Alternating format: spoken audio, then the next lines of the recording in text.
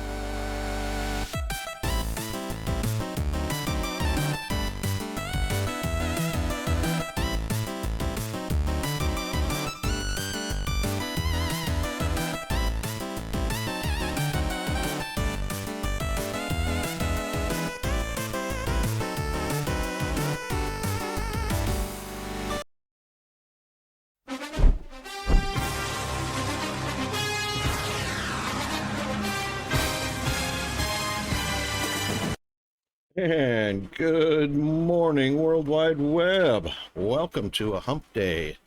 It is Wednesday, December 6th here in far north Queensland, Australia, the island continent. Coming to you live from the Rocket Wolf Studios from behind the not-so-golden microphone. Hope everyone is doing well. It is just 10 minutes shy of a Wednesday morning in the UK, Europe, and Africa. And it is still Taco Tuesday in the US in the evening. Welcome, welcome, welcome all. So a little bit late this morning getting started. Not bad, only about 15-20 minutes late. But I was looking at the news and wow. Shocking story.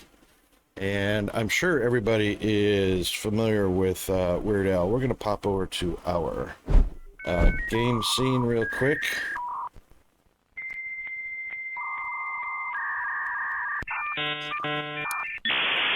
And pull up this story. Yeah, so Spotify. This is why I don't subscribe to Spotify or use Spotify. And Weird Al roasted Spotify over the way that they pay out to their musicians. This is going to blow you away. This is going to blow you away. So, Weird Al got 80 million streams or whatever you want to call it. People listened to his music 80 million times over the year. Yeah, and Spotify was so kind to pay Weird Al $12 for the 80 million impressions or the 80 million streams that people listen to for Weird Al. Yeah. So basically, let me put that in perspective. There's roughly 27 million people in all of Australia. So if every single man, woman, and child in Australia listened to a Weird Al track on Spotify 3 times in a year, Spotify paid Weird Al $12 for those 80 million impressions or tracks of music. So Weird Al got on his Christmas wrapped thing they do on Spotify and thanked Spotify for the sandwich, because that's what it amounted to. It bought him a sandwich. $12, people. That's what Spotify is ripping off musicians for. So, what is that per music track? So if we pull up Spotify and listen to Weird Al,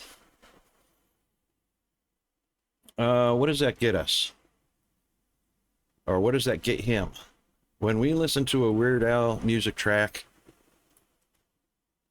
that gets him 0.0000015 to listen to one of his music tracks or any musician's music track. That's how much Spotify pays musicians. Fair? Not even close. Not even close. $12 divided by 80 million impressions, 0.0000015 per music track. Thanks, Spotify. You guys suck ass. So unfair to the musicians.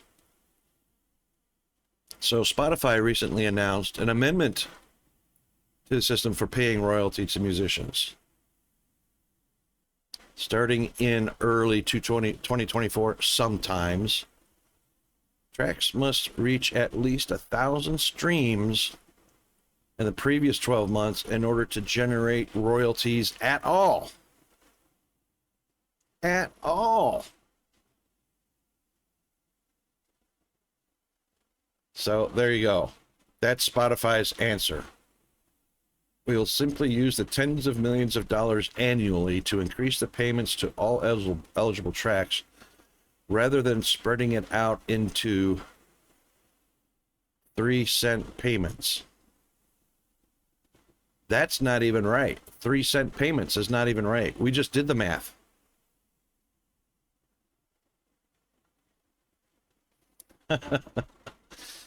So the Wrapped data placed Taylor Swift at the top of the list with most streamed artists.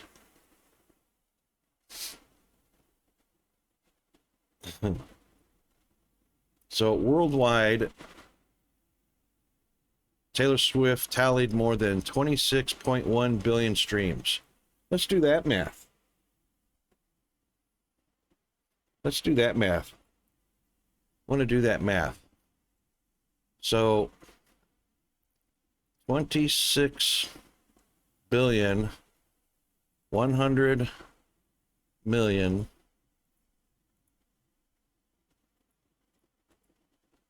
okay, that's 26 billion streams times 0.123451615.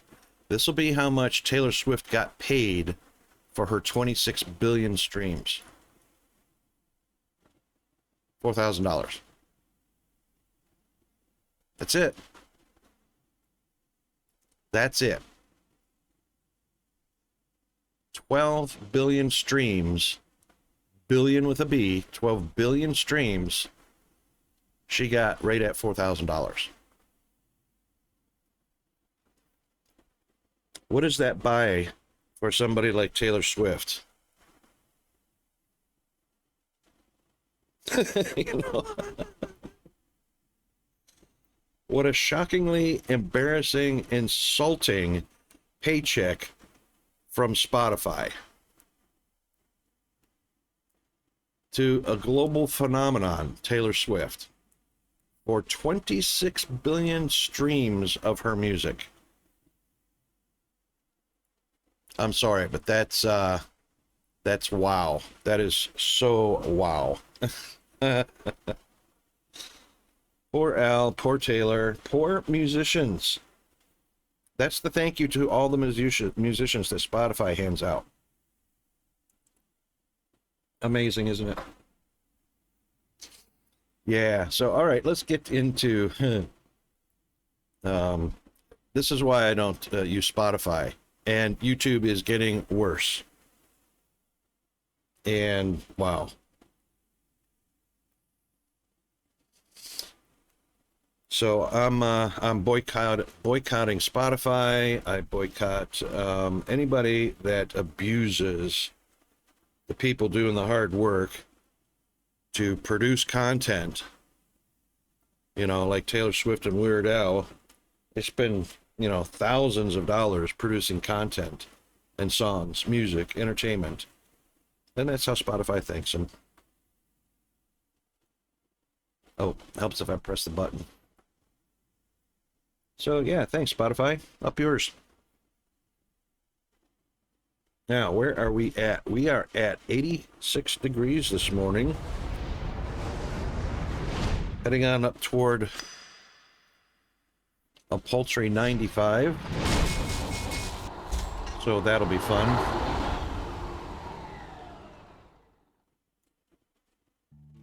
Okay, let's get our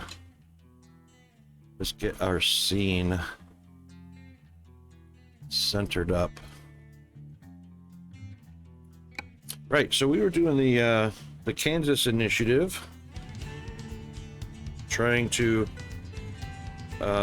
visit each city in Kansas. There's 14 of them, to either deliver or pick up a cargo load. And not sure exactly where we left everybody at yesterday, but I'm pretty sure we were in Kansas somewhere. So I hope everybody's got their coffee or their hydration of choice. We've got mail. Real estate agency.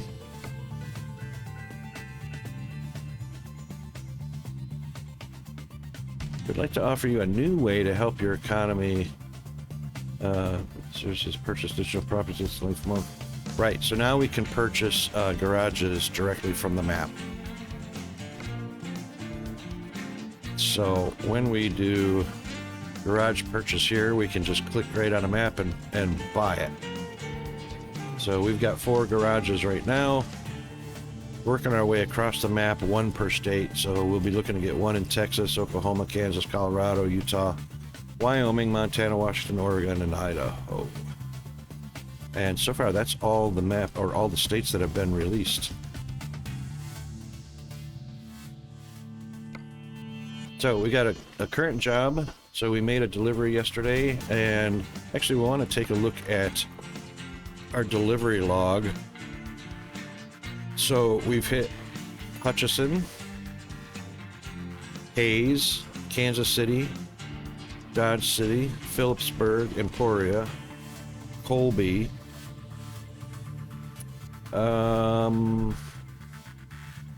Kalispell? Laredo's Texas. I think. Yeah, I'm pretty sure Laredo's Texas. Kalispell, I'm not sure if that was Kansas.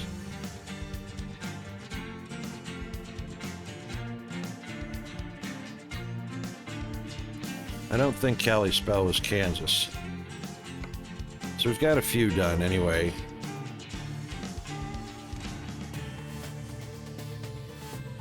Colby, Hayes, Dodge City, Hutchinson, Salina, Junction City. We haven't made a delivery to Junction City or Salina yet.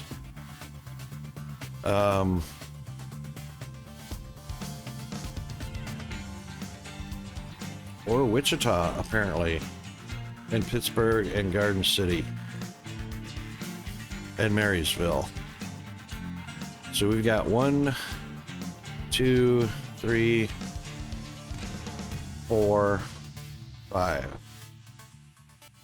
Right?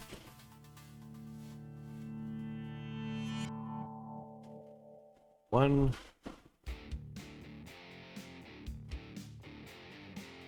two, 3, 4. So it looks like we got 4 more. 1, 2, 3, 4. Either pick up or deliver to. So right now we're doing a Pittsburgh delivery, so that will take off one of the 4 left to complete, or on our road to the end of the Kansas initiative.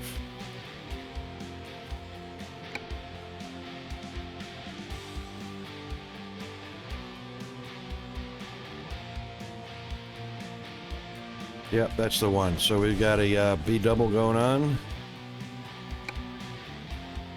And we're going to go ahead and resume that delivery. And off we go.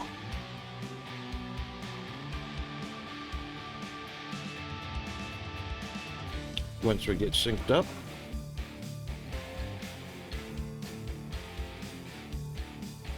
And as always, if you want to jump into Discord, into our streaming voice channel, you can do that. Have a chat with us live if you don't want to type.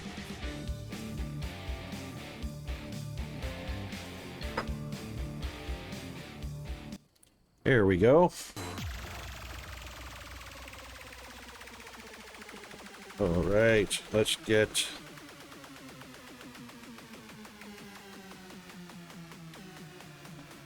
I'm gonna check one more thing. Check one more thing.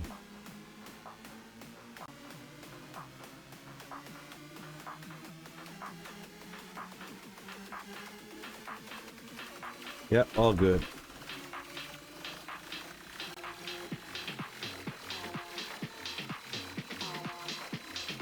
Oh, that's not me. That's not me. That's my steering wheel.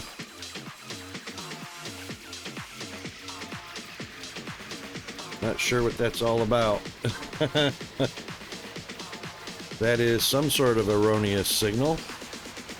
Ready to roll.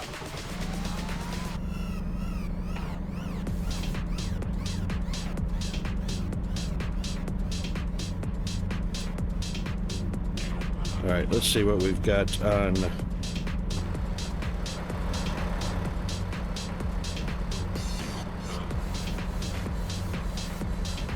Why can't I just go out over there? Is there a fence? I don't know.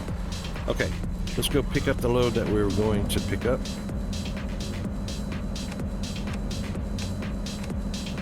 Actually, before we do that, I was going to get the backlight. I need to get the backlight.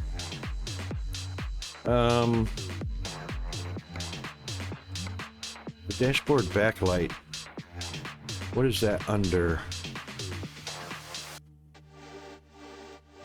That's not here. That is in the other menu, the F4 menu, I believe.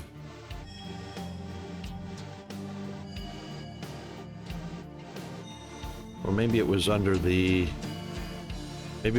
pause menu, I'm not sure.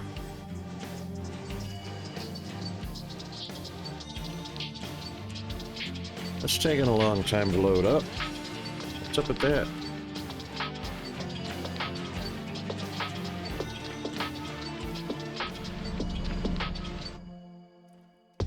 Adjust lights. Yeah, well, there we go. So low beam, high beam, beacon, dashboard backlight. Wow, that's not very bright.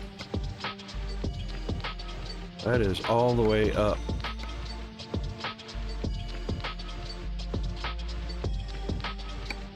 Okay. Okay. It is what it is. All right, let's head out to pick up that first cargo.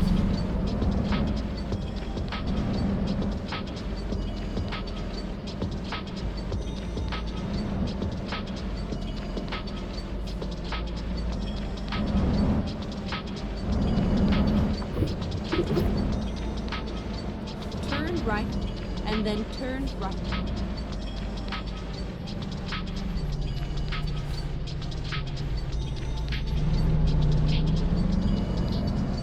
Turn right and turn right. We can do Turn that. right.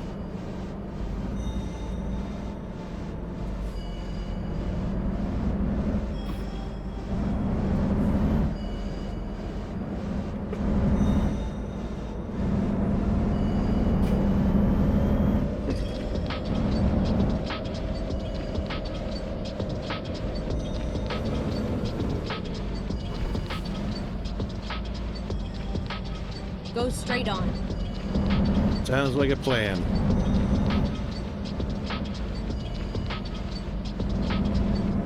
Get ready to turn left.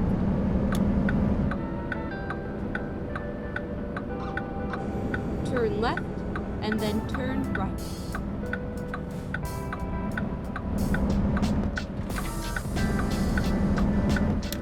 Turn right.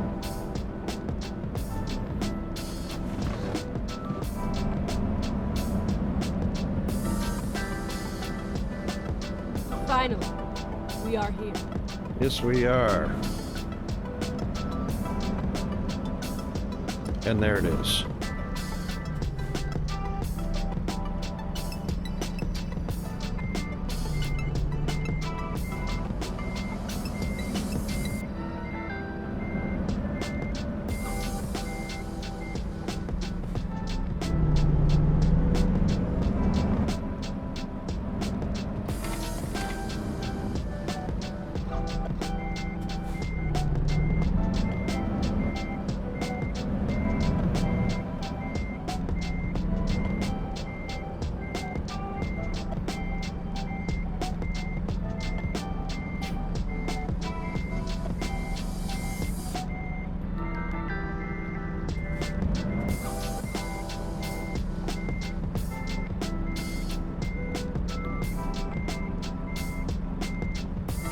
Drive safe. Okay. We will attempt to. We don't know how that's going to work out. Let's see what our... All right, so we have a 10-hour time window, and we have an estimated Okay. Let's find a new route. 4 almost 5-hour Turn right. travel time.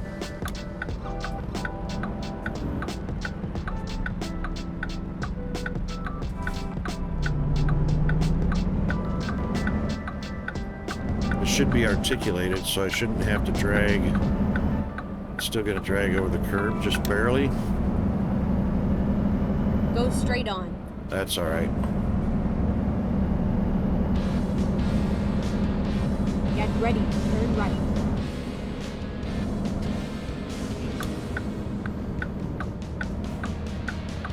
Turn right.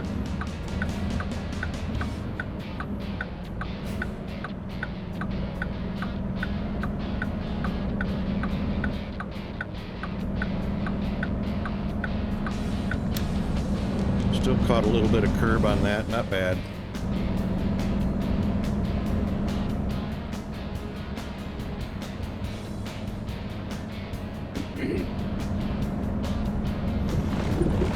Whoa. Why are you jerking my steering wheel so hard to the left?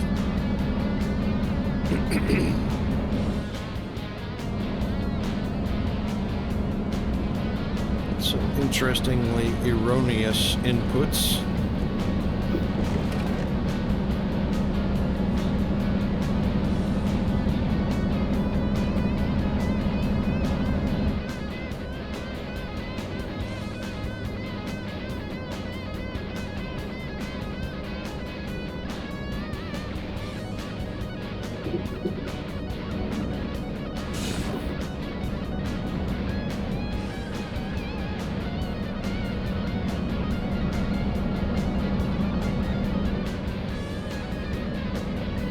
only 35 on this road.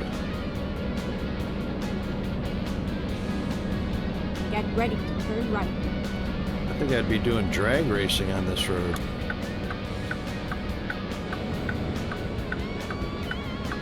Turn right.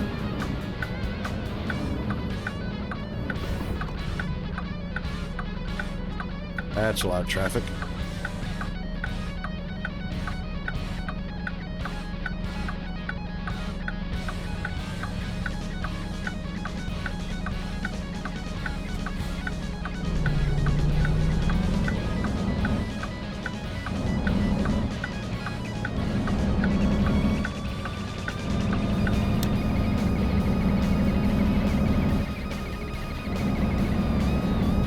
Keep left and then turn left. Turn left.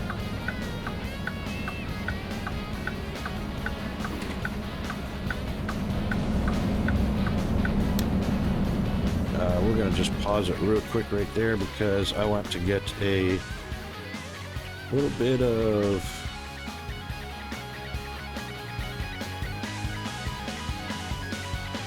yeah, that should do it.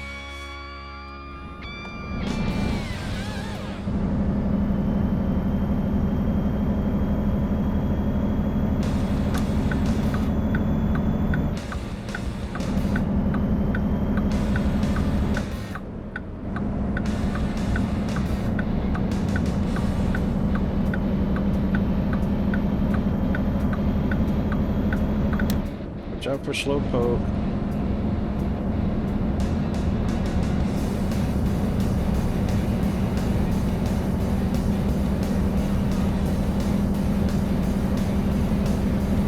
And it is a beautiful Saturday evening in game.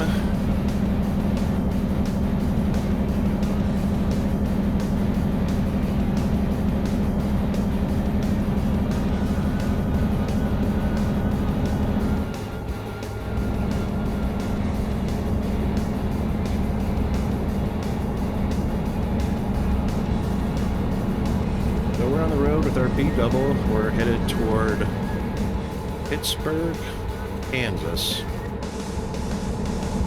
Got a 10.5-hour window and an estimated 4 more hours travel time, so we should be quite okay. The problem is I'm going to need a sleep session, Keep right. and I'm not sure if that's 8 or 10 hours, but if it adds 8 or 10 hours,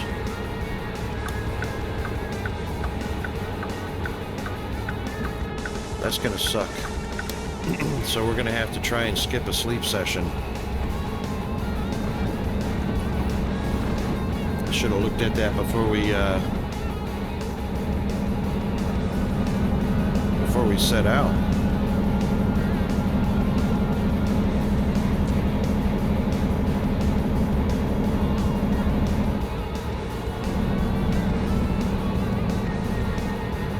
We might be Keep okay. left.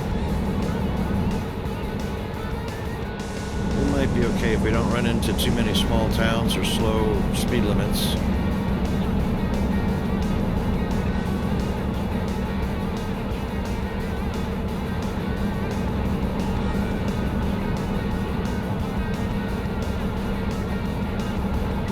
We're gonna have to risk it for the biscuit anyway, so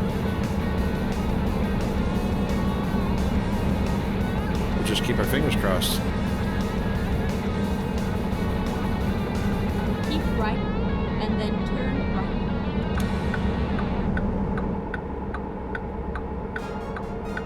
Turn right. Keep left. Keep left.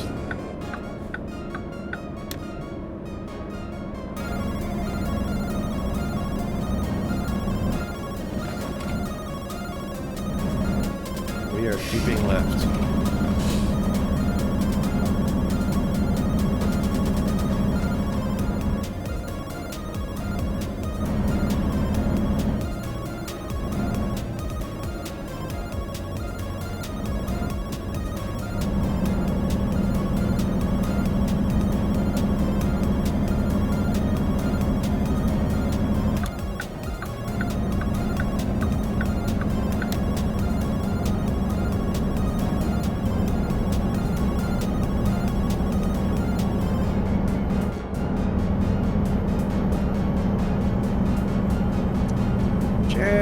Jack PS9. How are you doing today? Welcome on in.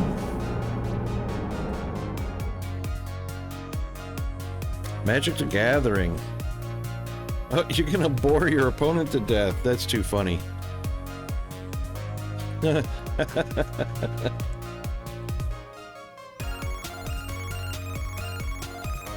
How's that game been going for you?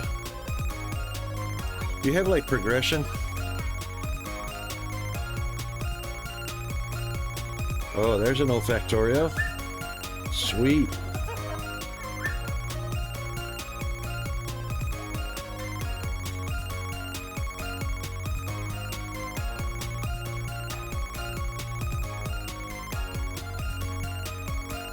Couldn't tell what was going on in the cam there, but you know. You got an infinite combo you can't stop. Oh. Oh, well, there's a strategy for you. Get him to time out. That's the AI player, right? That's not a Magic the Gathering. That you can't play against other people, can you? Or is that just AI, just against the computer?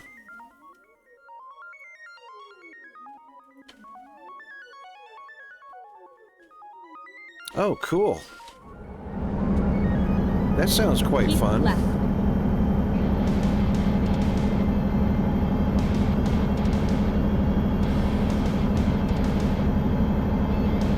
I wonder what his strategy is going to be. Because that's like a stalemate.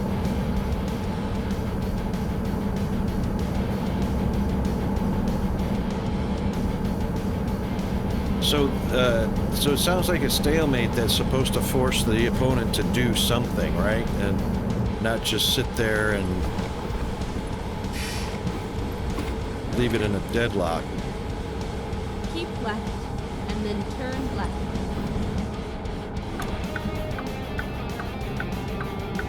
Whoa, whoa. Turn left. Ah, right, you just lose, okay.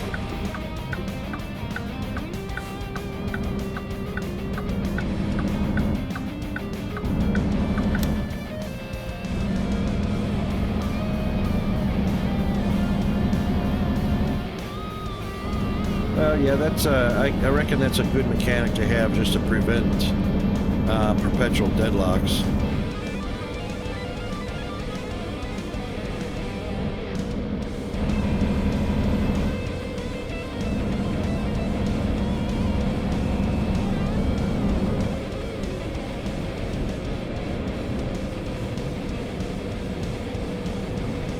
Go straight on. But I've got a turn coming up. Keep right, and then turn right. Turn right.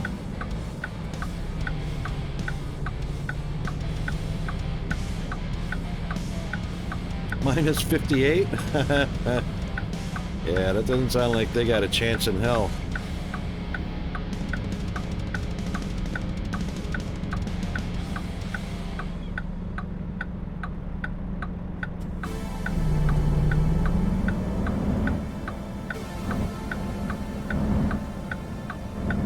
Accelerate.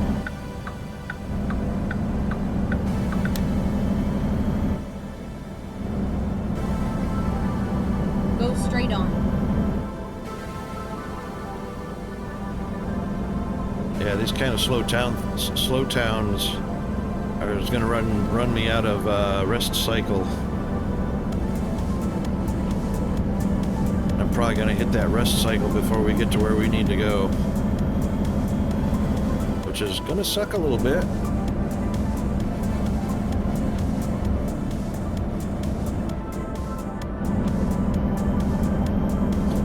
You know, Jack, I used to play a lot of backgammon Go straight online. on. I used to play spades and backgammon. It's pretty fun when it's with other real people.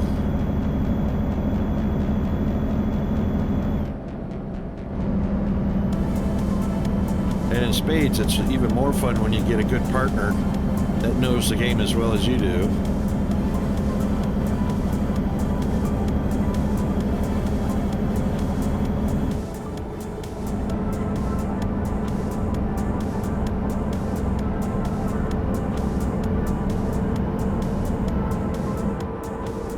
what's your plans for your next stream? Still some more Magic Gathering or something switched up?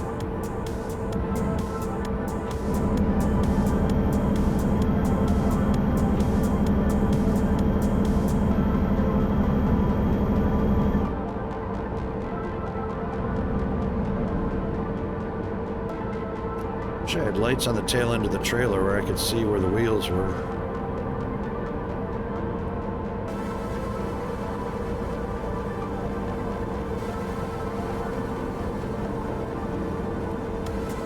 Factorio, yeah. Ah, there you go. Well, there's a winning strategy. Help the wife first. Happy wife, happy life. Then pull down a stream of Factorio if it works out. That's the way to go. Uh-oh. Oh, he's on the other side.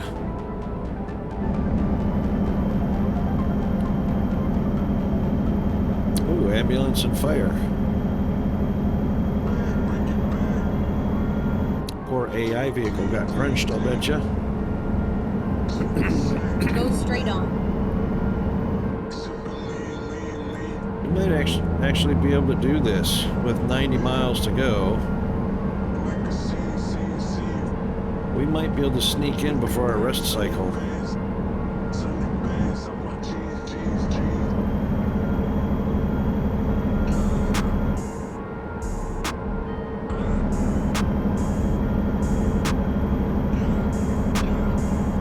Yeah, they're supposed to be bright. Oh no, another slow town. Go straight on. Oh, how are you doing?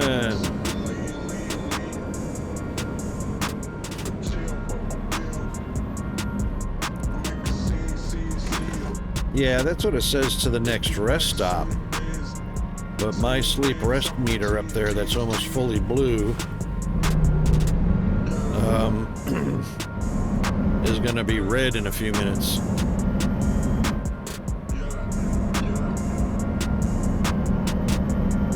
Go straight on. Oh, Jack, that sucks. Good, that sucks for the draw there, Jack, but Bowfly, that's awesome. I love me a good coffee at the end of the day. Of course, I drink coffee all day long, so that's a thing for me.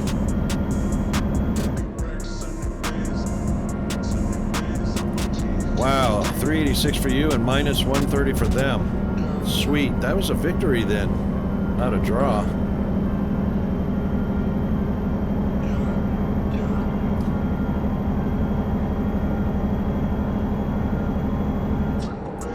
That's exactly right, Bo.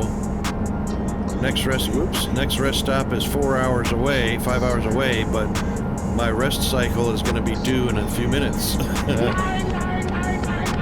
Darius! How are you doing, mate? 99999. I love that. How's the Darius doing? Frost of the Darius. Oh, is that a Timber? There's a Timberborn clip. That's a great game too. They've done some great updates to Timberborn. Oh no, exhausted and in pain. Well, if you're in any situation like me, I have a countertop full of medication to medicate up. Yeah, Timberborn's fun. I like that one.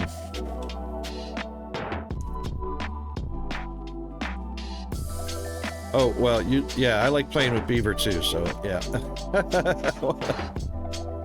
Alright, 4 3/4 hours left. You should be able to cover 1.1 hours.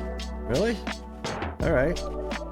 Well, that's exactly what we're gonna do. We're gonna try and get to our destination, though, which is only 60 miles, before that yeah, Wet Beaver is even better, Jack. I'm gonna have to agree with you there. You know, and thankfully, beavers like to rummage around in the water.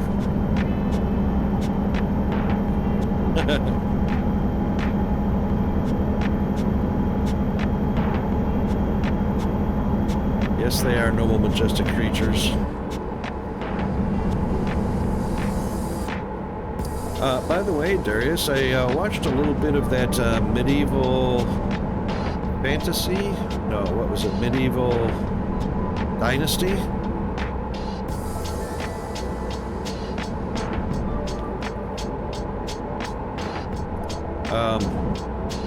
Watched a couple of people streaming that last night, just before hitting the rack. Looks pretty fun. Pretty fun. There was talk that people were saying that the co-op aspect of that game just got introduced, so it was probably single player before that. But the co-op looks fun, and boy, it looks like a lot to get a grip on. A lot of game mechanics in there. Keep right.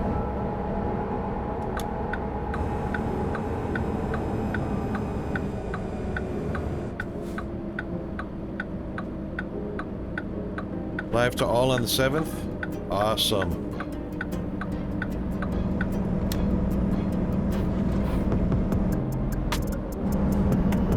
Yeah, that looks pretty fun, but I didn't get to take a look at the pricing on that. And that's something I have to do because I work within a budget.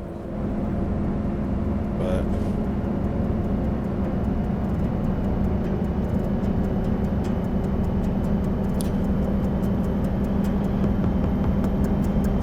So I guess there's a lot of people that already play it single player and are already familiar with all the nuances and all the mechanics of the game and whatnot, and are going to really, really enjoy the co-op aspect.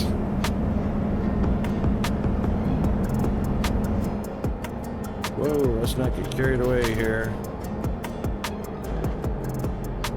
Keep left and then turn left. I reckon we're going to do okay. I think we're going to make it. I think we're gonna make it. Turn left.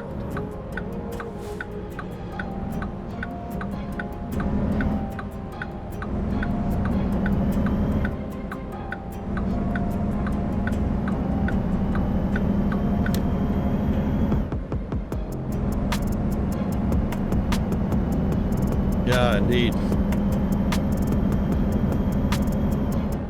Yeah, it doesn't look like... Get ready to turn right.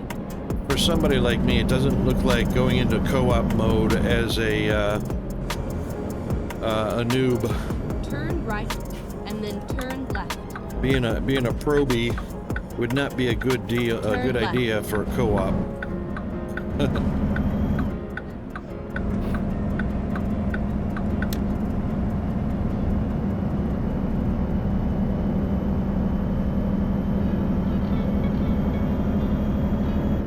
Did you guys catch the beginning of the stream where I was talking about Al Yankovic?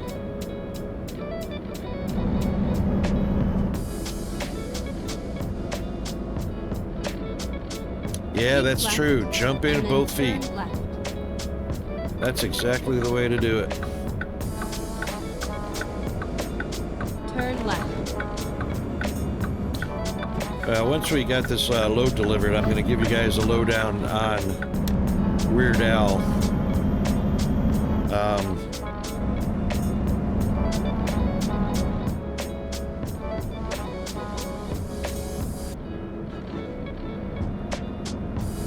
So we get over into the delivery area here. You're ready to turn right. There it is. Turn right.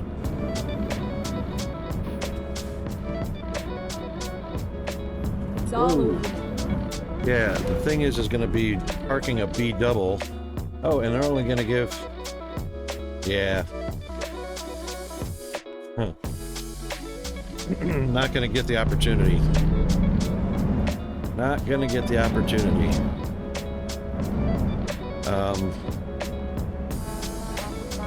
I've actually tried parking an articulated double. And it can be done. There it is. It can be done, but you have to be perfectly straight to start with. And any little mistake and the articulation will screw with you badly.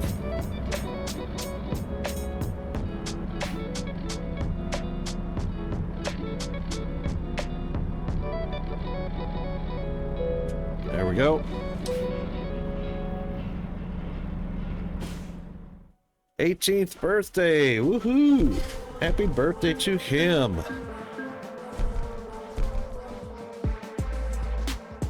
That's awesome.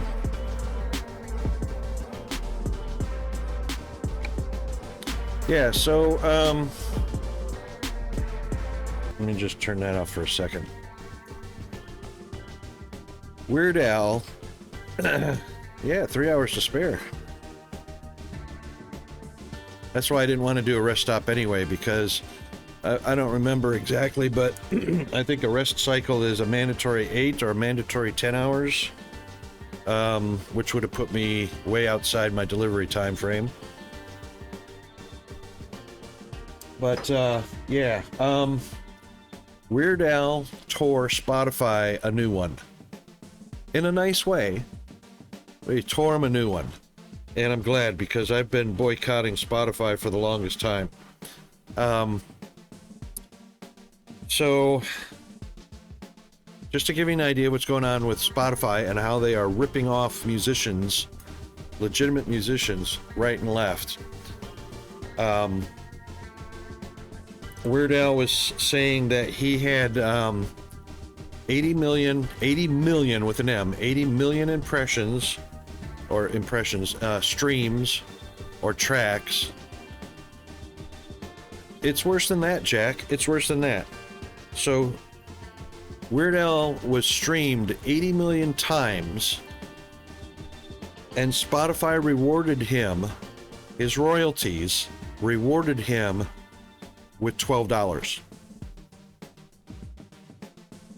80 million streams of his music, and Spotify rewarded him $12. A sandwich. A burger at Burger King. Wasn't that nice of Spotify? Isn't that awesome how they take care of the artists that create content for them and make them, millions of dollars in profit? Exactly, Bo. Exactly. So, here's another example. So, of course, Weird Al did his year-end rap data, which is the Christmas rapping or the thank yous, where the artists do a video clip thanking Spotify for the opportunity and blah blah blah. So Weird Al thanked him for the sandwich, for the 80 million streams. Another one was Taylor Swift, right? Taylor Swift had something like 26.1 billion with a B, 26.1 billion streams, because she's really popular. She's worldwide popular, right? Tay. Spotify rewarded her for her 26 billion streams or impressions, rewarded her with $3,900. You know, that would buy Taylor, what, a couple days at the day spa? $3,900 for 26 billion streams. Up yours, Spotify. You guys suck ass. You need to really take care of your musicians. Yeah, exactly, Darius. A day at the spa. So this is why I don't subscribe to Spotify, or any service that does a dirty like that to the hardworking musicians. Yeah, exactly, Bo. That's right. Oh, I wish we could do I wish we could do a Taylor Swift mission here. Out to the Chiefs. Wait a minute, are the Chiefs still in Kansas City?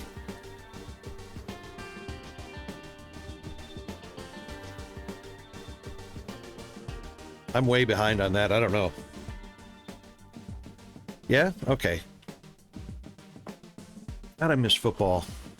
See, I have to get up at 3 o'clock in the morning here in Australia just to catch any NFL live. Fortunately, it's actually broadcast on a channel here in Australia, but I got to get up at 3 a.m. to watch it live. Which sucks a little bit, you know. I can go suck eggs as far as NASCAR goes. That's pretty much over with. I don't get to watch any NASCAR live anymore. Yeah, that pretty much sucks. Okay, so let's take a look at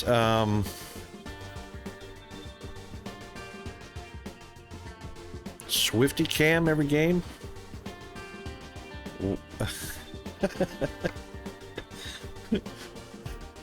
What, is that her own selfie type thing to promote themselves? Selfies?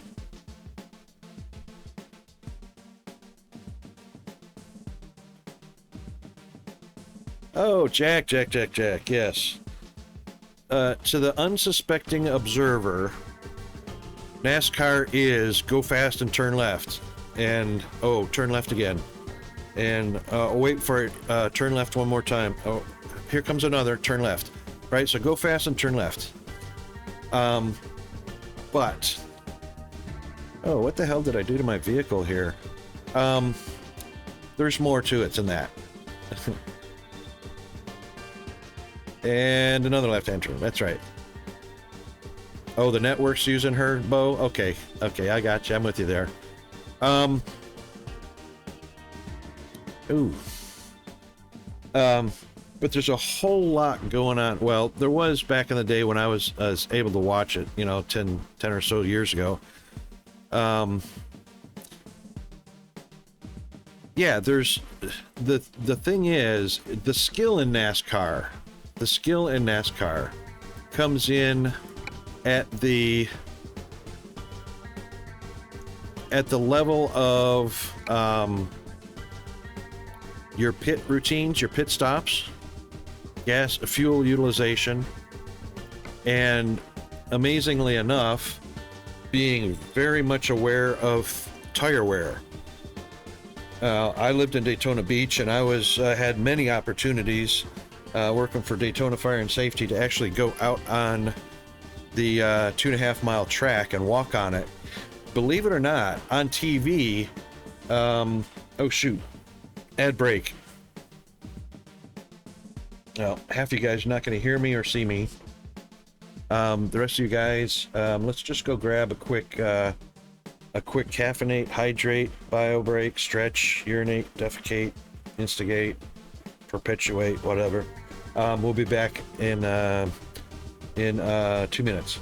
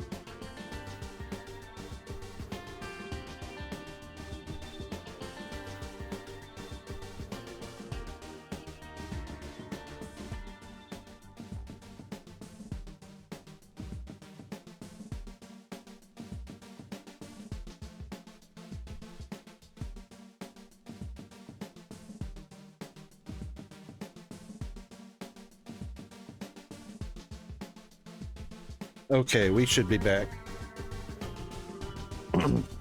Yeah, Jack, just like I was saying, there's a lot that goes into it. When I was working for Daytona Fire and Safety, I was doing inspections, fire and safety inspections, and the Daytona track was one place I had to do fire and safety inspections at.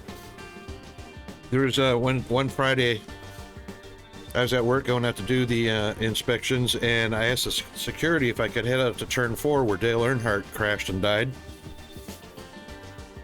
Just because I wanted to go take a look at it. It was only a few weeks after the actual crash. So he took me out toward turn 4, from the infield, and walked up the bank, the turn. It's a steep bank, let me tell you.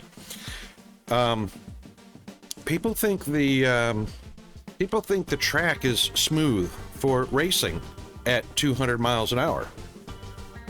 It's not. You walk out onto the track, and of course it's concrete, and this looks smooth here in the game. The concrete that the truck is sitting on looks smooth. The concrete on the tracks is very, very rough. It's like at least as rough as alligator skin. The stones in the concrete actually stick up in it. It kind of looks like a gravel road, a solid gravel road. That's what it looks like, and that's for traction. And it's in NASCAR, the athletic ability is to be able to drive for a few hours. It's a few hours of a controlled crash. That's basically what it is. For 2 hours, it's a 2 hours of a controlled crash. Yeah, exactly. The huge athletic ability of drivers is more mental as well as physical, because number one, your G-forces are pulling you to the right of your seat more than anything else. Because tracks are rarely straight for any substantial amount of time. It's curves and banking. So the G-forces are tough, but the mental athletics is trying to race against that invisible opponent. The invisible opponent is that pocket of air pressure that is pushing your car around everywhere except where you want it to go without crashing. And believe it or not, there's a huge amount of air pressure on those vehicles that is constantly trying to crash you, trying to wipe you out, which changes every time you come close to another vehicle or pass another vehicle. All of that air pressure, you have to be able to mentally visualize what's happening and how it's reacting on the car, and you have to compensate for that to keep from crashing at 200 miles an hour. And you got to do that for 2 hours solid. That's a lot of effort. They make it look easy. I swear to God, they make it look easy. But if you've ever had an aerodynamic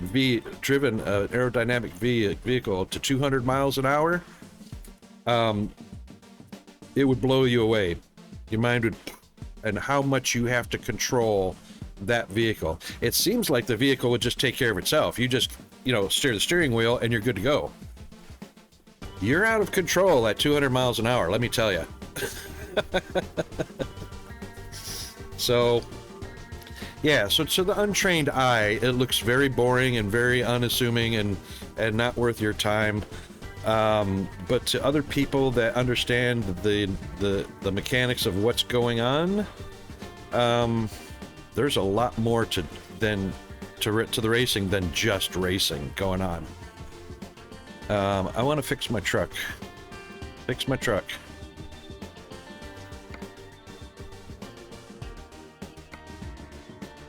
gonna have to go to. I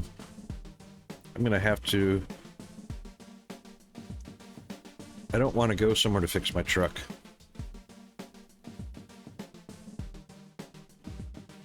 No, there's a.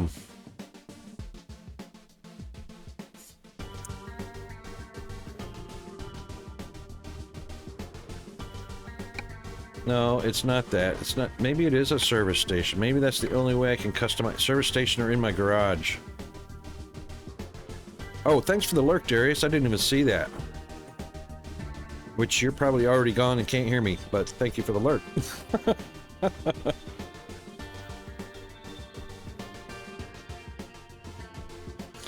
So Bowfly, explain to me a little bit about why you guys don't watch Kansas City play if they're in your area. Is it because it's full of Swifty updates?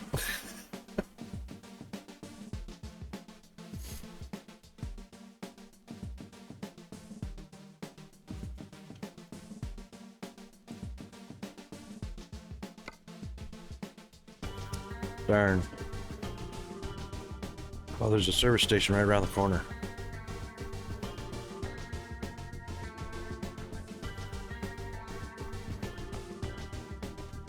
Yeah. 10 times a game. Oh my god. Oh my god. That, speaking of cutting to some, or cutting away from the action, that often. Speaking of doing that, you guys watch Discovery Channel or Curiosity Channel? Yeah, of course. Yeah, because she's probably got a contract with them and, you know, promoting all that. Okay, so Discovery and Curiosity. Curiosity Channel is Discovery Channel. But if you're not aware, Discovery went over to Paramount or Disney Plus. I think they went over to Disney Plus. Paramount Plus or Disney Plus. Anyway, Discovery came off of the public airwaves and went to subscription. Paramount Plus or Disney Plus, whatever it was. And in its place, Curiosity, which is a Discovery production, took its place. And they literally have adopted the program time versus commercial time to be 7 minutes of program time and 3 minutes of commercial time. So every 10 minutes, there's going to be 7 minutes of program and 3 minutes of commercial. New 10-minute block. 7 minutes of program, 3 minutes of commercial. And let me tell you, as much as I like Discovery and Curiosity, I'm not going to sit and watch something that shows the program content for 7 minutes and then for 3 minutes commercials. There's no freaking way. That's 18 minutes of commercials in an hour. Not going to happen. Which is why I don't like to interrupt my stream for you guys with constant commercial ad breaks. And we do that once an hour. All the actors that tell you not to waste energy and have a carbon footprint of 50,000 people. That's hilarious. That's hilarious. That's right on, Bo. Oh my god. Yeah. There is a lot of bogus crap on the TV. It's unbelievable. Unbelievable.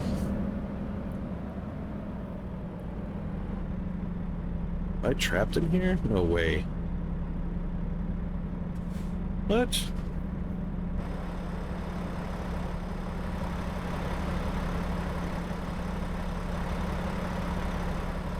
Oh, I was already in where I... That's kind of messed up.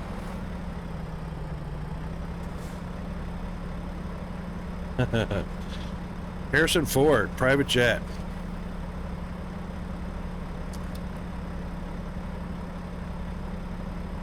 Yeah, that's right.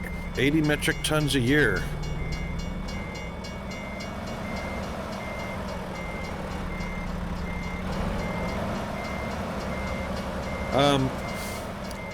the thing is,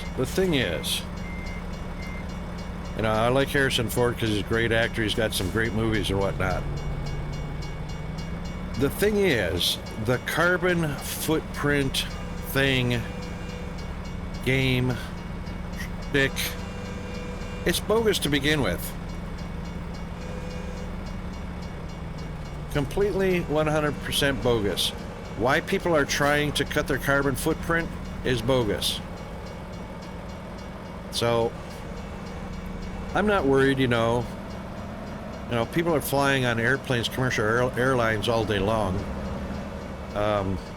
You know, there's 6,000 flights in the air at any given time around the world. And that's just air travel. Yeah, that's, don't worry too much about it. Don't let it get under your skin, Bo.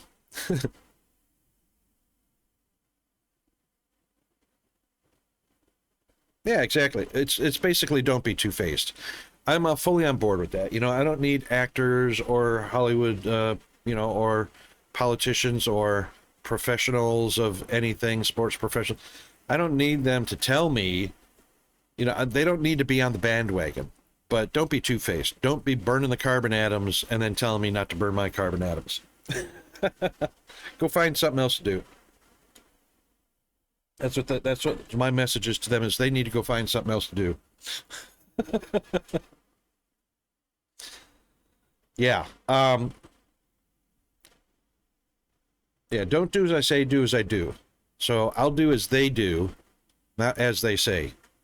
And I'll just keep continuing to burn the carbons because, yeah. And you know what? There it is. I do my bit, you know. I do my bit. Turn off the lights when I'm not in a room. You know, I'm not wasting electricity everywhere. Turn off my TVs and stuff at the power point. You know, saving electricity because it's just, I don't like to be wasteful, and you know, that's my part. Turn left. Yeah, there we go. You know, I don't like to waste water either, you know, only because I know there's people that need electricity that don't have electricity. I know there's people that need water that don't have water. So I'm not going to be, you know, wasting mine when I know there's other people in need of it. So, the Rocket Opera asking for donations to help Hawaii after the stuff happened instead of just donating more. Yeah, exactly. Exactly. The rich people that have money are more than happy to get on TV and say, hey, we need your support to help donate. You know what? Let the rich people help out the poor people. Get ready to turn right. You know, the poor people are just kind of huddled together anyway. There's not really Turn much right. we can do to donate to the, you know, our neighbor who are in the same strife as we are. Let the rich people help out.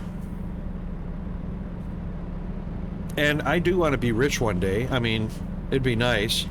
I'd love to make a ton of money and be rich. And I would give a lot. I would give a lot. You know, share the wealth. I'm all about share the wealth. What am I doing here?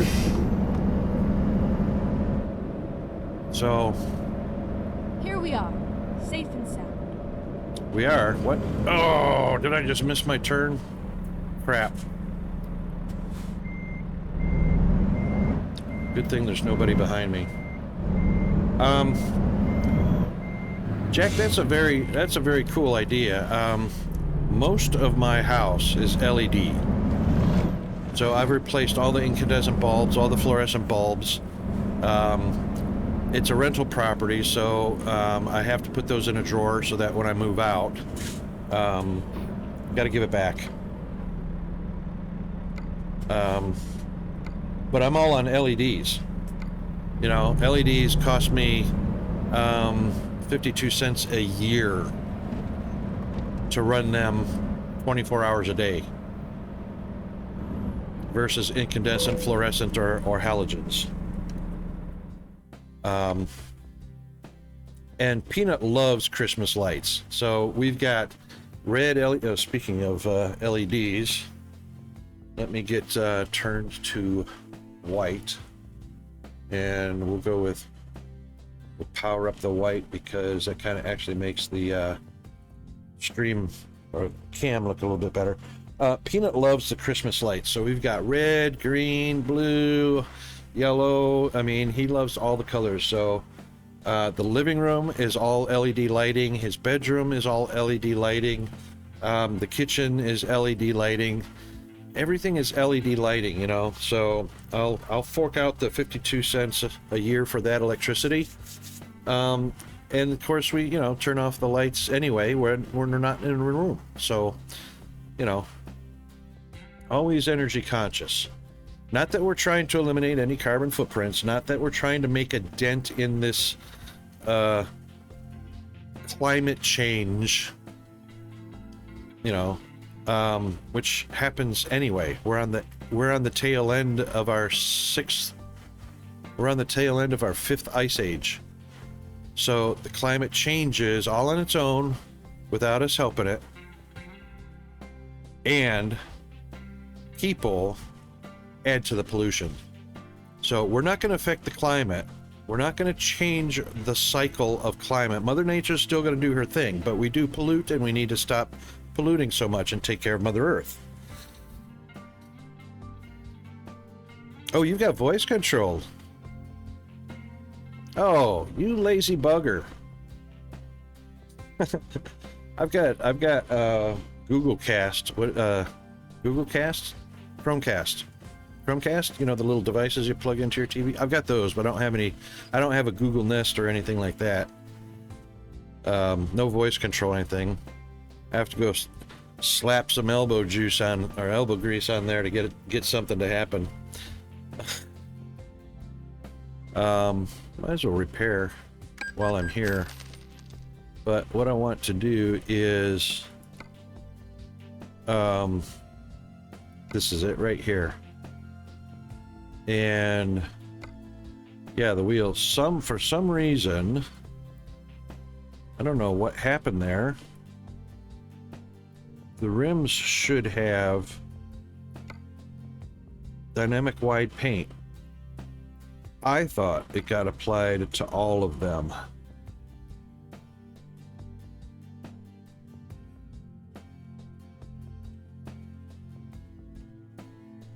What if I did that? Yep.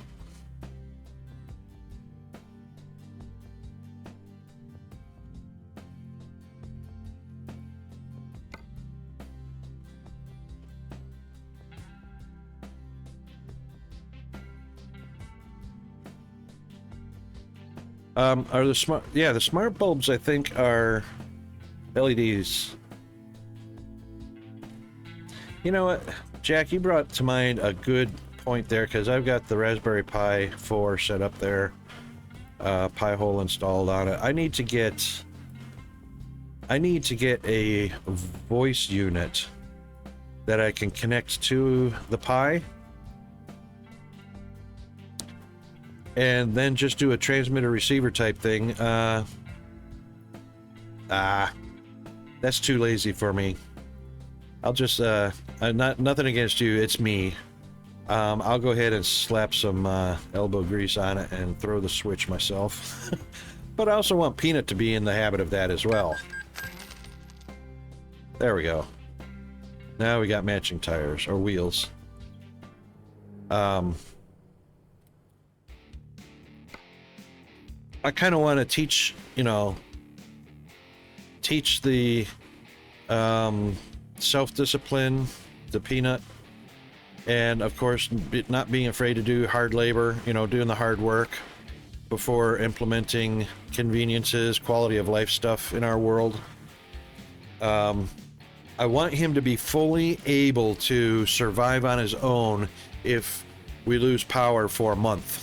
If electric grid goes down for a month, I want him to learn to be able to live off the land and survive. So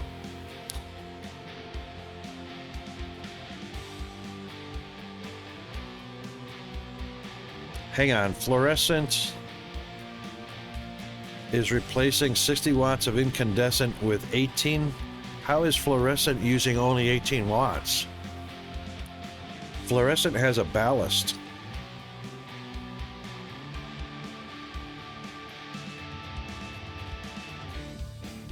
Yeah, I'll have to look that one up. I don't think you're saving anything, Jack. I think that's, or Bo, I think that's, I think that advertisement on the box of 18 watts of fluorescent. Yeah. Not the same. LED is way better. And the thing is the LED is only going to pull like a quarter of a watt, if that, but can give you the same lumens. So an incandescent bulb of 60 watts is probably in the neighborhood of 200 to 250 lumens, which is the brightness of the bulb. And that's how advertisers and manufacturers get you. They list the wattage on there to give you an idea of the brightness. Lumens is the brightness. Wattage is the power usage.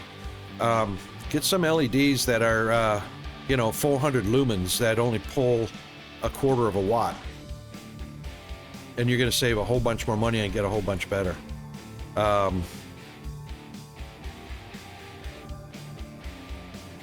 Phones and tablets have control over your TV and sound. Nice.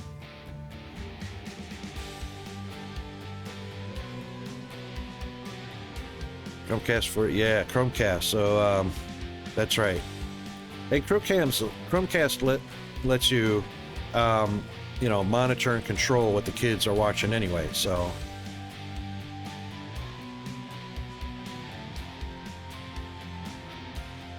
That's pretty smart, Jack. 10% brightness? That's a pretty good idea. Oh, man,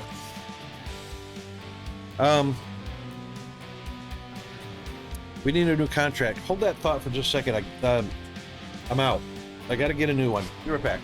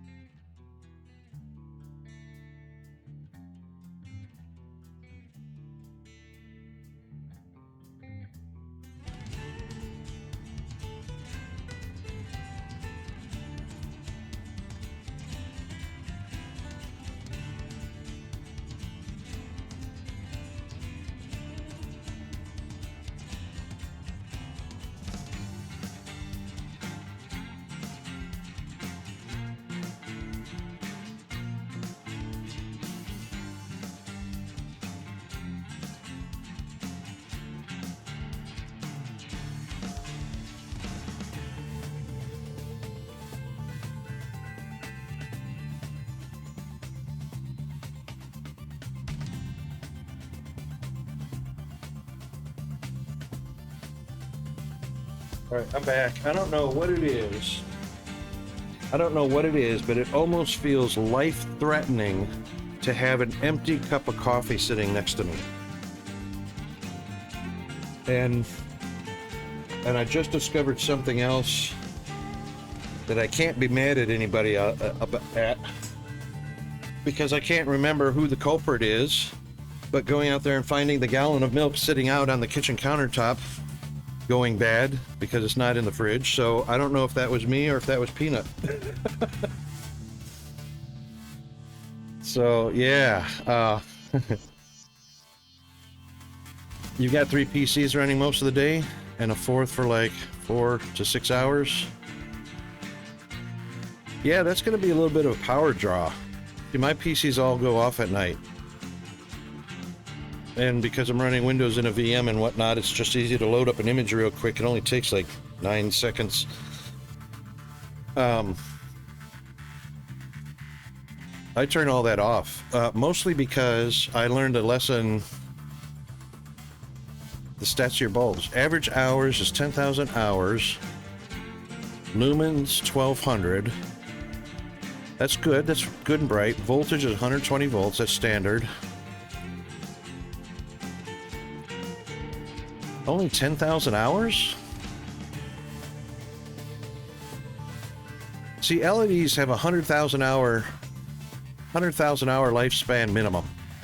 100,000 hours for LED.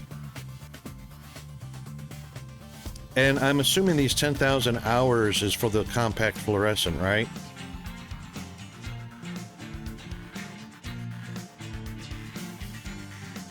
Well, the point is the LEDs don't burn out.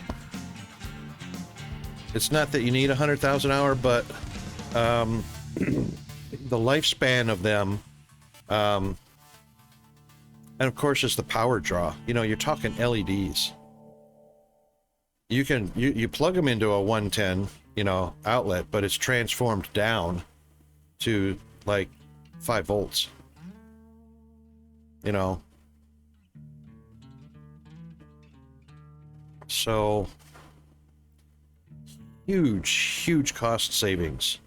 I mean, let's just say you had 100 of your compact fluorescents, and you had 100 LEDs.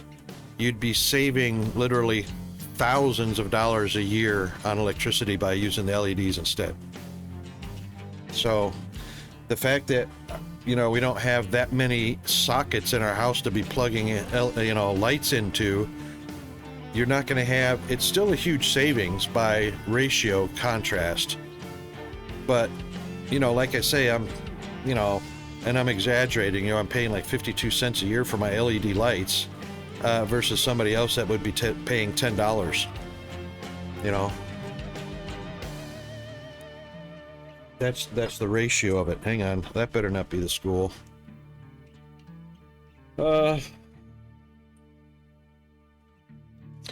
Yay, not the school.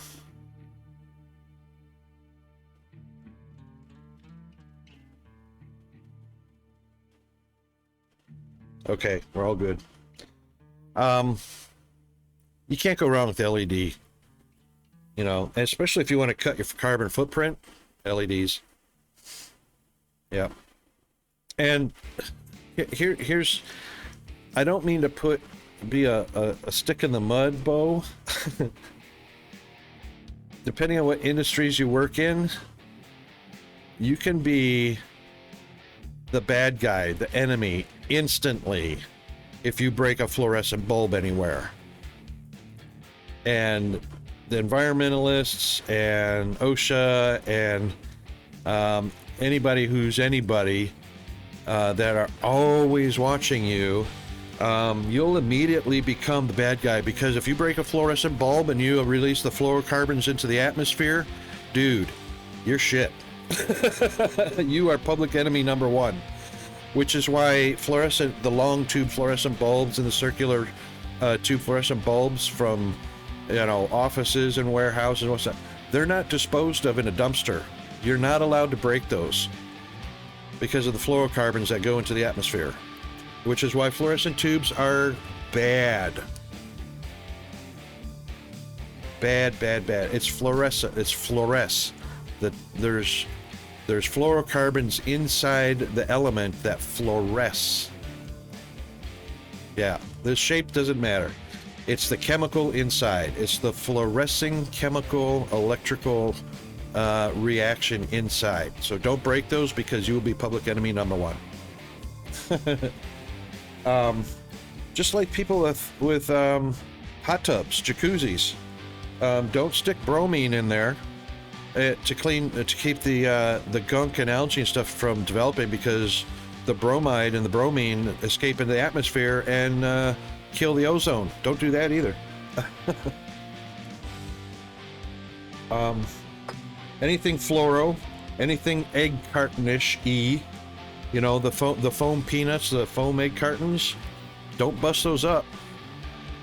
You know, those kinds of things should have been outlawed and banned a long time ago.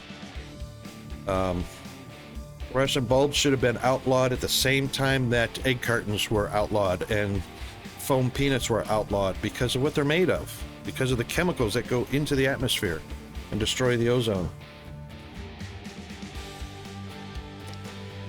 But just don't tell your friends you got fluorescent bulbs. You might come across some that are very firm about polluting the environment, and you would not be their friend anymore. Oh my goodness. But, you know, and I'm not a tree hugger or anything. You know, I'll cut down a tree without thinking twice about it. The difference is I'll also replant that tree immediately without thinking twice about it, where other people don't. They just cut them down and leave. That's the big thing. Yeah, you know what? Our rainforests are disappearing because the companies that are cutting down our rainforest, which happen to be the Earth's carbon dioxide filter people, they're cutting down the trees for the mahogany and the wood and whatever special woods, the acacias and whatever. The problem is not cutting them down. The problem is you're not frickin' replanting them. You take one, you plant one. You take one, you plant one. Simple solution. Quit fucking everybody up. Don't cut it down and just leave it. Excuse my Irish. Plant. Cut it down, plant right behind it. You know, the whole point is Mother Earth is replenishing. So people have to replenish also. It's a very simple math. Take one, you give one.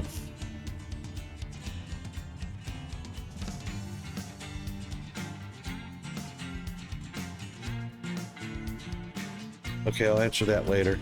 But yeah. And you know what? The solution is very simple worldwide for many, many things. You know, for industrial activities, for home activities, and that kind of stuff. Conserve your electricity, conserve your water, whatnot. That's great.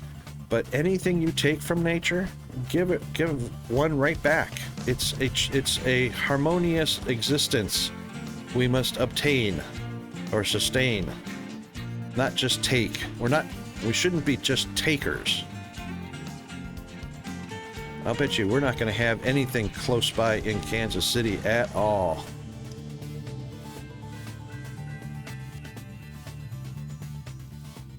Price dropped and wattage increased by one. That's a good thing, Jack.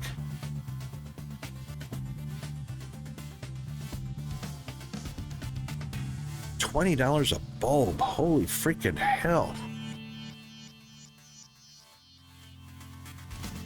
Yeah, see, and we're used to incandescents that run what, $253 a bulb, you know, for a 100-watt bulb.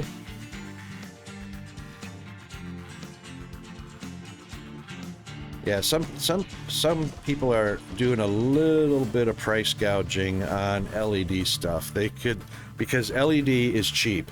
LED stands for light emitting diode. It's a little freaking teeny tiny diode that runs on like 5 volts. And it emits light.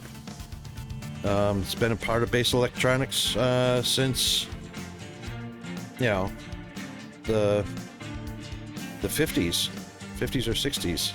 You know, that's when LEDs became a thing.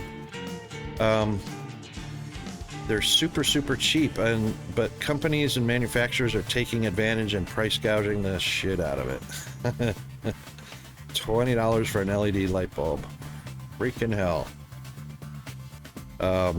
Those are the people. Oh, there's Marysville, and it's over 100 miles.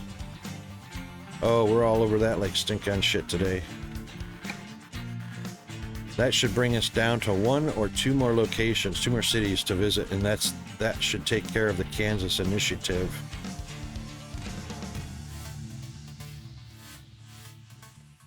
Yeah, you know what? I stay away from stores that are sucked into, and it's really about profits. Because you would cry if you knew how much it costs to manufacture an LED light bulb set. I'm talking pennies on the dollar. So that $20 light bulb, to manufacture that would probably be about 32 cents. but by the time it gets to the shelf for the consumer to purchase it, all the markup along the way, everybody grabbing their portion of profit, gets it up to $20 a bulb. But literally 30 cents to build an LED light bulb. That's cost of materials and labor. So, unfortunately, now, that's not to say I'm against people making a profit, because the formula is the standard markup. Anything anybody in the world comes up with or invents and manufactures. Anything you manufacture, a widget. So a widget costs $1, gets a 500% markup from manufacturer to the store shelves. That's the standard world, nationwide in America markup calculation. So 100% markup would be a $1 widget would cost the consumer $2. A 500% markup is a widget that costs $1 to make is $5 cost to the consumer. That's $500 of standard markup. Everything from widgets to cars to radios to furniture to computers. It's everything. $500% markup is the standard. So the reason I say it's price gouging is 30 cents to make an LED light bulb, 500% markup.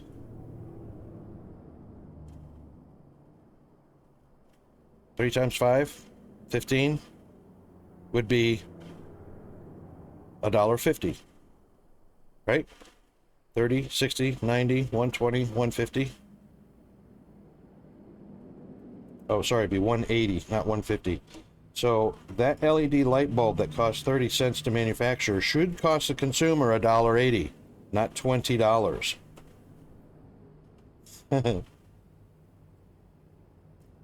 But that's price gouging. That's price gouging.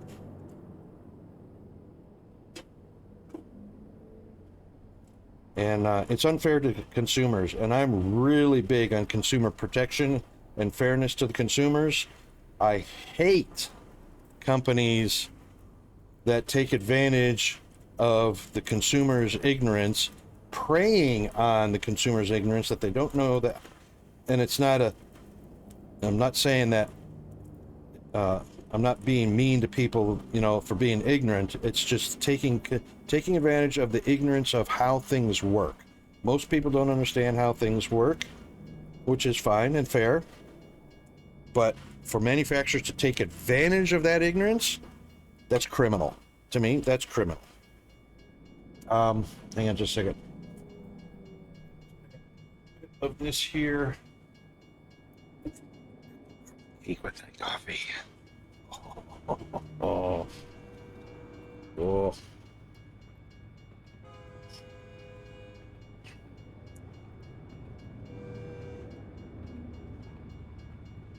Well, yeah, but Jack, it's unfair. I mean, I know you're paying for convenience, and that's what convenience stores are all about. You pay a higher price because it's convenience. That's why gas stations became convenience stores. I understand all that, but it's not fair to the consumers to have to pay that much for the convenience. Yeah, a little bit more, but it's still price gouging. I'm so against that, I remember when I lived in Florida, I've lived through 9 hurricanes. Hurricane goes through, tears the crap up out of all the trees and bushes and shrubs and people's sheds and stuff, and all go flying around. There's a tree laying on somebody's house, and 100 people will flock to that property to help out and with their chainsaws and cut that tree off the person's home so they can get their home repaired and the water stop pouring in and whatnot. And there are people that will charge like $5,000, not an exaggeration, $5,000 to cut a single tree off of somebody's house. That's price gouging. Typical industry, $400 to $500 to cut a tree off of a house.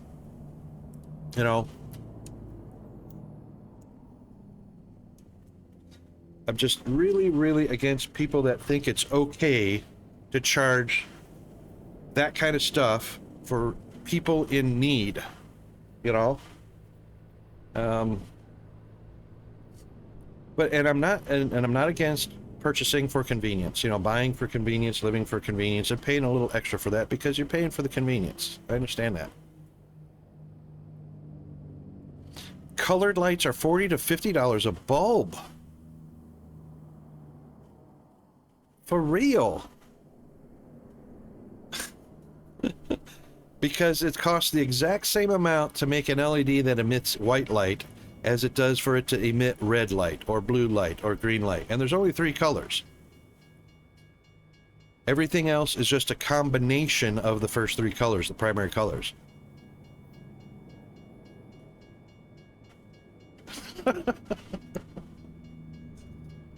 Oh my goodness. That kills me. $40 to $50 for an LED bulb. 10 Kinds found some at 15,000 hours. Still looking for the elusive 100,000 hours for LEDs. You won't find fluorescent anything at 100,000 hours. So.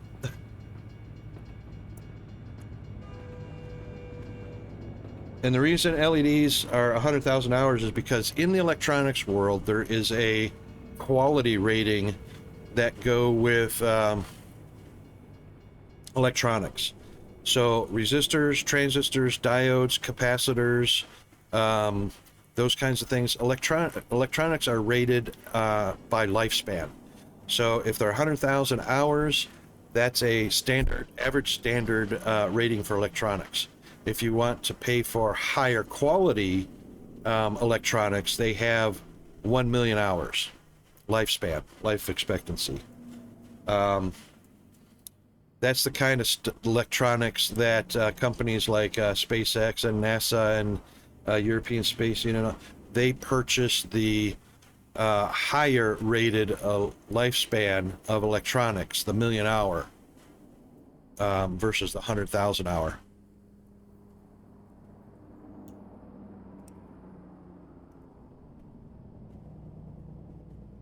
You can't find, just take a look, just Google life expectancy of a diode.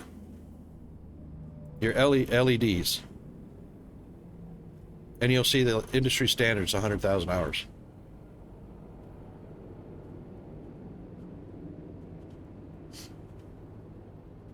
A lot of my LEDs that I have, because I take them with me everywhere I go, and I put the old stuff back in when we move, I've got from 1990.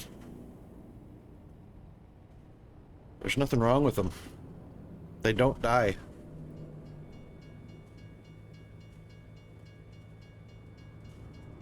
I'll never get 100,000 hours out of them, because probably won't live that long, but you know. Oh my goodness. Did we pull a contract? Yes, we did. Pittsburgh. All right, we're going to Pittsburgh. You guys got me all caught up on this, and I forgot to play.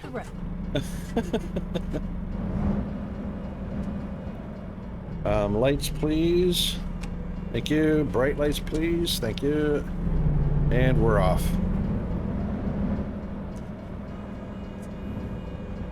And I bet you I can't go left, can I?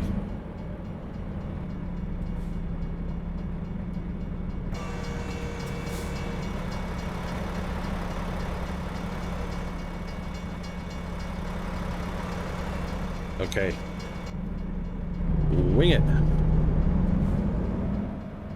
What is the price of an A1975 watt equivalent light bulb, dimmable white, non-smart home? Let's ask Google.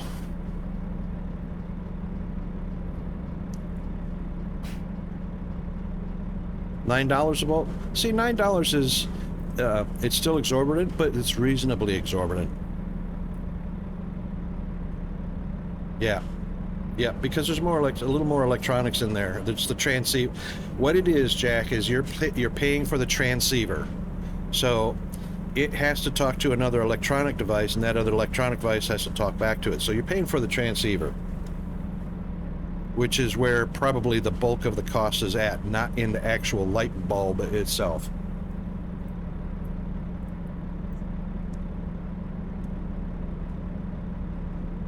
And $9 is still a little bit exorbitant for not having that transceiver in it. You know, talking to other electronics. $9 is a little high for the materials and material cost of the LED, but it's not unreasonable. $20 is $20 for non-smart. Well, even $20 for smart is kind of high. All right, we've got the contract. What we need is the... There it is. We got to get to the green flag to get to the red flag. I don't even have a red flag route. What's up with that?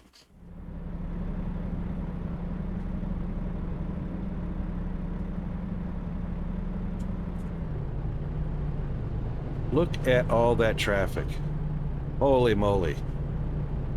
Phillips? Yeah, Phillips is good.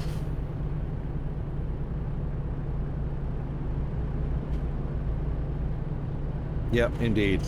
Having a backup. Yeah, control it by the phone or the iPad or whatever. Philips Hue. But see, that's the thing. Philips Hue is good quality electronics, but that's for the transceiver and whatnot. But the price gouge is in the cost of materials.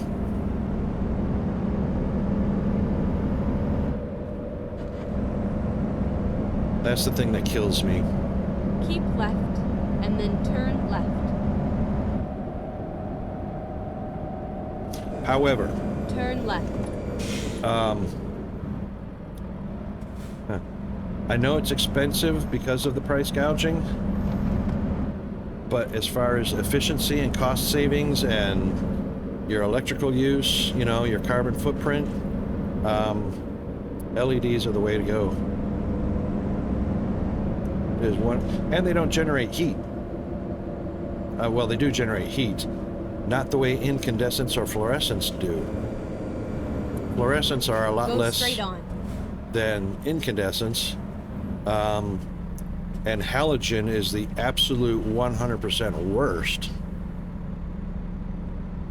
But LED for its efficiency and lifespan. See, and that's the thing, paying $20 for a bulb that's going to last 100 years, yeah, it's worth it.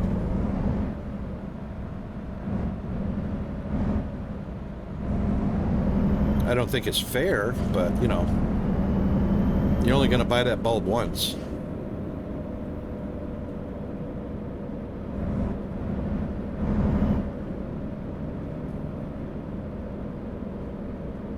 Yeah, exactly. When you're on 10% energy, or 10%, yeah, you're barely using 1 to 2 watts. And getting, you know, decent lumens out of it.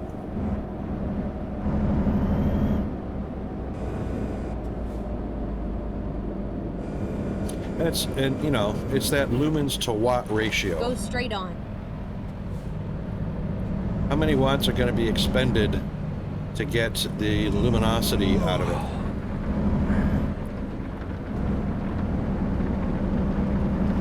Ooh, I forgot about my rest cycle.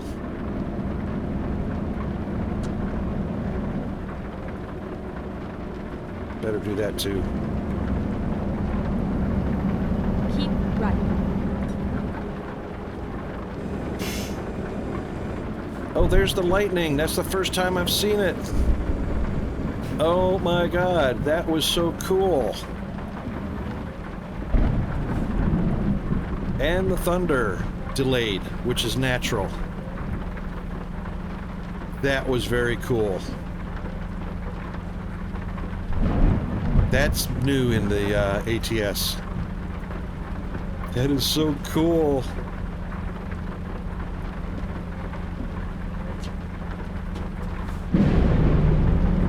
I love it. Oh my God. Turn right.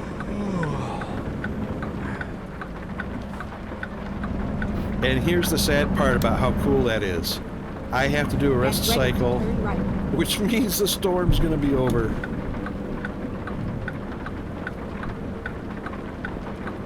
Turn right.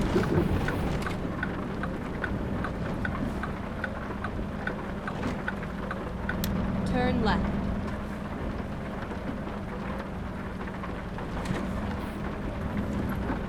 This is where it ends. No, this is where it starts, sweetheart.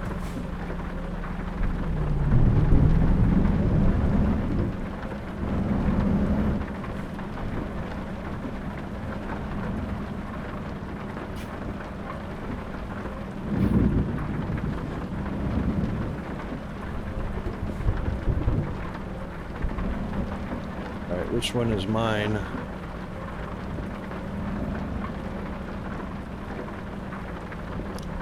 There it is.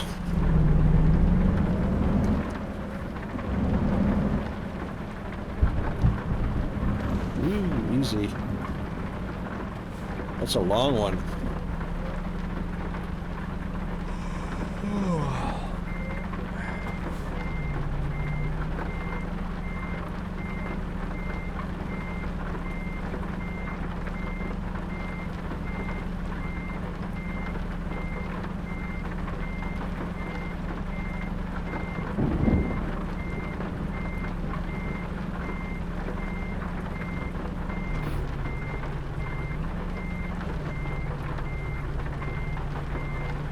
What? Did I not?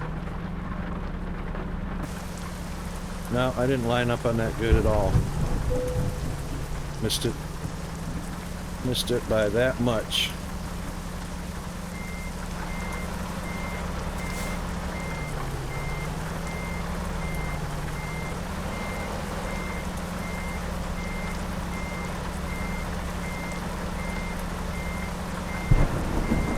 That should snag it. Okay. There we go. Here we go.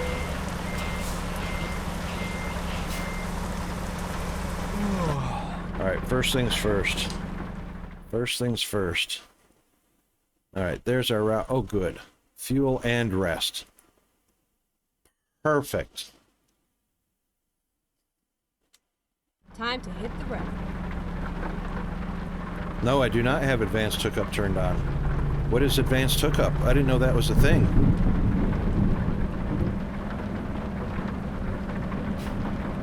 Or maybe I have it turned on and don't realize it. What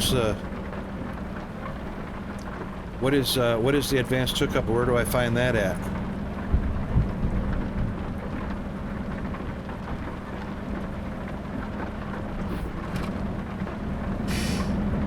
Boy, I barely made it over that curb.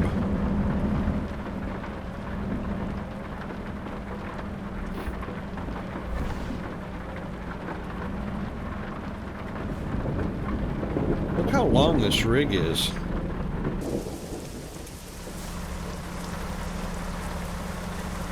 That's a crazy long trailer right there. No articulation in it either. Gameplay feature?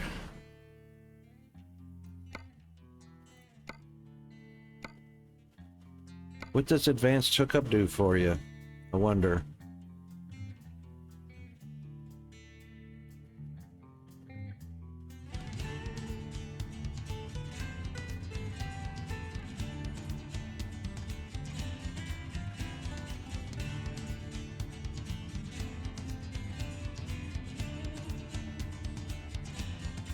Oh, I do have advanced trailer coupling on. What does that do? Does it? All right, let's turn that off.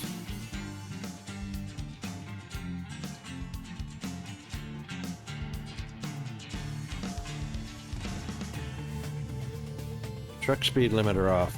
That's on by contract, I think.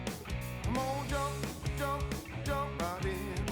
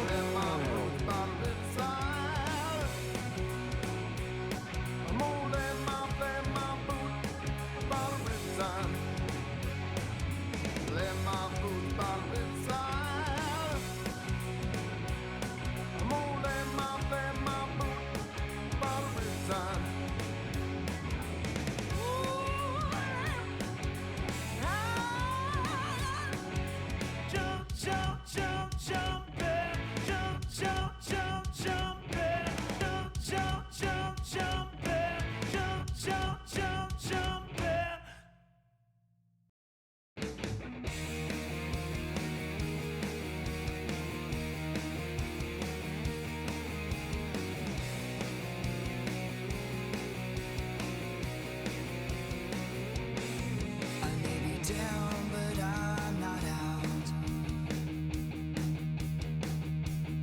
Look into my eyes, there's no doubt. I found my place against the grain. Count every loss. It's always gain, gain, gain. Straight into the lights. In the lights I found myself. Straight into the lights. Okay, we should be back. Out of the ashes, victorious. Right. Apparently it's changed, Bo. I was wrong. So there it is. Life expectancy of 20 to 50,000 hours, not 100,000 hours. Which is 30 times longer than incandescence and 5 times longer than compact fluorescence.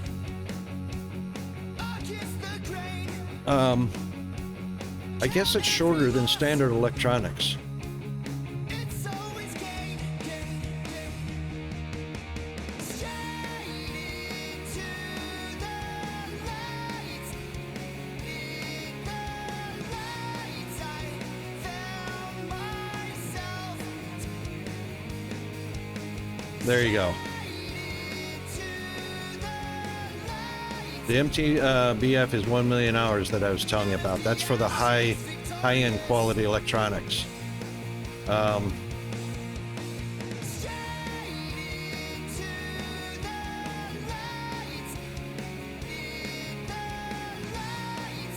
There you go. We can expect 90% to last for a lifetime of 100,000 hours. That's for standard electronics.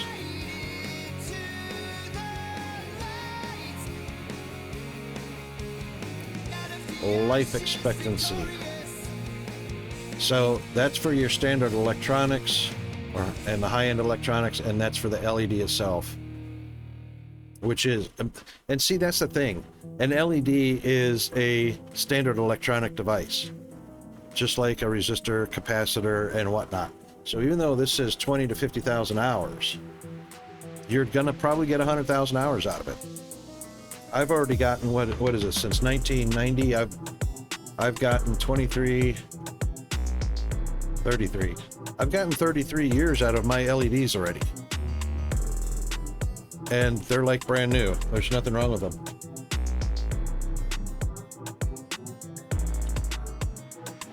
But there you go.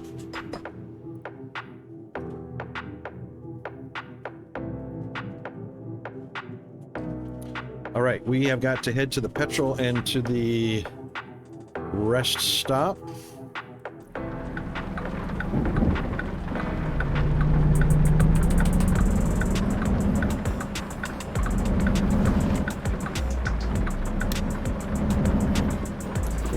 This is going to be a fun 5-hour run. Get ready to turn right.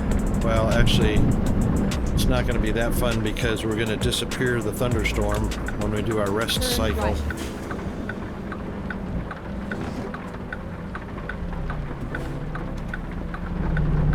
Wee-hee!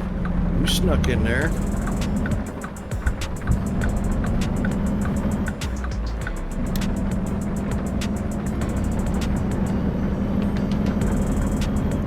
That is so cool.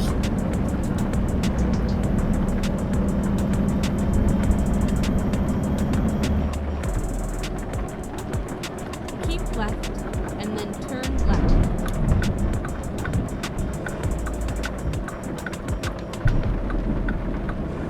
Turn left. Gotta stop first, darling.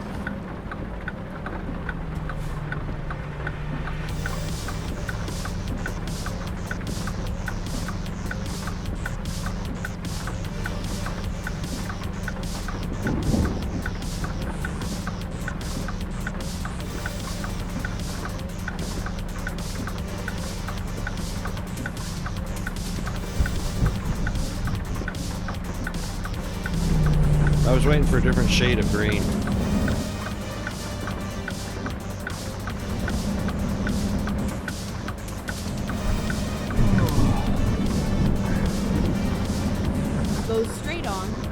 then keep right.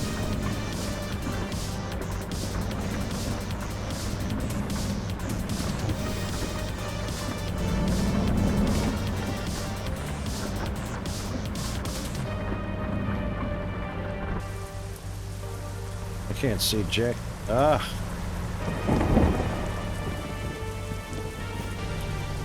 Can't see Jack in this rain.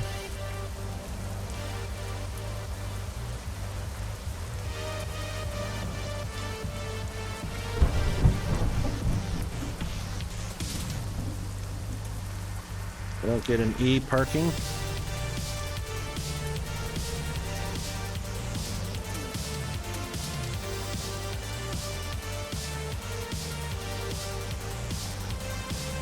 You gonna tell me I have to back in?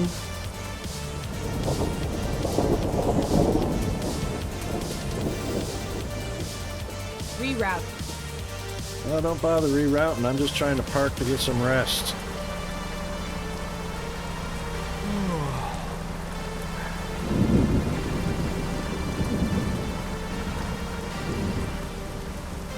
It says I'm almost on top of it.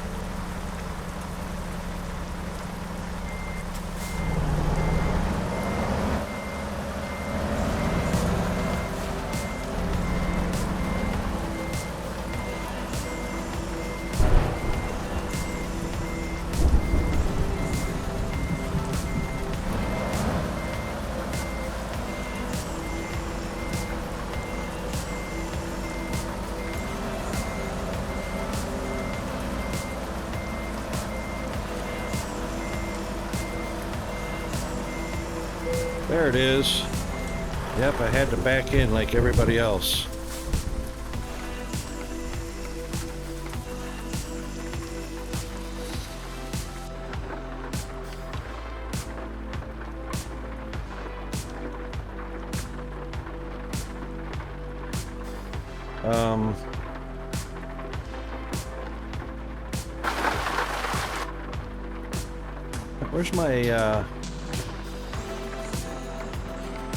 Where's my rest cycle thingy-majobber?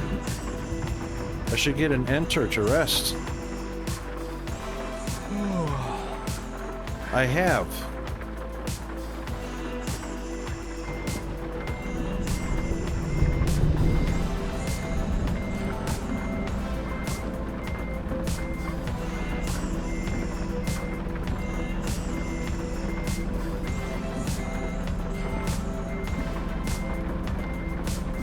Do I have to be... Are you kidding me? I have to be over there?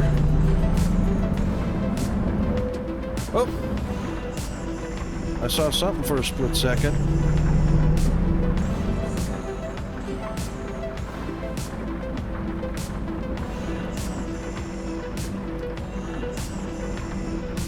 Oh, come on!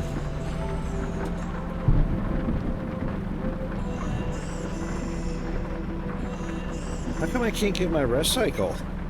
What's going on here?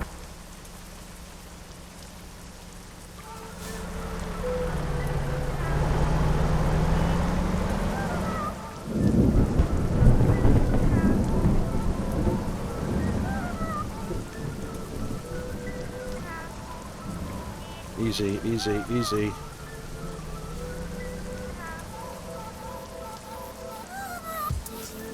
I knew that was going to happen. There it is. E. Enter. Thank you. Holy smokes. And bye-bye thunderstorm. Okay, now. Huh. Now the fuel.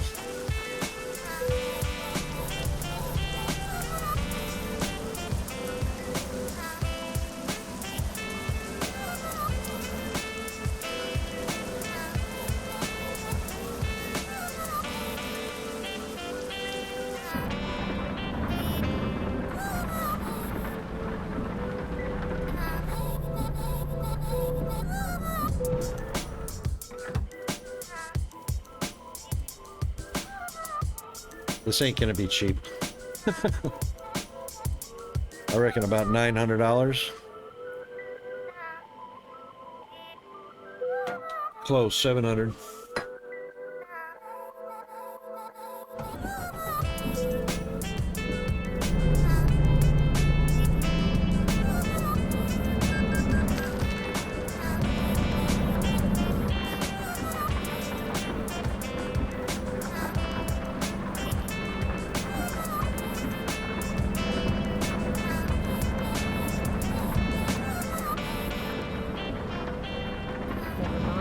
I'll find a new route. Turn right. Off we Keep go. right, and then turn right. Hold on, Turn right. why can't I turn left?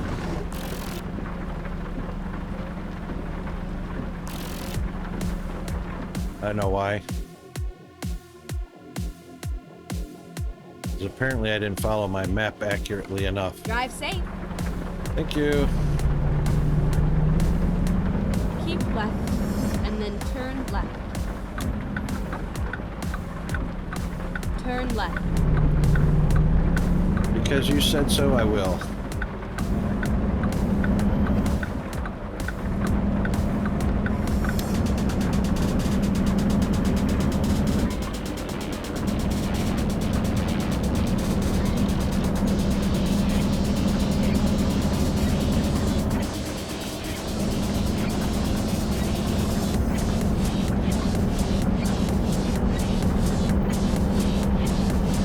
Yep, no more lightning, but that was very cool.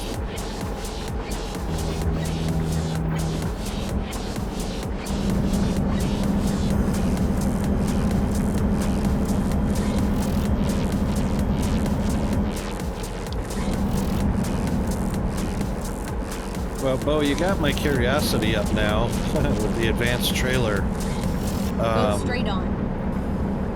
connections being turned off.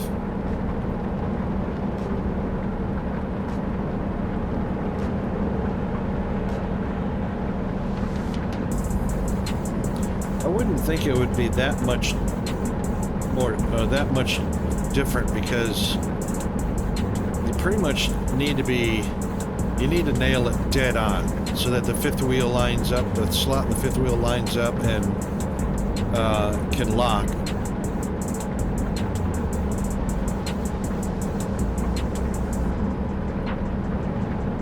Unless, of course, the automatic was a little more forgiving and I didn't realize it.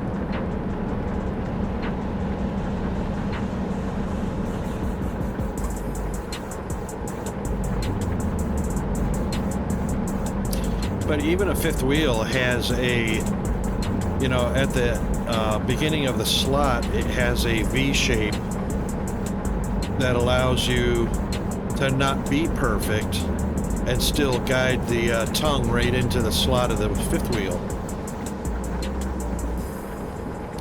Of course, it pulls a little bit on the trailer while it's, you know, still on its jack legs, but not significantly, I wouldn't think.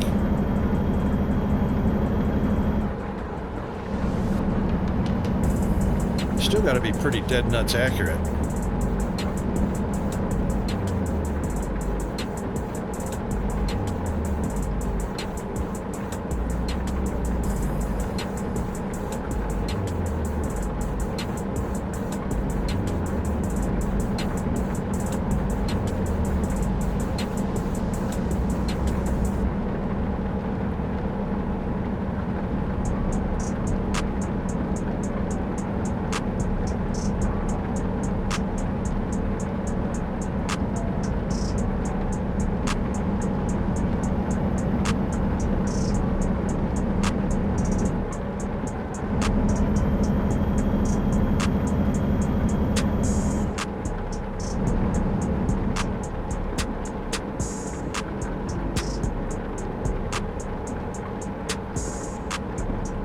Uh-oh, they're tossing pity out, handing pity parties out. Keep left, and then continue straight on. A week ain't too bad. Go straight on. And they charged you $20 for a 2 to 3 day shipping? That's even better. Well, there you go. It was either a pity party or holiday rates or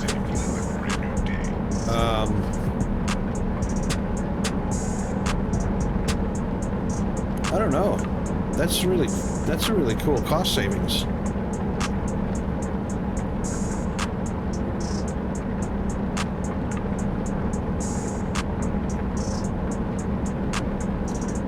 maybe they're just tossing out incentive to get people to take the higher shipping frequency so that his stuff doesn't Keep sit on the right, shelf for and then continue straight on. any longer than it has to before the Christmas rush. Ooh, I just saw lightning in the distance. Did you Go guys see straight that? on.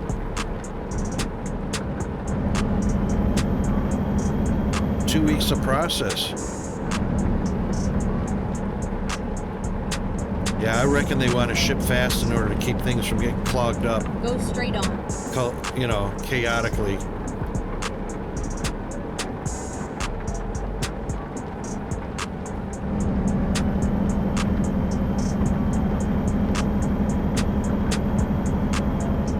Could have been a lot of things too. It could have been that,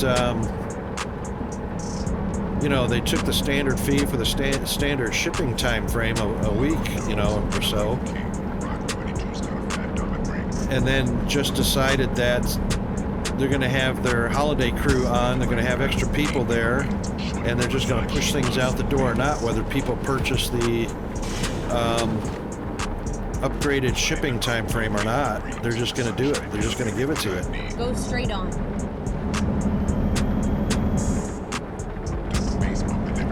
Which, you know, from a logistics standpoint, that's the way to go. If it's packed and ready to go ahead and ship it. Don't let it sit there for the 1 week standard time frame. You know. You know, and oddly enough, I've ordered some things from Amazon, and you know, they would give me a estimated delivery date. Use your words, Rocket. From such and such a day to such and such a day, you know, giving about a 3 to 4 business day time frame to deliver within, and then I'd get the dang thing a week early. And I never paid for express shipping or anything. But that's happened to me ordering stuff from Amazon. It's happened 2 or 3 times now. And that was back, you know, in 2 or 3 times over the last 3 or 4 months. So it's not holiday rush related, but I was very happy, to say the least, that I got it way before the expected delivery time.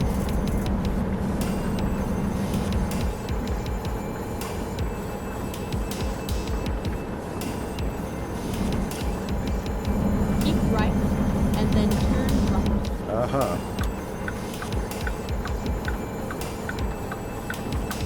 Turn right. All right, we'll go this way.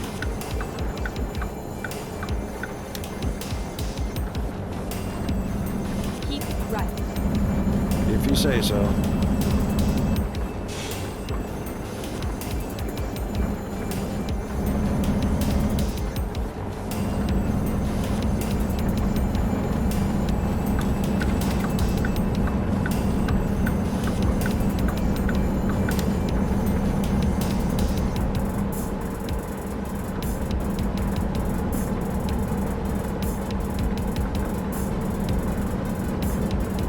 Keep left.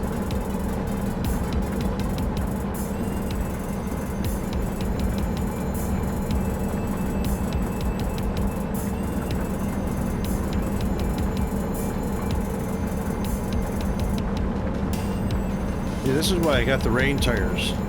Now, see, I don't know if that was lightning or that was the top of the power pole that flashed. No, that was lightning way off in the distance. That's cool. At the top of those clouds. That is so cool. Just below that blue patch of sky, but at the top of the clouds. Keep right. See it? Oh, maybe it's a reflection on the water on the window.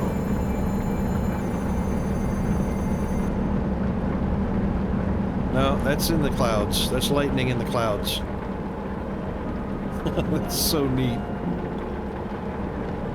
Yep. Keep left.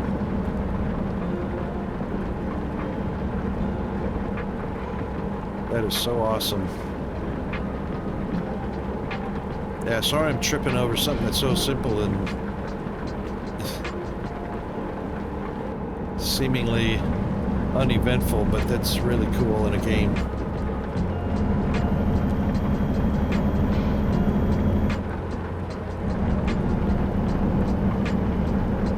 Especially when it's done well. thunder is pretty awesome too.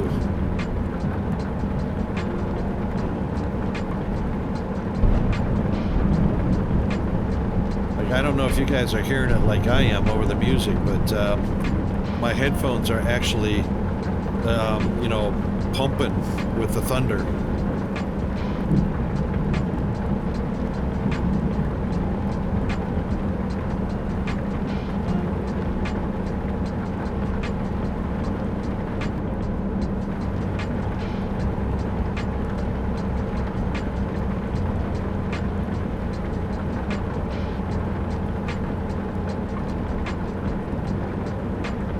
I got it to the floor, by the way. I don't know why it's only letting us do 65.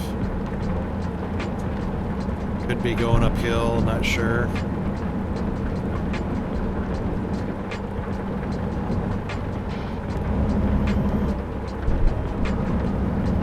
Pumping the accelerator didn't do much.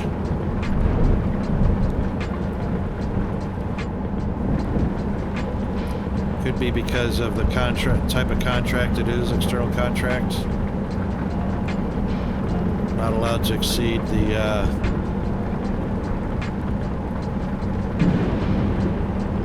capped speed limit.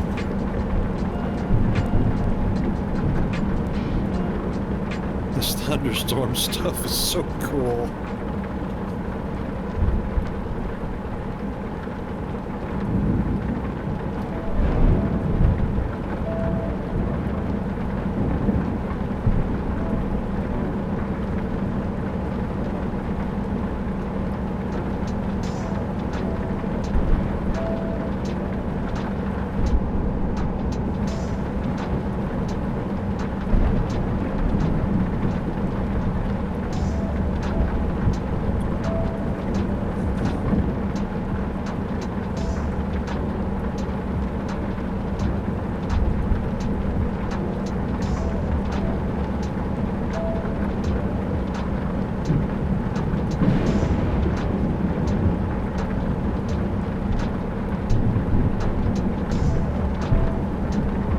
Keep left.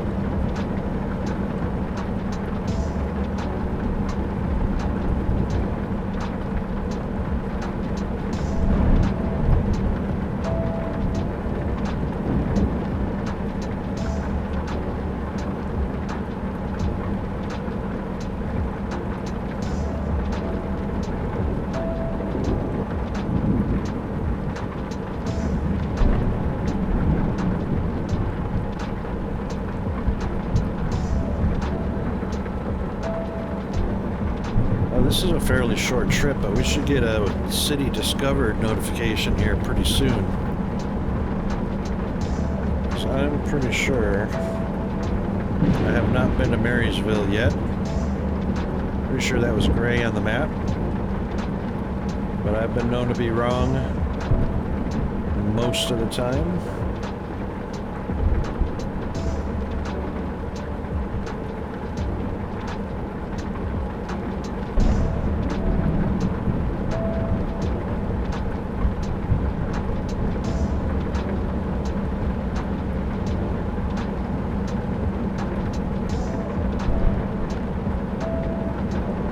I don't know if you guys can hear that over the music. Let me know if you can't hear any of the thunderstorm or the game over the top of the music. I can turn down the music or even turn it off if you want. If you'd just rather have pure game sounds and no background music, let me know.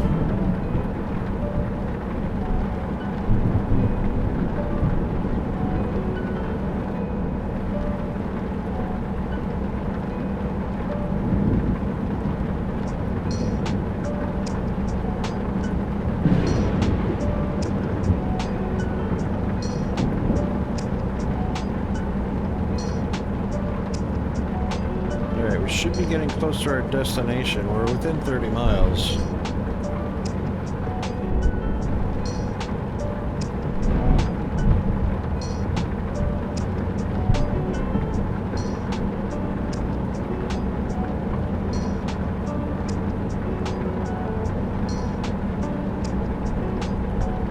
And we definitely hit it I don't know why it gave us 22 hours. We're well within that. Keep right, and then turn right. Oops, scared that trucker. Hey! Turn Oh, right. hold on a second. Oh, shoot. That call is going to voicemail.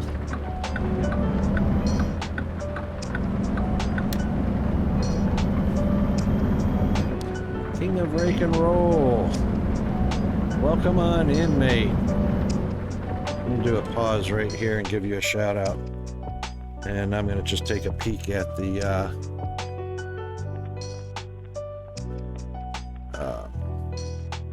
phone call. Hopefully that wasn't Peanut's disability. Yep, they left a message. Mike. Oh, yep, it was disability working for Peanut.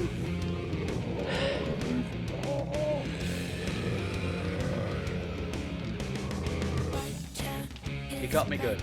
Thanks, Mel.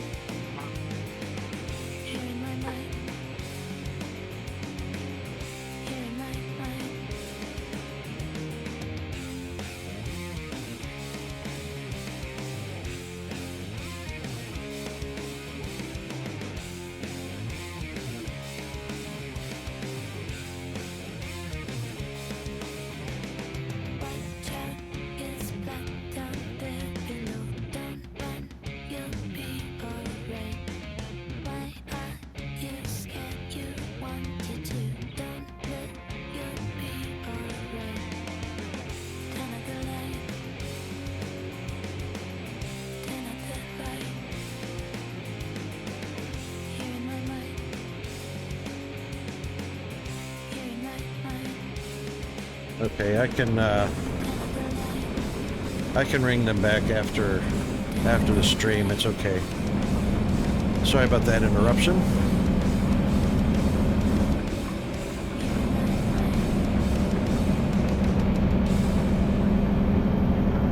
Keep right.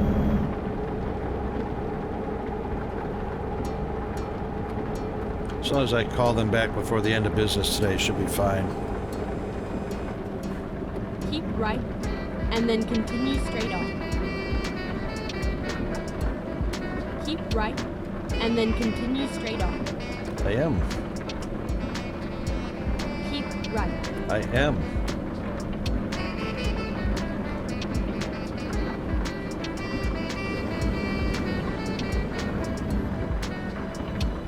You have arrived at your destination. Your route guidance is now finished. Oh, that's for me, so I don't have to stop.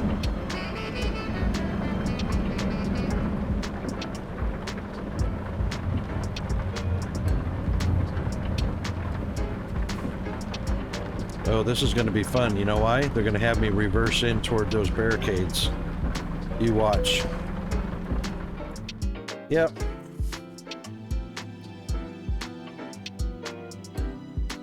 We can do that.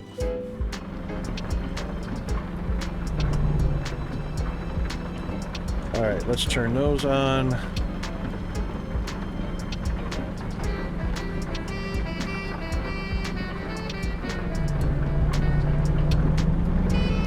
And of course, traffic is going to build. This is what sucks about this. Traffic's going to build up behind me while I'm lining up.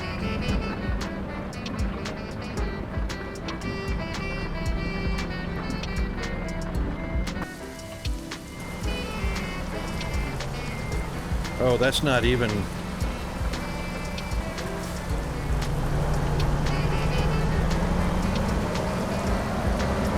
That's not even cricket.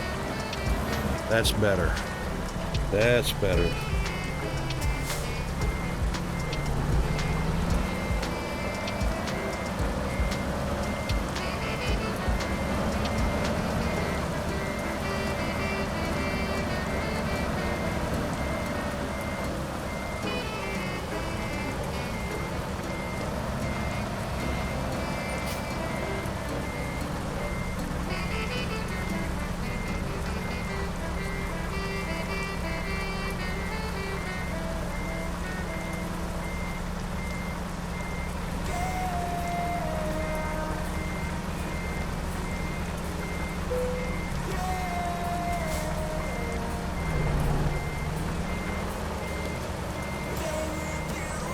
I might have missed that alignment just a little bit.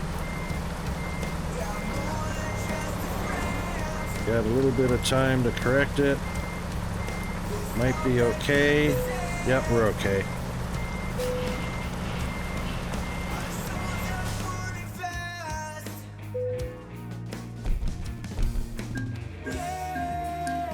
Okay.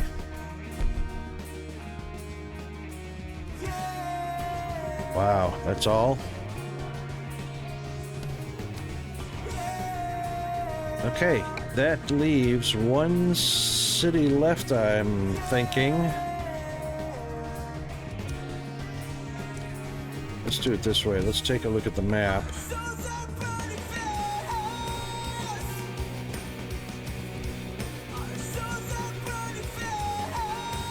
That leaves Garden City. Yes. So 1, 2, 3, 4, 5, 6, 7, 8, 9, 10, 11, 12, 13, 14. So Garden City should be our last delivery. So how about we sort by destination?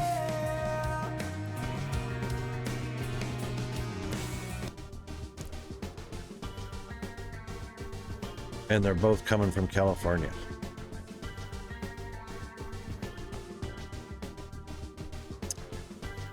Seriously.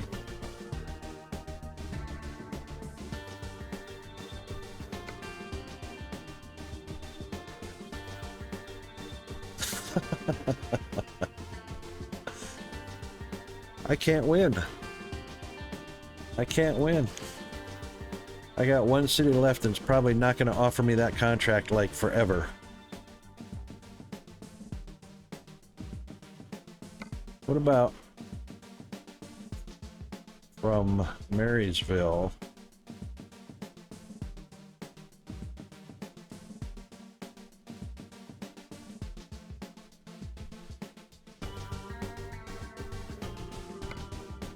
Ooh. Ooh. Too bad the offer expires in 7 hours. Can I transfer over there? Can I transfer over there? Santa Cruz? San Francisco?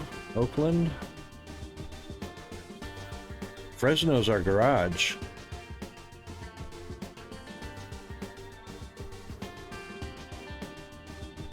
I still lose the time even if I transfer over there, so I could still lose the contract anyway if I tried a quick, what's it called, a quick something. That one's only 3 hours. 10, 13, that one's 21 hours. Quick, does it tell you how much it'll cost, or is it going to leave it up to chance?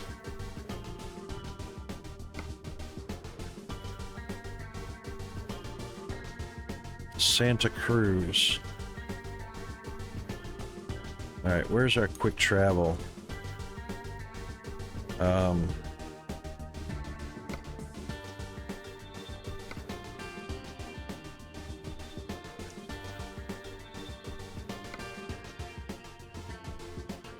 No, it's not going to tell us the time cost. Oh man, what a risk.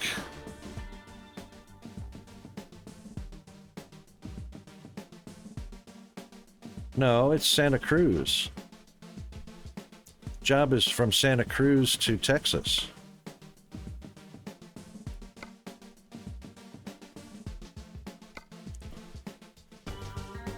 Santa Cruz to Victoria, Texas. So I can quick travel to Santa Cruz.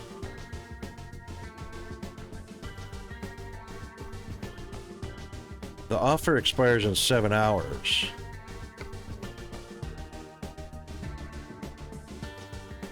That's not the travel time. The offer expires in 7 hours. It's not random, it's distance.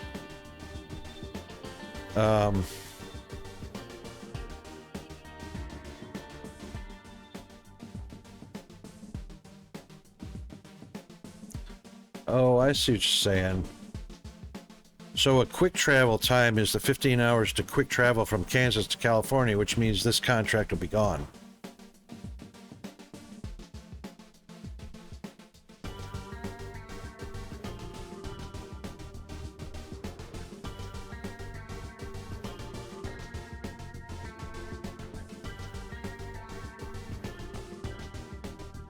So the quick travel still costs the time it takes to get from here to there if I drove it,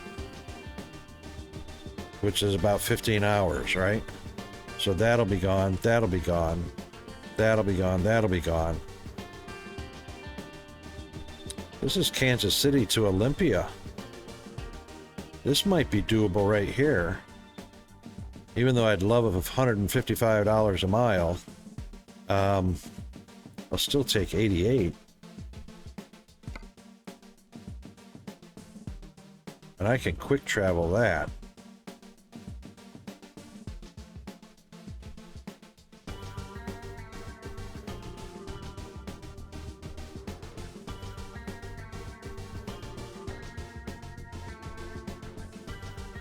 I could actually do this one. Because I can quick travel to Hayes without losing the contract.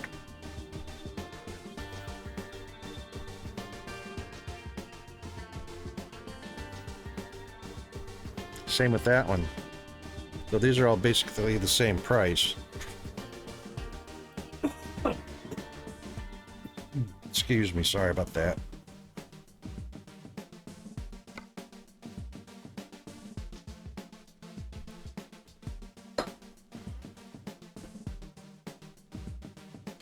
This one's a shorter route. Let's do this one. This is $185, $150 a mile. So you reckon I could be able to do this one inside 4 hours? Quick travel to Junction City. Ooh, I haven't been to Junction City.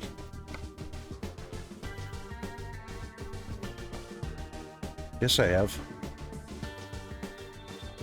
Or have I? Yeah, Junction City. Garden City I haven't been to.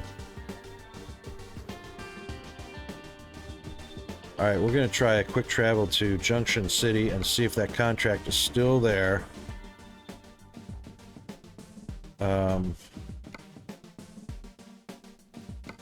Hopefully.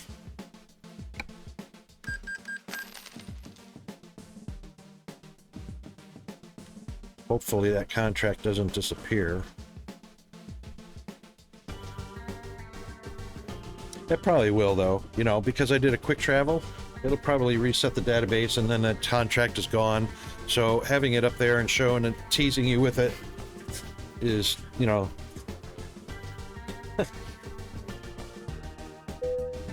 just to tease you. This is what you could have had that you'll never get.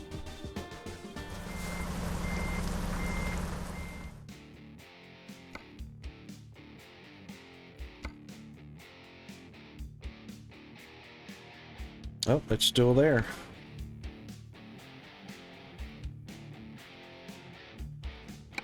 Let's do this. Let's see if we can get there quickly.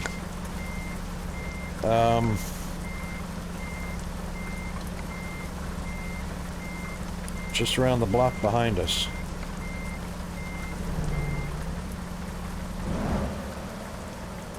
Forward, please.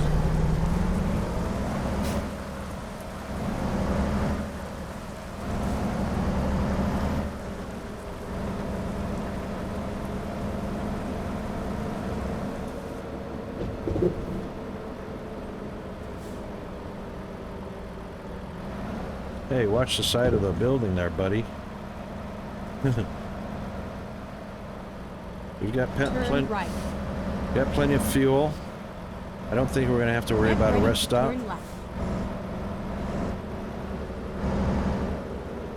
Turn left. Turning left.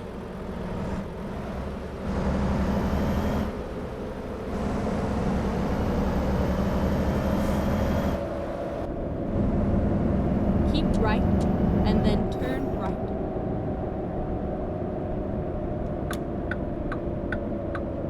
Turn right.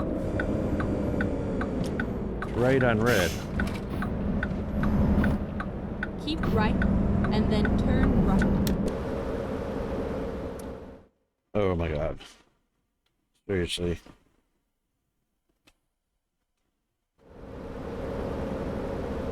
Turn right. Here we are, safe and sound. Pressing buttons all over the wheel. All right, Junction City, take the job. Ready to roll. We are ready to roll. All right, we are going to get, yeah,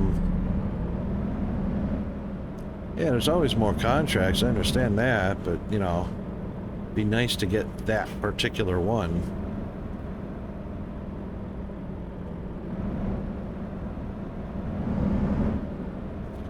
I actually haven't seen contracts with that kind of, payday on it.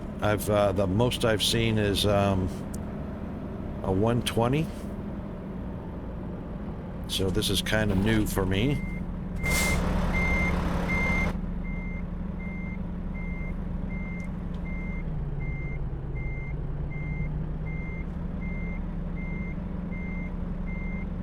Actually, this is going to be kind of new for me too, because this is one of those, we're going to have to be dead nuts on lined up on this.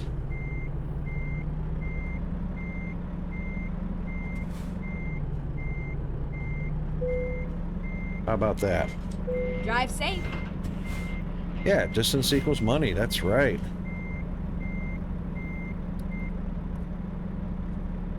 Okay, where was our exit at? I just don't want to round too many corners. And looks like we'll be going left anyway. That hitch up wasn't so bad at all. What'd you think?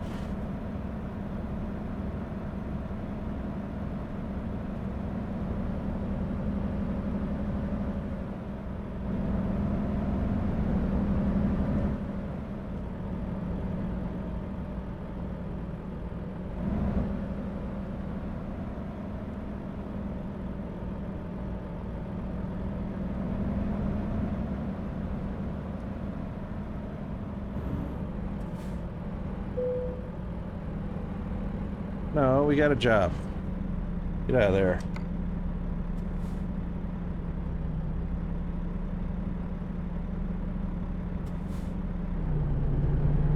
Turn left. We are. Just want to clear the gate. Keep left, and then turn left.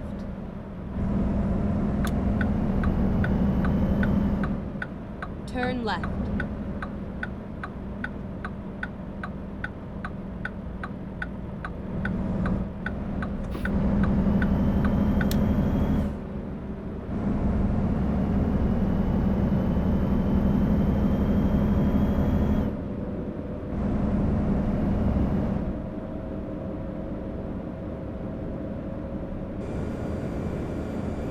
Go straight on.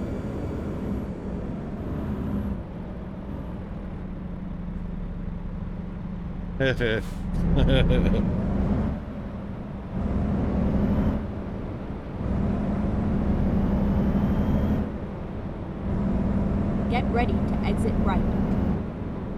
Okay.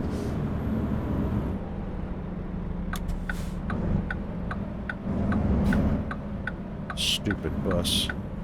What are you stopped for? Exit right.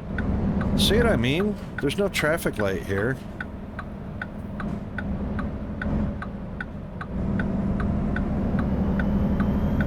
Freaking stupid AI.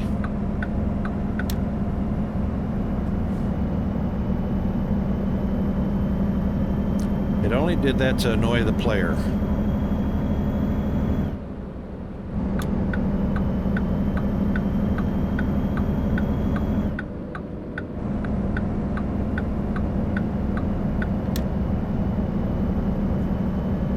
What a beautiful sunset. The God rays and everything, just awesome.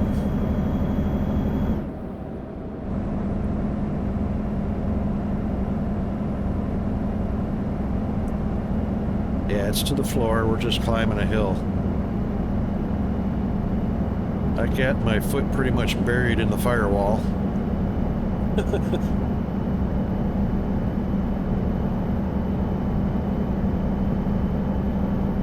That's so awesome. That is so realistic.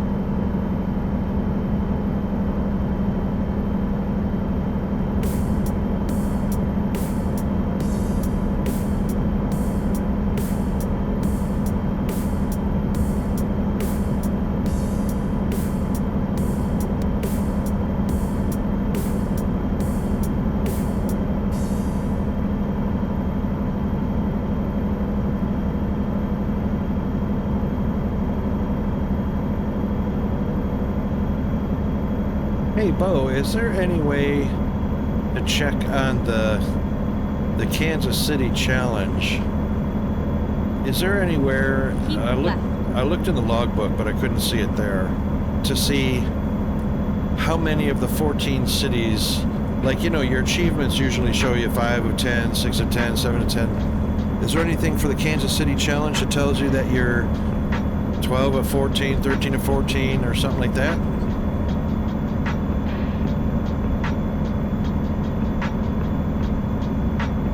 Because I'd kind of like to know how close I am.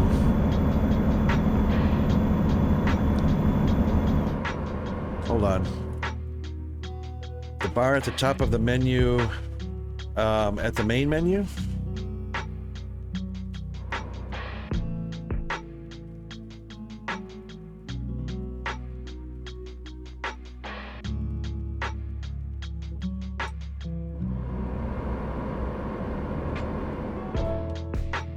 Oh, that one right there. Only 9. Only 9.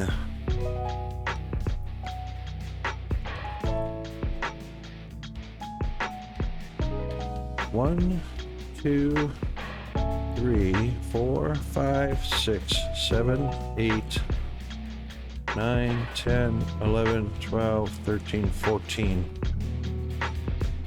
Oh, man.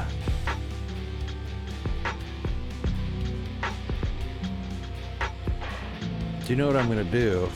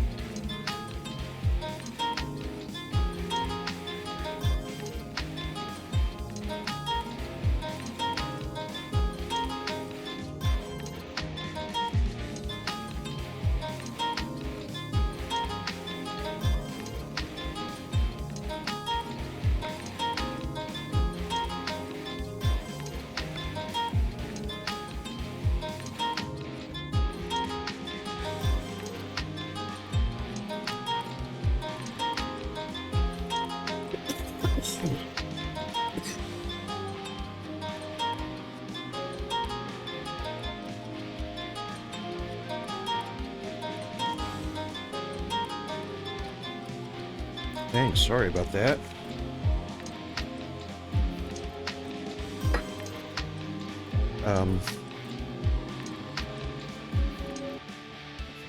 All right, so Marysville counts. Pittsburgh counts. Hutchinson counts, that's 3. Hayes counts, that's 4. Kansas City 5. Dodge City is 6. Phillipsburg is 7.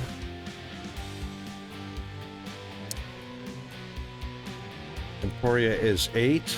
Colby is 9.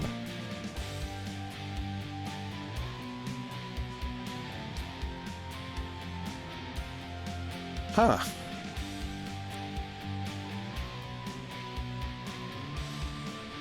All right, so that leaves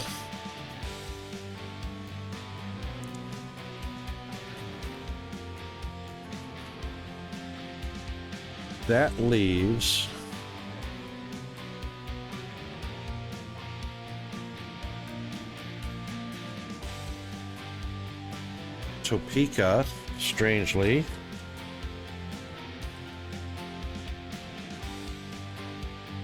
Because Topeka is not on, even though we've been there.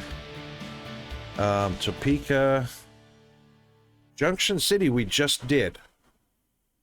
Junction City, we just delivered to Junction City. Oh, we just picked up from Junction City. Okay, so that's 10. We don't have to count that one. That's 10. Sorry, I freaked out. Garden. And for some reason, Wichita is not on the list, so we're going to have to do Wichita.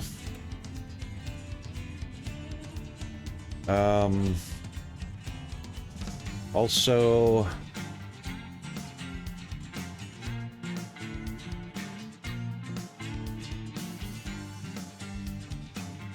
Phillipsburg and Pittsburgh are both on there. Emporia is on there.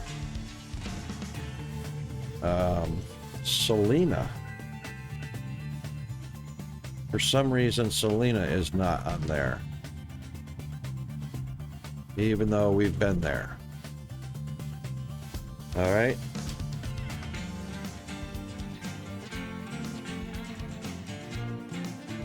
Okay, so not counting the Junction City delivery that we're doing right now, that'll be 10. Topeka's 11, Garden City's 12, Wichita's 13, and Salina's 14. Okay, well that kind of sucks a little bit because, yeah. Salina's with an A.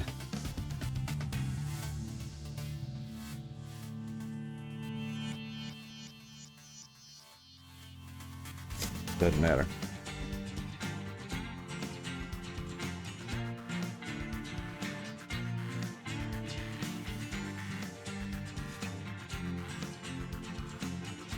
Okay. Well, I guess that's I didn't realize, wow. Didn't realize that.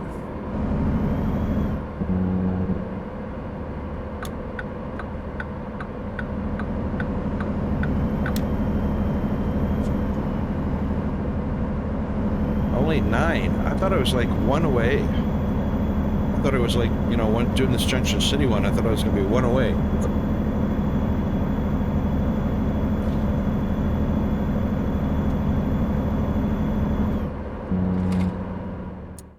Oh.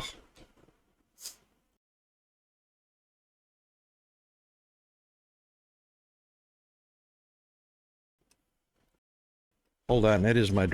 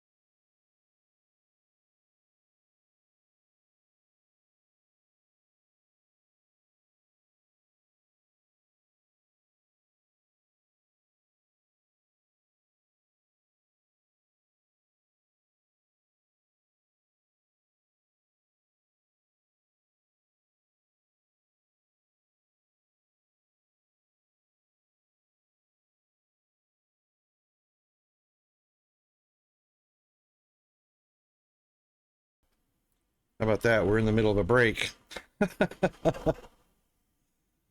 Thank you, Bo. Thank you, thank you, thank you. Are you not getting ads, Bo?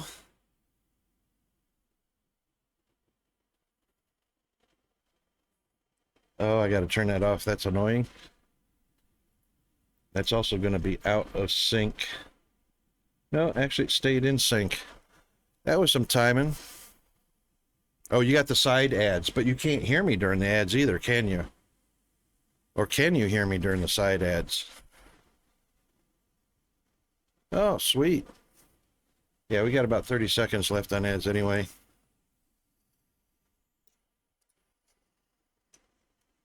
So my neighbor on the one side came to me and asked, he wanted to know if I would help him look after our other neighbor on the other side, who was an old lady. She's like, I don't know, she's like 197 years old or something like that. And apparently we have a hurricane on the way, which I didn't know about. So he asked me if I would, trade off with him, looking in after her as the hurricane gets closer and whatnot. But let's, I'm curious. We'll just pop it up here so everybody can see what I'm looking at, because I want to see what hurricane. He mentioned Jasper. So we're just going to take a look at, and of course down here they call them cyclones. So south of the equator, they're cyclones. North of the equator, they're hurricanes. East is called typhoons. West is called hurricanes. And south of the equator, it's just cyclones. No east and west variation. So, Cyclone Jasper. Tropical Cyclone Jasper. Yeah, but I don't want news. I want weather zone. Weather zone? Yeah, probably. Yeah, okay. Ooh, that's a huge path. That's a huge path, so it must be out here somewhere.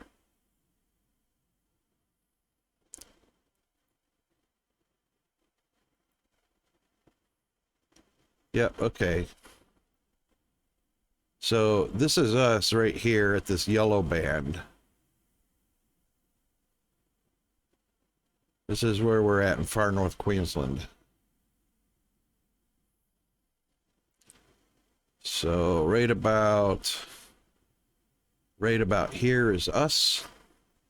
So these are the possible forecast tracks. So it's a wild forecast. Yeah, so this is where I'm at in Queensland is probably more tropical than it is in Florida.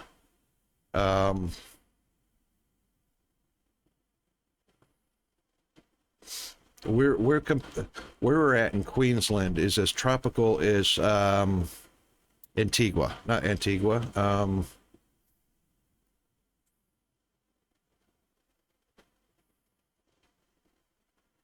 Doesn't say whether it's a category 1 or 2 or 3 yet. No, it's got time to build, so it doesn't matter really what it is right now.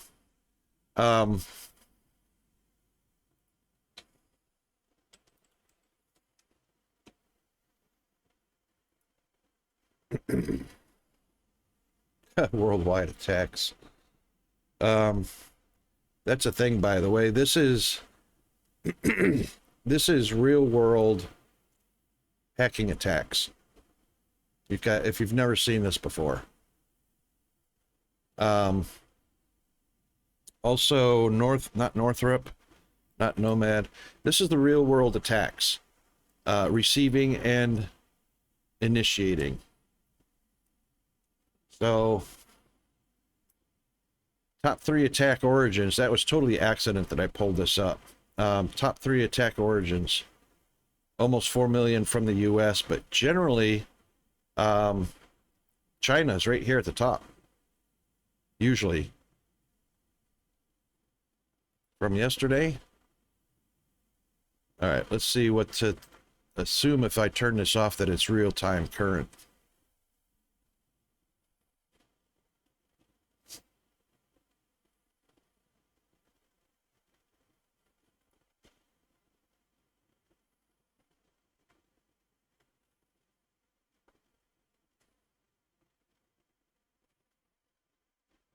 I know, right?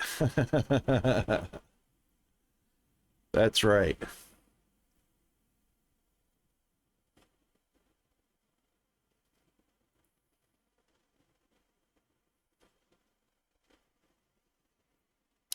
China just got caught out attacking Australia.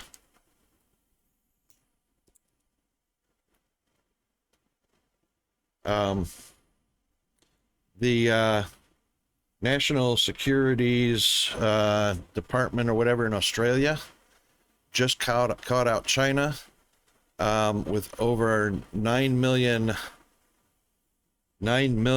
hacking attempts over this year.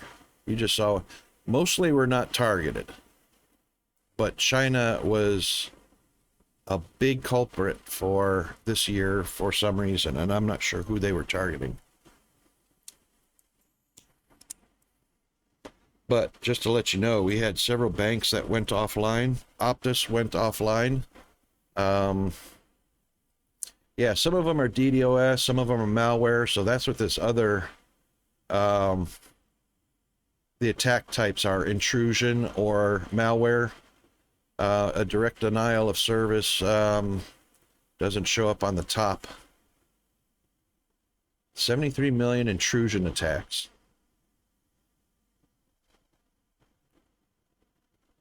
But look at Austria and Denmark as being the origin of a lot of cyber attacks.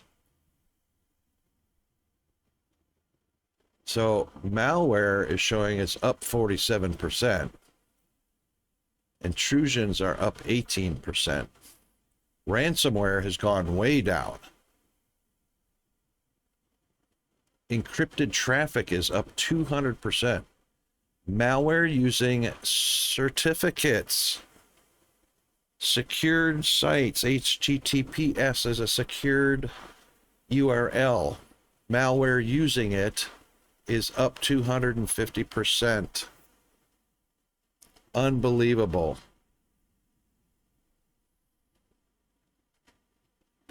Here's a good one. Crypto jacking. Up 990%. Yeah.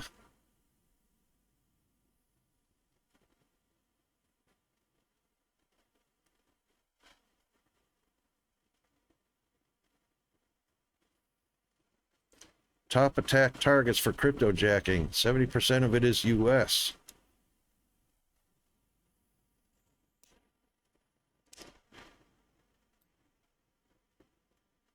That's incredible. Anyway,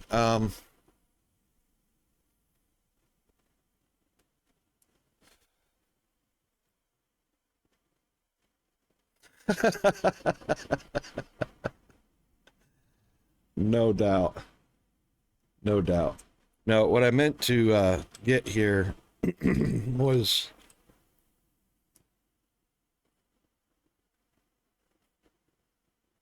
that one.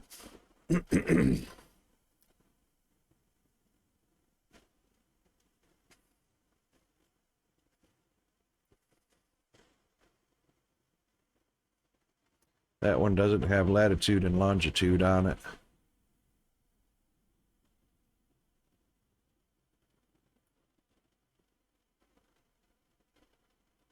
This one does. So,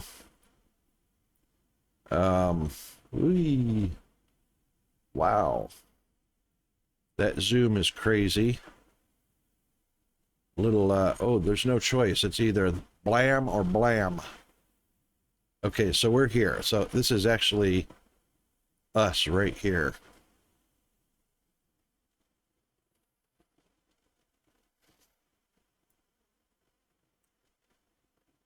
That is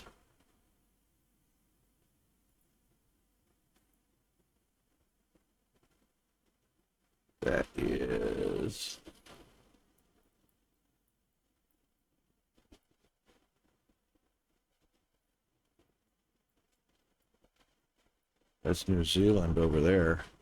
I was hoping it would give us the latitude. But anyway, this is the equator right here.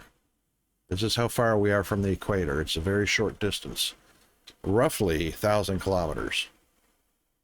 which is about 800 miles.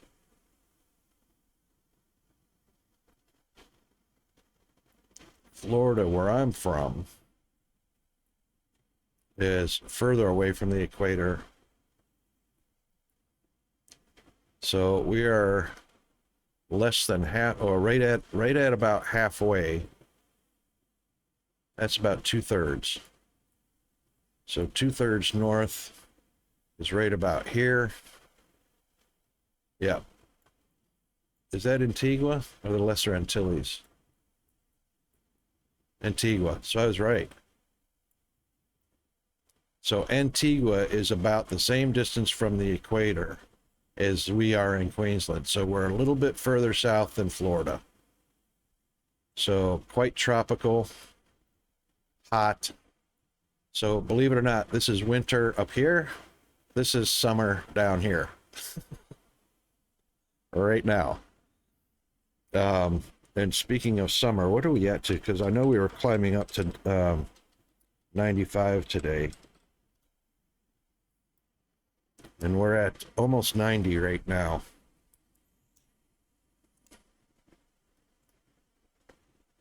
And you know, the silly thing, this is what gripes me about weather in or seasons in the Southern Hemisphere. None of the Christmas songs match the season. None of them. Not a white winter, not sleigh rides, none of that.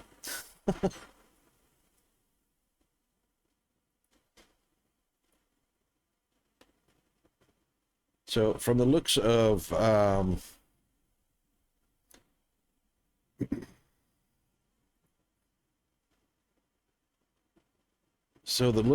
this, my neighbor came by and asked if we would check in on our 197-year-old neighbor as Jasper approaches. Nope, none of them do. Oh, sorry, none of them.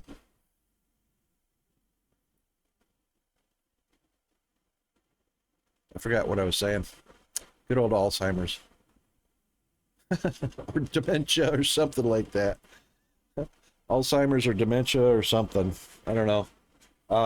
It's a thing. And the Rocket Derp has it. Yeah, that's right. The music. That's right. None of the songs matched. See, Hot as hell, frightful. That's right. Let it snow. Please let it snow. That's one of those songs I don't mind singing. It's please let it snow. But that's a thing that'll never happen in this part of the world. Now, down in the southern part of Australia, in Tasmania, I understand once in a while there is a snow flurry. I think there's some ski resorts, because I believe there are some mountains in the very southern part of Australia that actually accumulates snow. But yeah, I don't know. I'm going to unpause, and it's probably going to go crazy as... Oh! Oh! Yep, so what we're going to do...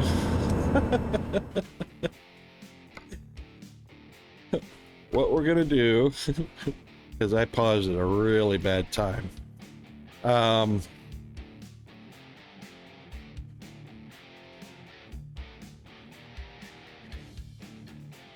Oh my God, that's 15 minutes ago. I don't know if I want to go 15 minutes ago.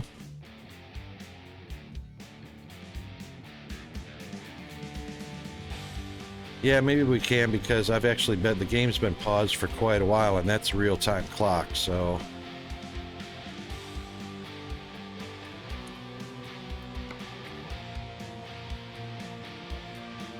Yeah, I have. You're right.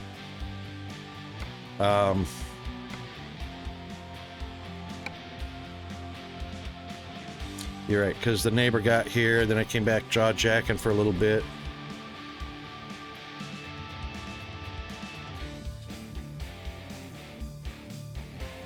You guys have given me so much more fun.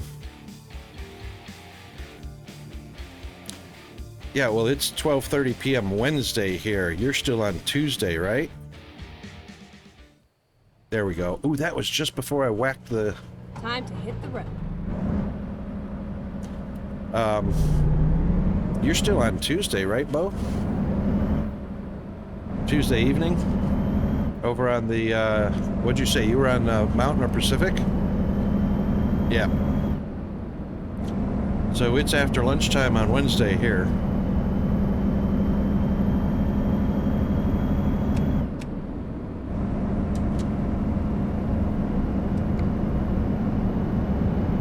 Pacific time, right. So, almost a full day behind us. Almost. 6 hours shy.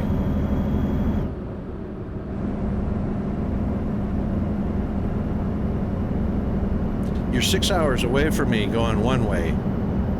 If I look to my east, you're 6 hours away. Yesterday. If I look behind me, you know, you're 18 hours away. Yesterday. Isn't that crazy? It's a shorter trip to fly from Australia to California right now, even though it's 14 hours flight time, to get to yesterday, to go back in time.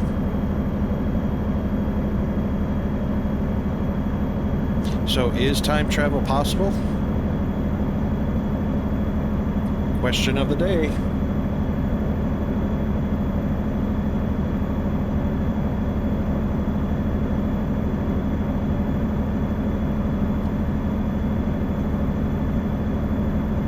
If we could fly at 1,000 miles an hour, it would be a 6-hour trip from where I'm at to LAX at 1,000 miles an hour.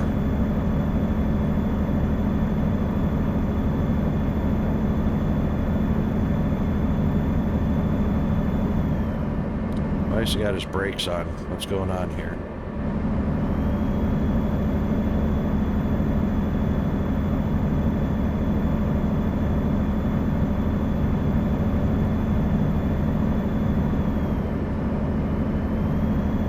Yep, that's correct. Well, like I say, I'd have to fly just over 1,000 miles an hour to make it there in 6 hours.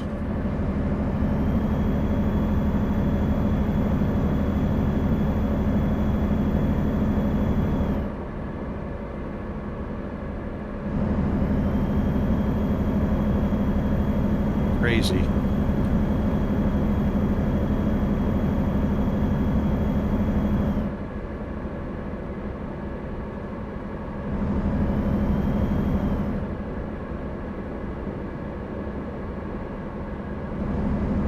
Do you know that James Webb's telescope is about 1,000,000 miles away, roughly 1,000,000 miles out to Lagrange Point 2, sitting out there at Lagrange Point 2, 1,000,000 miles from Earth. It's not an expression, that's actual miles.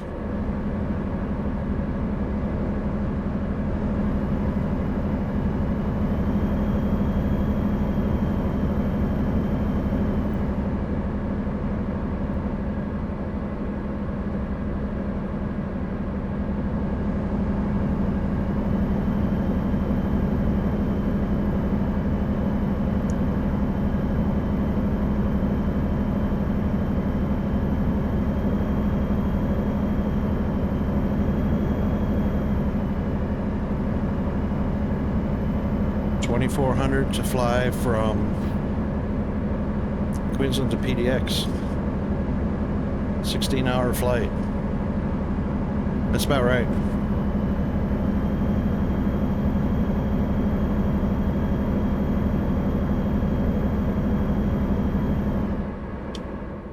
Oh, was I muted that whole time? I was. Holy moly. Yeah, and I can fix that.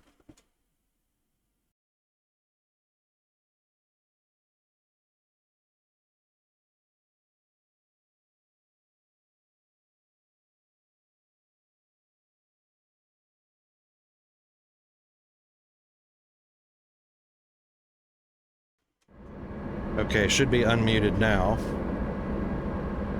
I wasn't muted before? Okay. It looked like I was. I saw the slash over the microphone.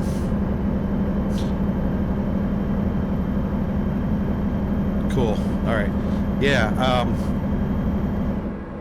when I moved from the US to Australia, I came over from Pittsburgh, but I actually had to fly from Pittsburgh down to Atlanta, and then Atlanta over to LAX. So the Atlanta to LAX was 6 hours, the Pittsburgh down to Atlanta was 4 hours, and then it was 14 hours from LAX down to Sydney. So that's 24 hours. And then it was another 4 hours from Sydney, Sydney up to Cairns.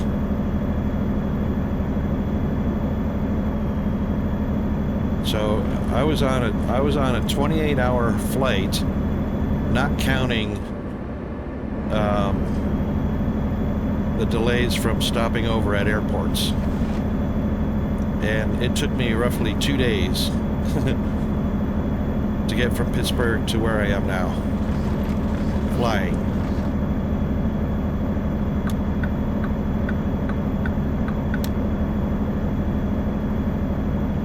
I know, right? And let me tell you something. I don't like to sit very long without being able to move. I got to be able to stand up and stretch. I hated sleeping in my seat. And even though it was on an A380 coming over from LAX, it was still cramped. I mean, I hate not being able to stretch my legs out. That's the worst part. Better be careful here.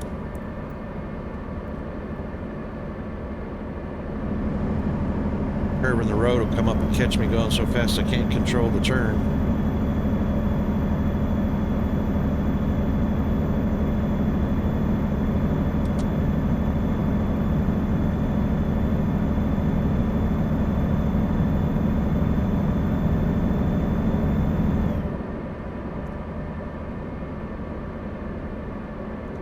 We'll just back it down a little bit.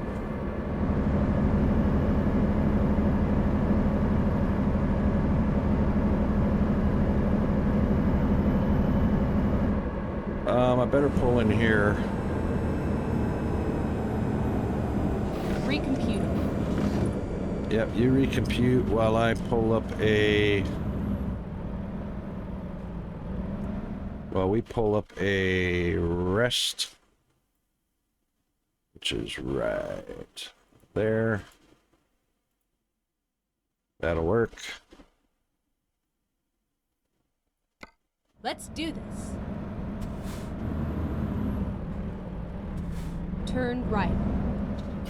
Happy to do it.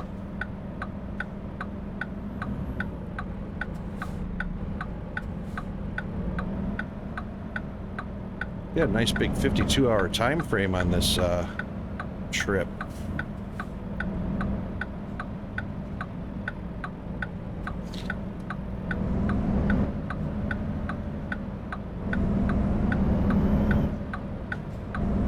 Keep left, and then turn left. Turn left.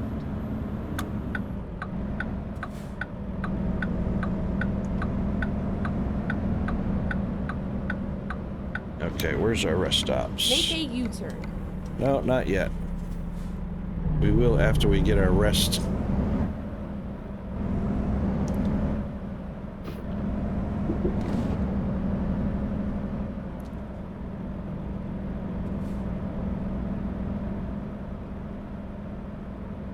Where did our rest go to?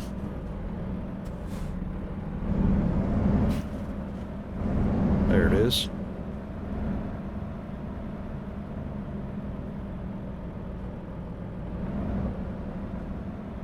Oh, this is going to be fun.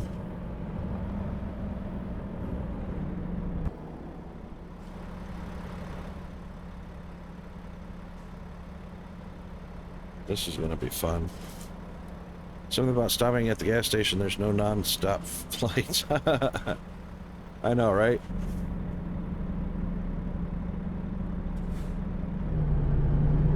Let's see what we can get away with. Maybe we'll get an E prompt along here somewhere.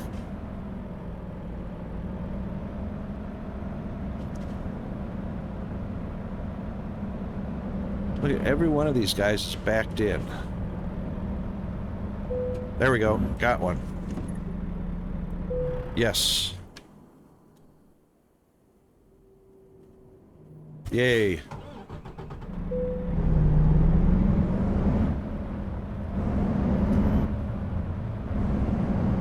Perfect. We don't need to top up fuel. We're good.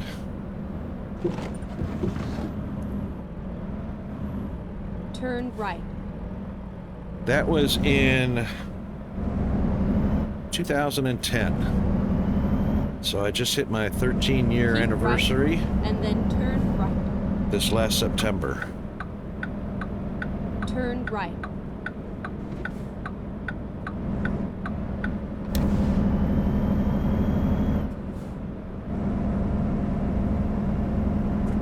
Yeah, it's been a little bit. I've done enough traveling in my lifetime. I've lived in 15 different states in the U.S., 9 different countries. Australia's my 9th country. I reckon I'm going to rest here for a while. I mean, geographically, this part of Australia, Queensland, is incredibly botanically beautiful. Tropical, botanical. I don't like how hot it gets because as I get older, I'm getting less and less tolerable. Oh, there's a rest area I could have pulled into. I mean, I've been to places like Riyadh, Saudi Arabia, which was hot. But it was a dry heat. Tolerated that pretty well. Lived in Iceland for a year. Lived in Alaska. Lived in Okinawa, Japan, Germany, Incirlik, Turkey. Been a lot of places.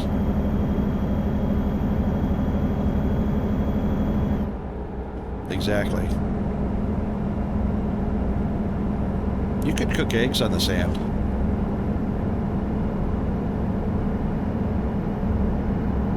I mean, they'd be a little gritty afterwards, but, you know, you definitely 100%, because our vehicles, and see, when we transferred from station to station, of course, there was a lot of joint military, so dark blue Air Force, olive green Army. You could definitely put an egg on the hood of any of the Army or Air Force trucks or vehicles, cook an egg in nothing flat. You could literally burn the eggs.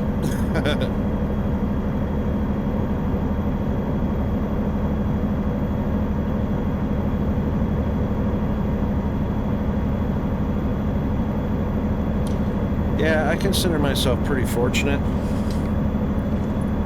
All the places I've got to Keep live. left.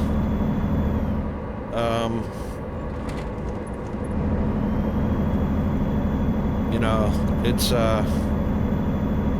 been a huge life experience. That's I wouldn't trade it for anything. I mean, I never dreamt of being able to see the world like I got to. Living in all the different cultures around the world.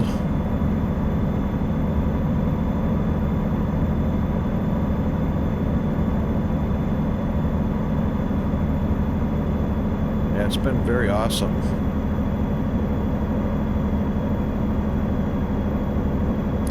Well, you know, the way that the world is shrinking with the internet, physically you wouldn't be able to, but electronically, technologically, and thanks to Google, you can visit museums in other countries. You can visit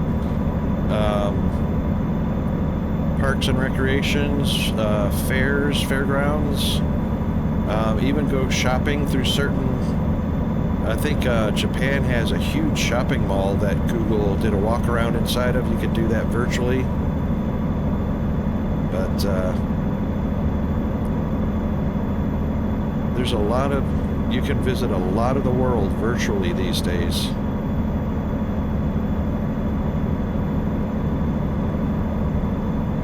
And of course there's live cams all around the world. Not just the Google still images, but there's, you know, live cams in a lot of places. Live cams in airports, live cams at malls, big cities, you know, that kind of thing. New York Times Square's got a live cam network that's pretty impressive. What the hell? Oh, dude, don't stop in the middle of the road, you dipshit.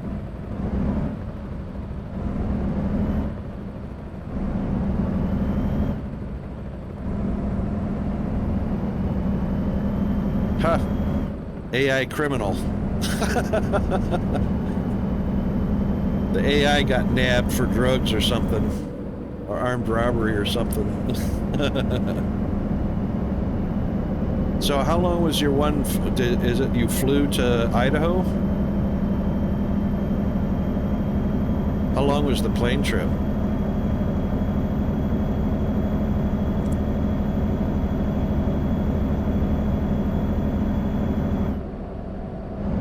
No, you ain't getting by me, buddy.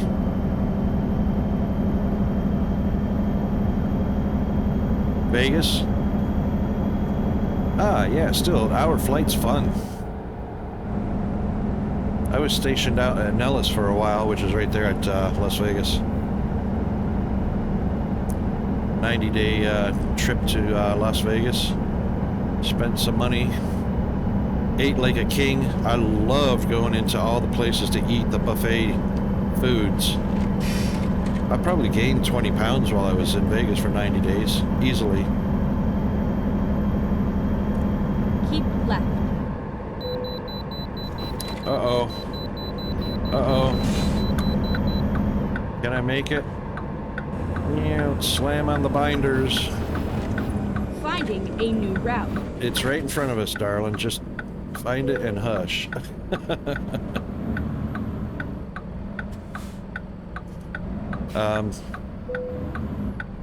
Yeah, you know, that's the one thing I was shocked about when I got to Las Vegas. Because at night, it looks absolutely stunningly awesome. You know, Caesar's Palace, the Strip, everything. But during the day, it looks like a freaking desert trash can.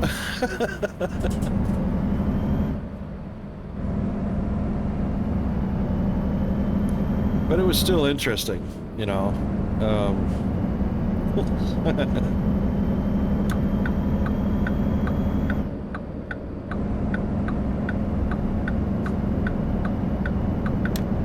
Keep left. I went into Circus with 20 bucks to spend on gambling. I had a buffet for like I think it was like $14 at the time, all you can eat steak buffet, and I gorged myself. And then I took 20 bucks and sat down at a roulette table, and I literally played roulette for 8 hours on that 20 bucks. And I think I was up about $2,000 roughly. Somewhere there, upward, you know, 1,800 to 2,100, somewhere around there.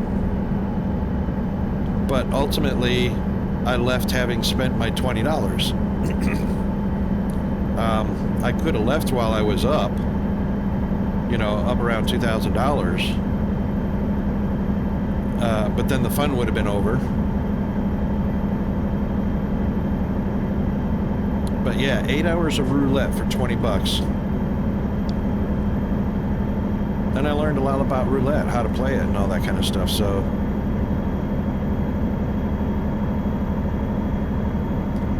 move to Henderson's, like 2 miles outside the city? Yes.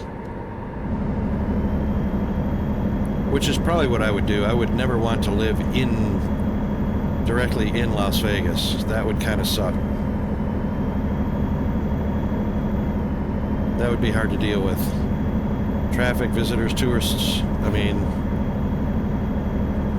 craziness, crime like crazy. Oh my God.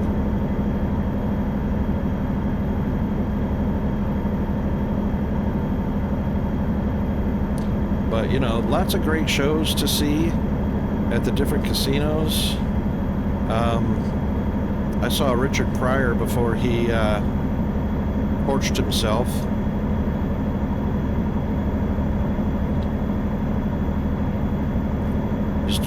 Used to take me to Reno because Circus let the kids run around. Saying, oh yeah, no doubt.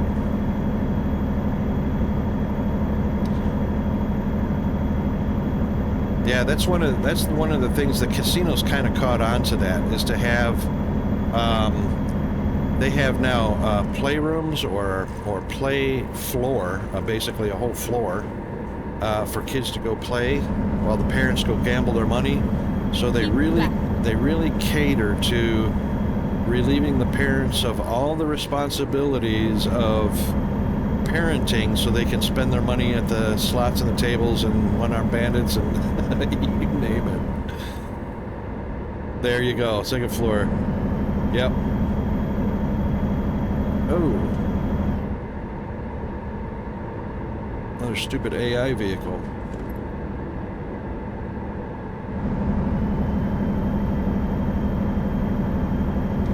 Keep left. Yeah, that was a fun visit. Las Vegas was a fun visit. Oh, here we go. All the traffic's going to be slowing down. Getting in the way. Keep right. Pardon me.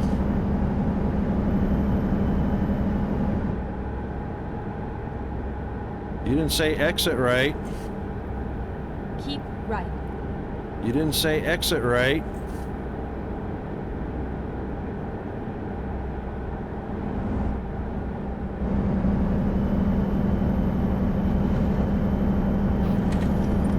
Rocket needs to be more in a habit of using turn signals.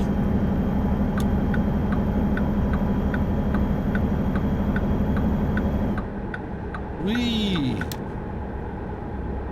Excuse me, pardon me. Excuse me. Oh, that didn't go well. I thought I could squeeze through there. That did not go well for him at all. I wonder if that car flipped.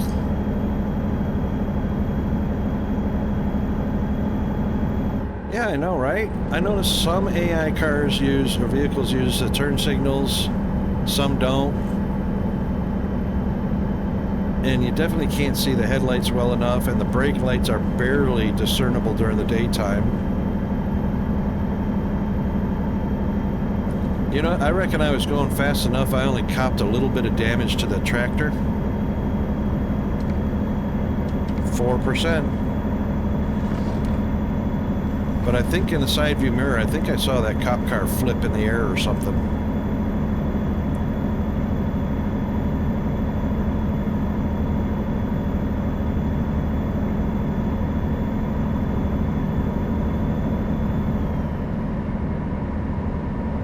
Probably shouldn't have done that, but it actually looked like it was enough room for me to squeeze through between the barrier and the cop. Keep left. Just wasn't quite as much room as I thought. Ooh, check out that bridge. What's lined up on the... Oh, those are trees. Oh, look at that.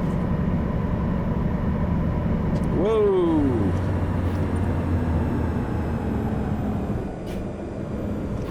Oh, the cop car had a smash up.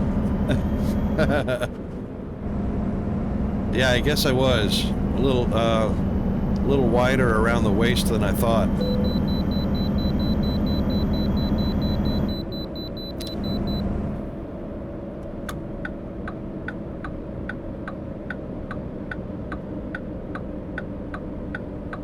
You know, the funny thing is, in the game, that was very unrealistic because there were no cones leading up to there. There was no road flares. There was no cop redirecting traffic or anything like that. So that was a completely unrealistic scenario on that last one that I just passed.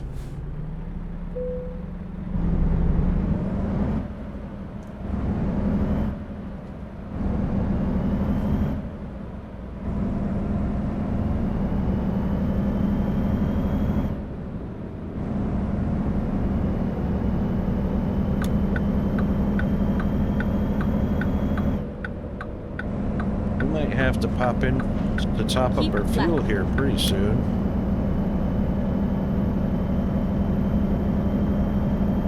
Oh, do you turn those off? Keep left. I turned them on only because I was thinking it would be a pretty boring drive not having any challenges along the way. Because, you know, following the GPS, not a huge challenge other than the fact that sometimes it's late about telling you where to turn or when to turn. So I thought, you know, random events,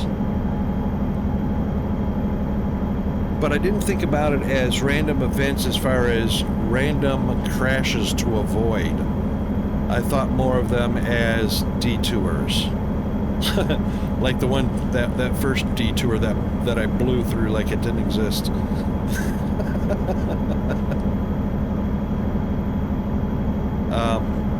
But yeah, you know what? The traffic is a challenge all by itself with the stupid AI. That you almost don't need random events.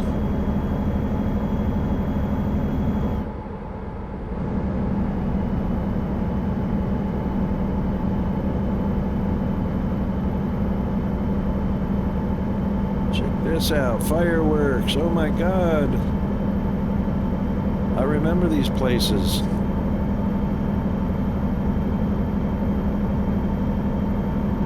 Of course, Florida made fireworks pretty much illegal, so you had to drive up into Georgia or Alabama to get to the fireworks. Which, if you lived in the Panhandle like I did, was a very short drive. But I lived all over Florida, not just the Panhandle. I lived in Tallahassee. Oh, screw the inspection. You know I crashed. You're not going to give me a bill of health anyway.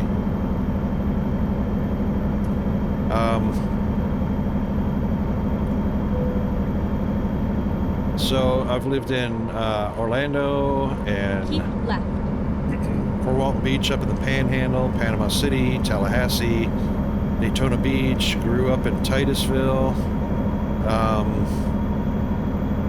Gosh. I lived in a lot of parts of Florida. Lived up in Crestview, raced my 55 Chevy up at Atmore, Alabama, just across the border. Lived in Georgia for a while too. Lived just outside of Atlanta, in Douglasville. Keep right, and then exit right. Oh, already? Okay. Exit right. This is not going to be fun. Oh, only caught that 1 mile marker. Well, we did a drift. We drifted okay. Laid down some rubber.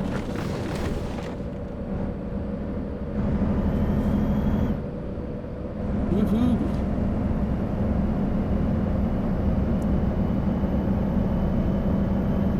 You did an order for Orlando, and the contract name was Orlando something. Forgot the last name. Left. Yep. Tony Orlando.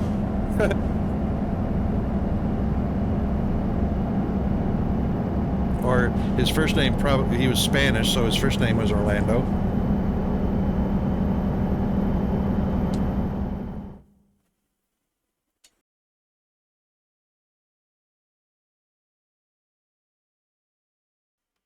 And I've had a cough this morning, today.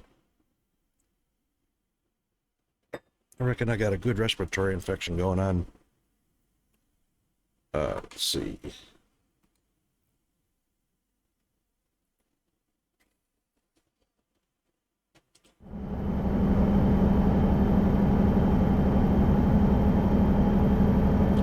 Orlando in Orlando, Florida. Yeah. You wonder what it's like to be the name of the city? Yeah, I know, right?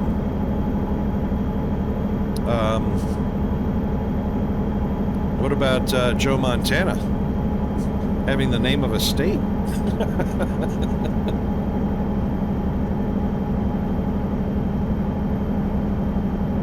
But you know what? I always wanted a name like that. You know, something, you know,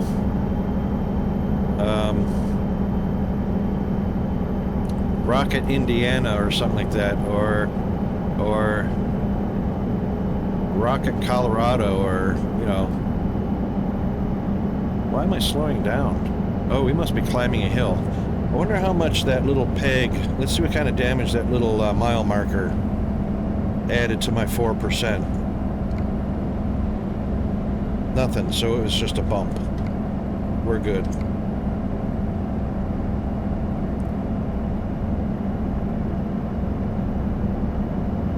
Boy, that is a steep hill. I wonder why it didn't kick down more than one gear.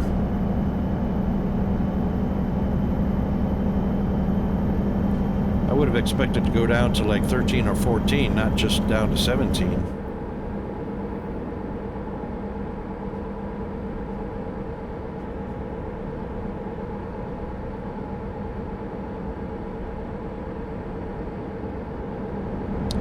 Yeah, but you know, like names like Tony Orlando, Joe Montana,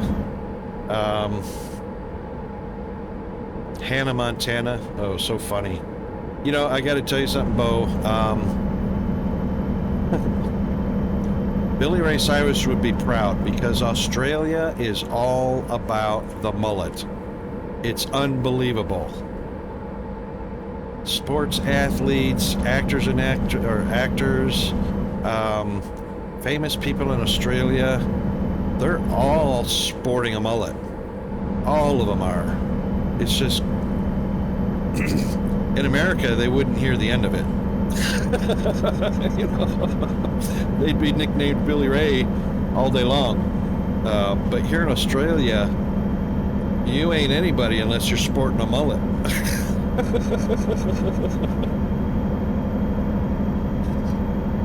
Laramie discovered. Woohoo!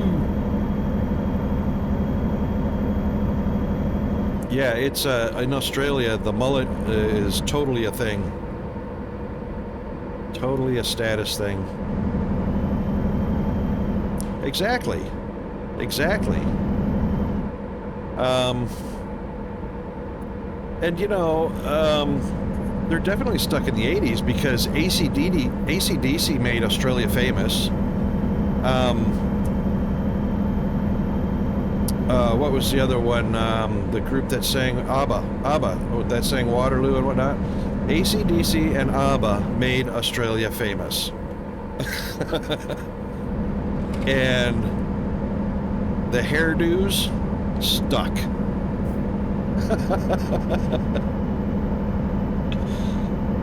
That's right. Business in the front, party in the back. That's exactly right. You know, and shorts with work boots and socks, that's a thing.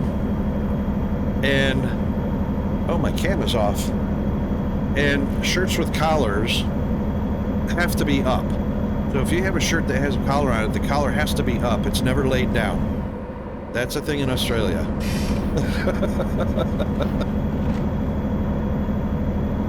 It's a good example is Ricky Ponting.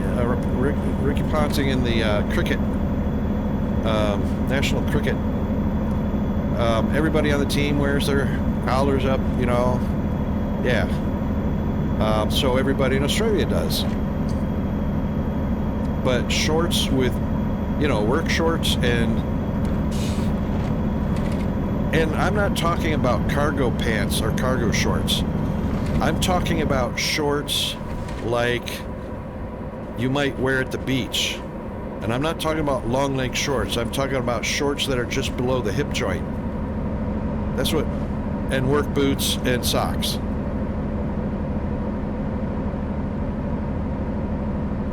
Pretty much, yeah. Yeah. But then you have to think about Speedos are a thing here in Australia. You know? They call them budgie smugglers here. So if you're sporting a budgie smuggler, that's normal. And basically, the Speedo is like a man thong. A man thong bikini. Yeah, that's a thing here.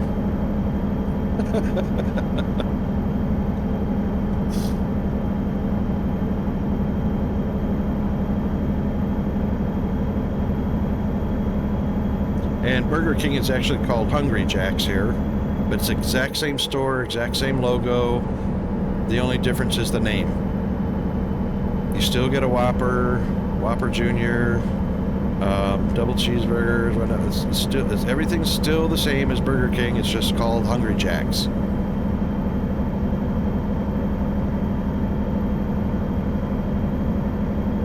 Yeah.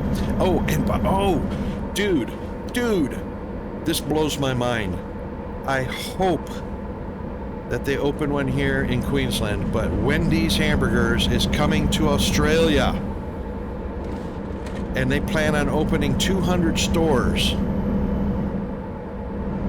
No Jack in the Box, no Whataburgers, no Checker Burgers, no White Castle, no Crystal Burgers, none of that.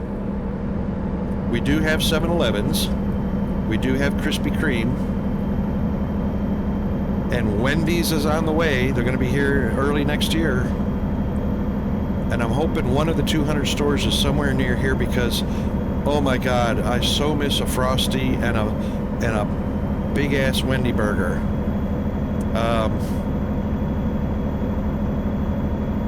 Yeah, exactly. There's no Waffle Houses here, or Kettle House or anything like that. We've got Domino's Pizza, and I understand there is a Pizza Hut somewhere down south or in the major cities, but not where I'm at. We've got Domino's, but Domino's is a sad state of affairs. Keep left. The reason I say that is because, hang on a second, I got to show you this. This will blow you away.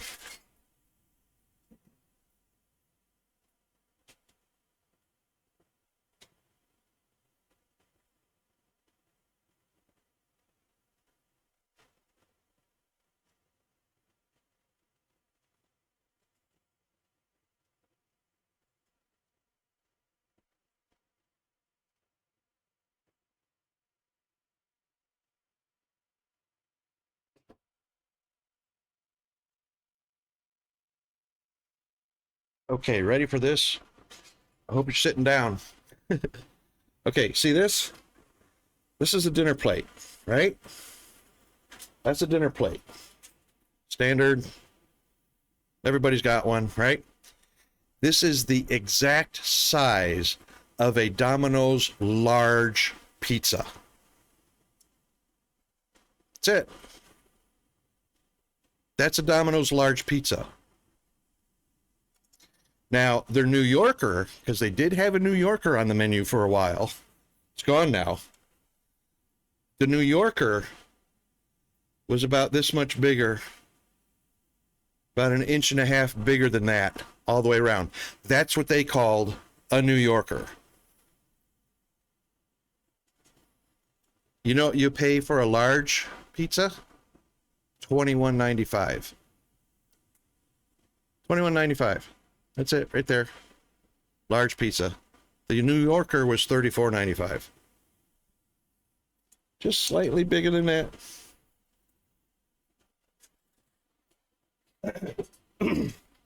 Australia has no clue about what big is. Now, I had a Dodge Dually when I,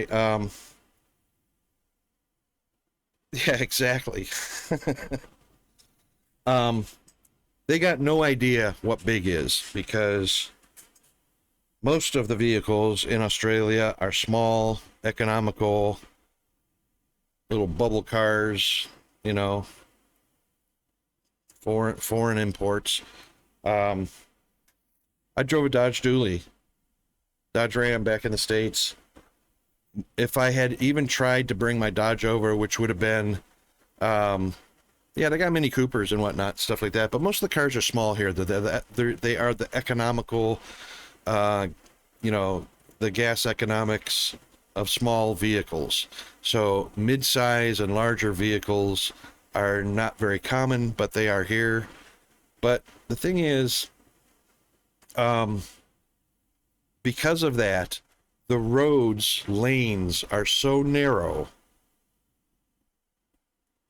My rear axle on the dually, obviously, because it's 4 wheels or 4 tires, would be touching the lines on both sides. The center line and the opposite line on the outside. That's how narrow the lanes are here in Australia. So even if I had paid to convert it to a right-hand drive from a left-hand drive, paid for a shipping container and all the insurance to get it to Australia before all that's done, as soon as I put it on the road, I wouldn't have been able to fit in the roads. Even worse are the garages. You cannot fit a pickup truck in garages in Australia. They're too freaking small. My car, I have a Toyota Camry. The ass end of my car sticks out of the garage. They don't even have garage doors. I mean, there are some with garage doors, but in every house I've lived in, there's been just like this patio you pull into, and that's the garage. You know, but the ass end of a Toyota Camry sticks out. The whole trunk sticks out because you can't pull far. There's not enough room to pull the car all the way inside. And that's not, yeah, it's kind of like a carport. Garages here are basically cement columns at the corners, and the walls are open. So the whole idea here in Australia is a garage is not really a garage. That's where you set up the grill and the lawn furniture and stuff like that, and you party in your garage. You don't park your cars in them. That's why they don't fit any cars in them. It is funny as. Yeah. Living in Australia. Oh, ads. All right, Chiefs just announced ads.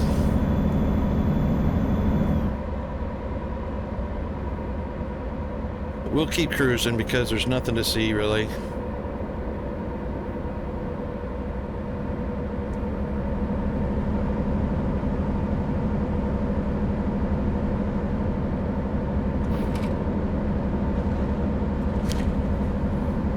Yeah, exactly. You know, tiny, tiny properties, tiny houses. I mean, they're not 100% all like that, but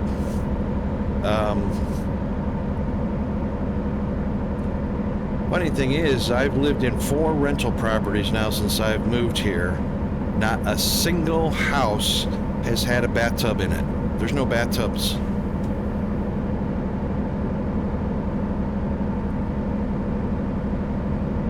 Bathtubs are not standard construction in Australia.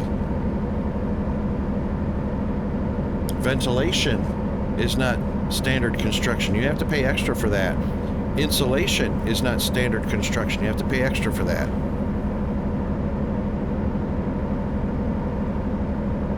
Garage doors are not standard construction. You have to pay extra for that.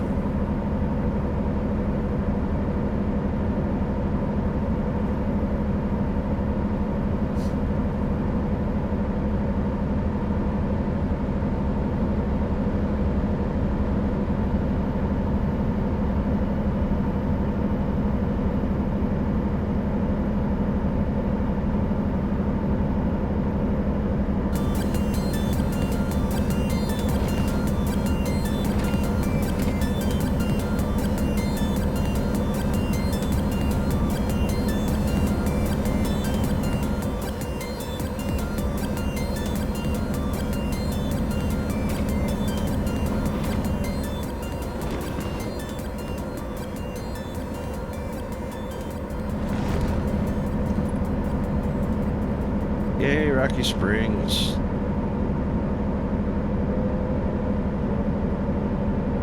I think we're gonna have to probably cop another rest cycle.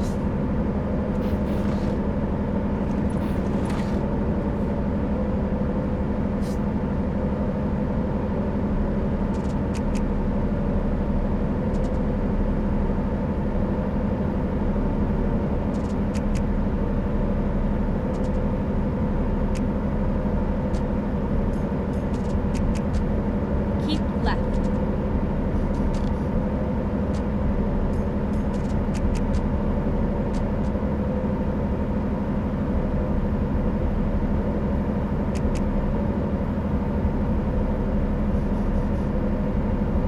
Welcome back, everybody. Keep left. Yeah, I might have to do another rest cycle here because we're still 400 miles away. But we've got a 33-hour time window. And it says the next rest stop is 4 hours away. But I don't think that's the truth. So, yeah, I've got a 33-hour time window to complete the contract, so we're pretty safe on that, even if I take a 10-hour nap.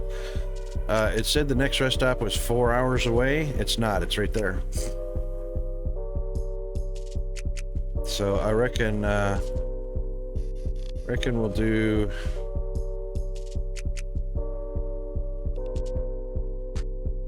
It's too bad you can't put the marker in with.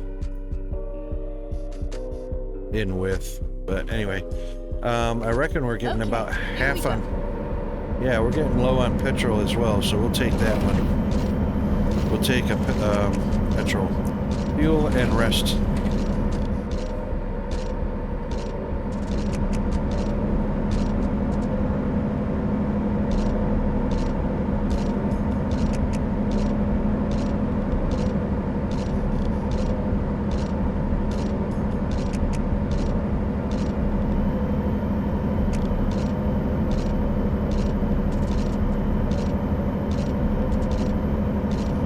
Keep right, and then exit right.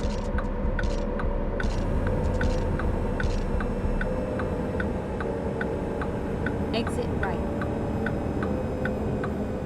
I don't know why the next rest stop they have like 4 hours. I mean, I don't know what they're calculating Turn for. right, and then turn right.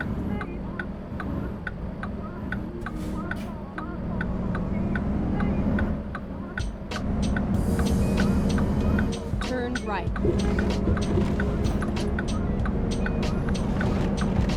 Get ready to turn left.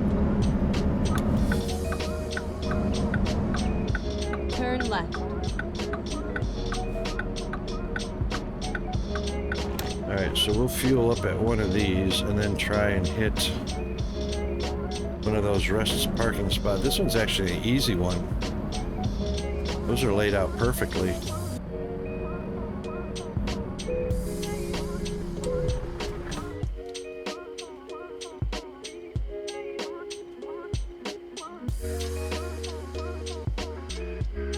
This is going to be $1,000 fill up easily.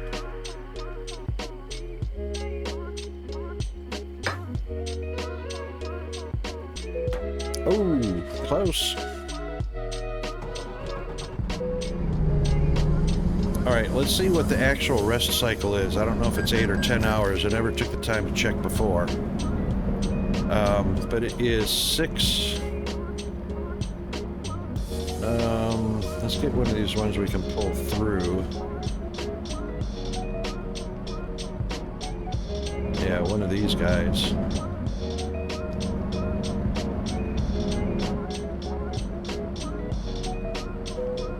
Thank you. 6:20 p.m. 4:20 p.m. So that is 4 and 4, so it's an 8-hour. Yeah, 8-hour rest cycles. I knew it was something like that.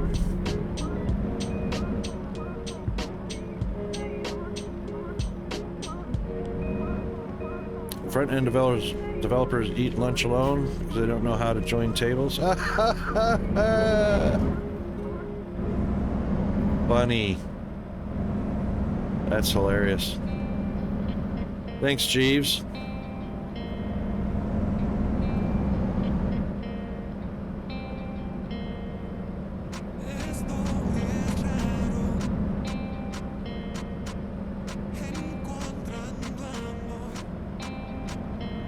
Turn left.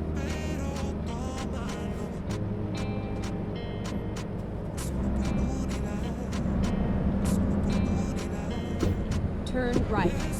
Thank you. I thought it was a right. I don't know what you're doing telling me to turn left.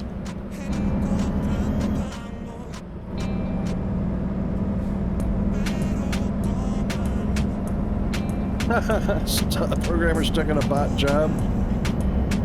That's funny, Bo. I like that one. Zambaroni! How are you doing? Hold on. Fire and GFA are not here, so I'll be doing these.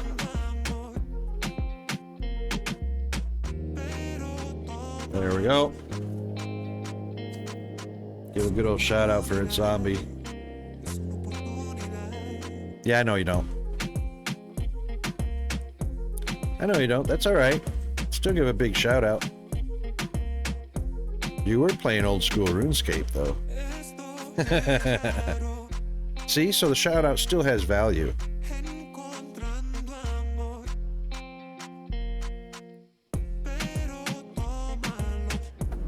Whoa! Holy cow! Rerouting. Never mind. Oh my God, I'll find a new route. that almost broke my wrist. Holy crap!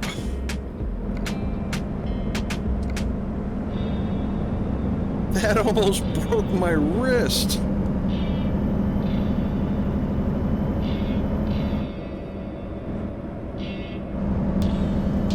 Oh, hang on. I'm looking at a house in Australia, and yes, the garage is a joke, but their second car is sticking in the road.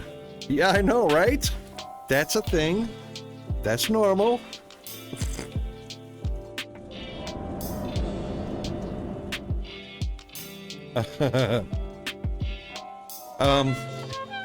Another thing that's normal, Bo, is people generally don't park in your driveway. So if somebody comes over to visit, they either park in the road or they park on your front lawn. That's a thing.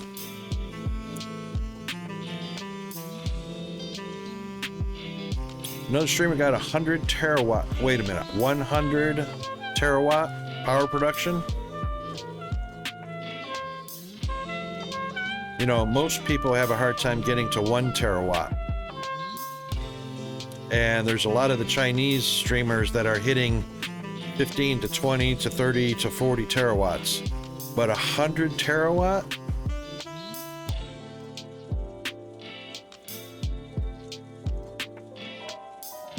Oh, you were on DSP?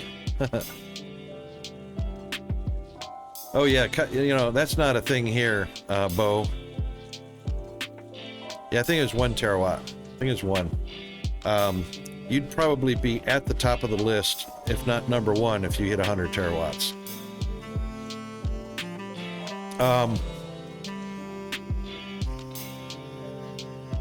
Oh, King, that's no worries, man. No worries at all. It was stolen. Yeah. Stolen's a regular in here. Stolen 1000? Yeah, absolutely.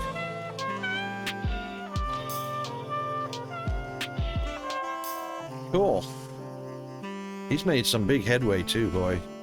Yeah, that's awesome. Hit the 1 terawatt. Yeah, I'll tell you another thing here. So you can see in this scene right here, American roads have the yellow solid line at the center median. You're not allowed to cross that, obviously.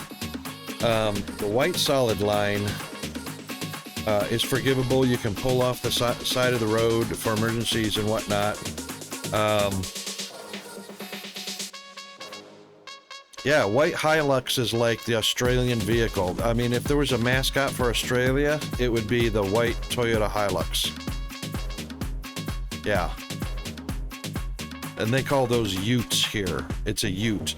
So the Hilux is actually a car, not a pickup truck. There are no pickup trucks in Australia.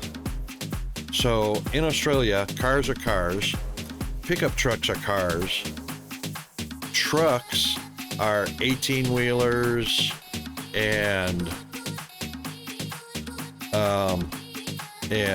other big vehicles. Those are called trucks.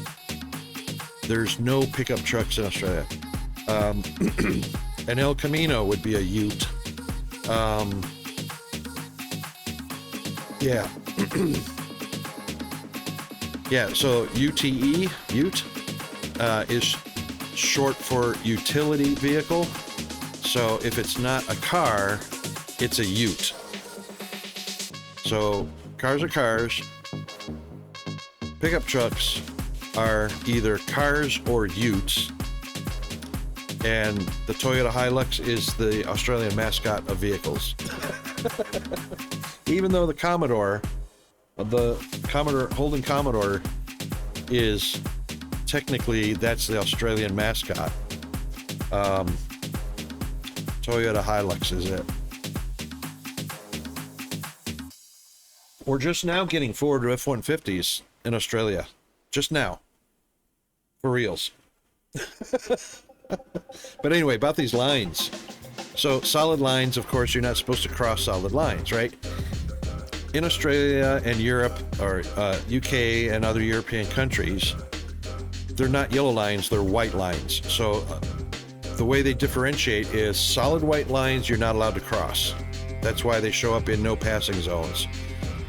Dashed white lines or broken white lines, those ones you can cross, like changing lanes.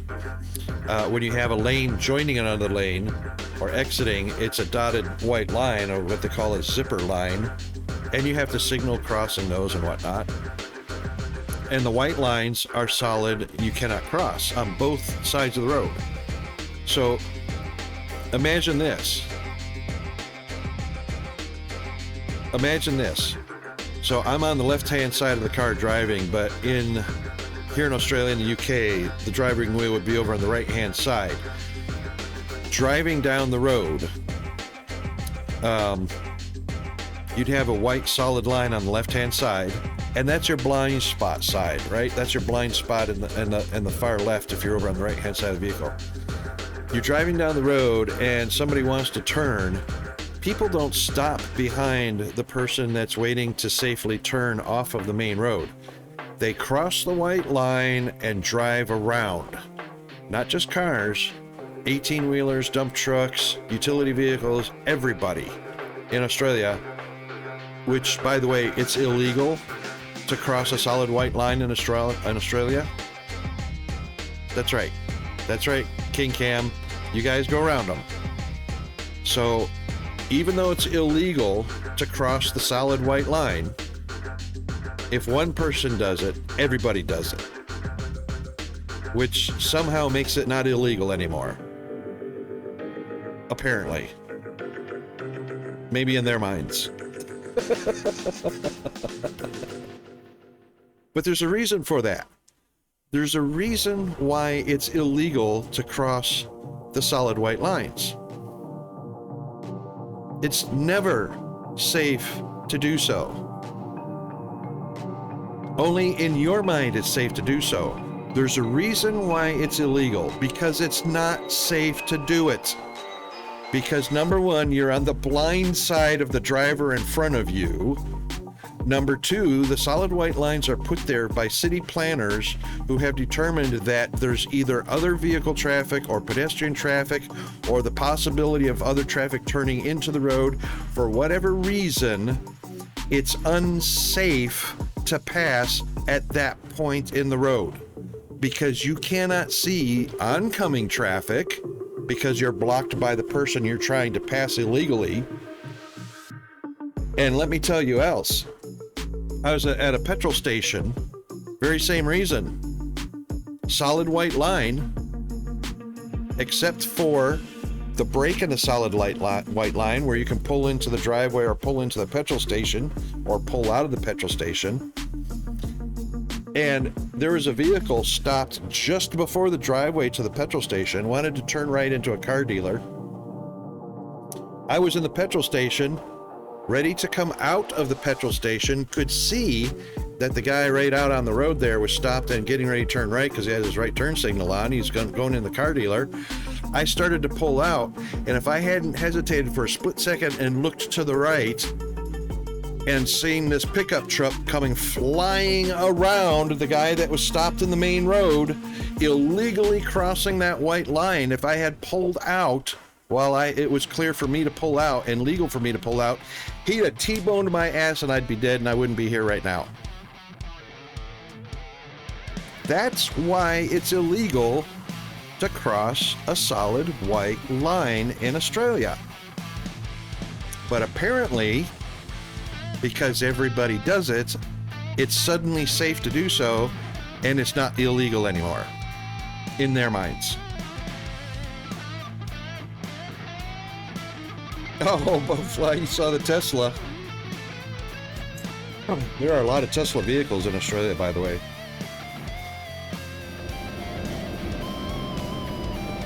Oops, wrong button. But it accomplished the same thing. Yeah, you know, it is... If you think it's scary to drive in America, try driving in Australia, where most people on the road do not believe that the road rules apply to them. Try it sometime.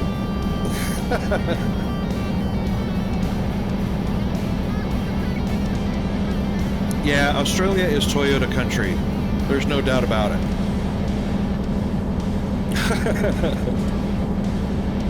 It is, and you might also notice the lack of color. You might notice a lack of color. Australia has 3 colors that most 90% of the vehicles are painted with: white, gray, and silver. And gray and silver are almost the same. If you have a vehicle that's not white or not gray or silver, you paid extra money or a custom shop to give you a different color vehicle. Yep. So that red would have cost that owner extra.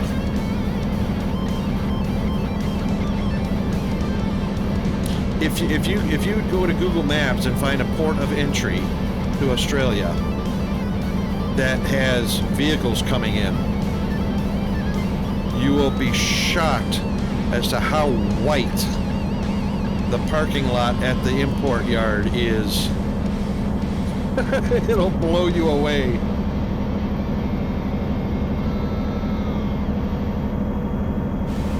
Yeah, Australians are very uncreative, unimaginative, which is why they still wear mullets. No offense if you wear a mullet, Elvis.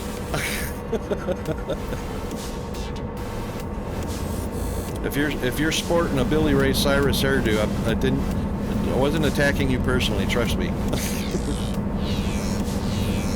But everybody in Australia is Billy Ray Cyrus.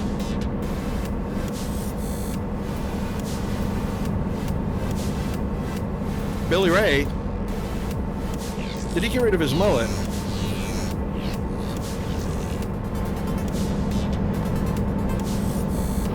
Ray doesn't have a mullet anymore.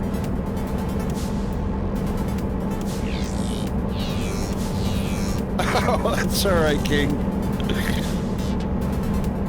Wow. Oh, Elvis. Oh yeah, Elvis never had a mullet. Well, actually, he kind of sort of had a mullet, I guess. But the hair in front was almost as long as the hair in back, and it wasn't really... Yeah, you know what? Elvis's style was not really... It's not true blue mullet.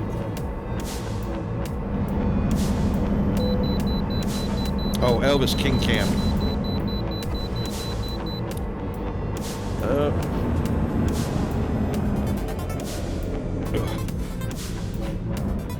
Jeez. I didn't hit him. I was close. Okay, let's find a new route. I'm not gonna get a fresh mark on this because I got 4% damage. Look at that. That guy slammed on the brakes at 25 miles an hour with no traffic in front of him. Hang on. There it is. Oh, I did get good marks. How about that? Forward, please. Yes. Very much so. Like I say, Queensland is very tropical, very botanical. Beautiful, beautiful geography in Queensland. It's just amazing. I actually got married in a botanical gardens here in Australia.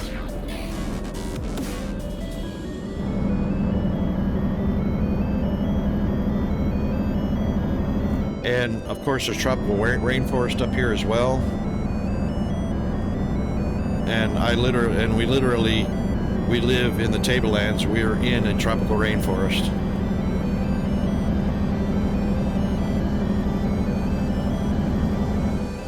There you go. Yep.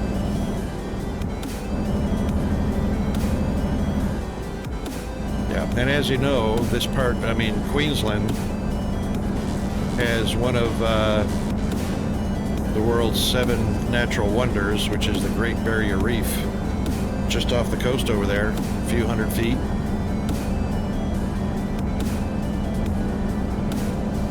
So the Great Barrier Reef lines our coastline.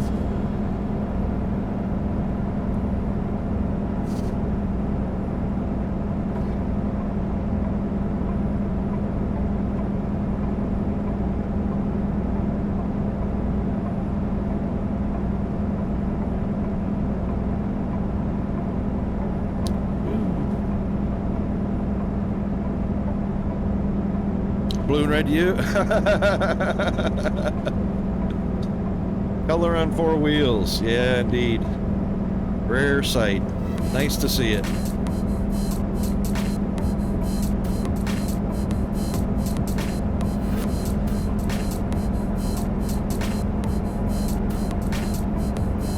You know, that's one of the things I really miss about America is the diversity, the creativity,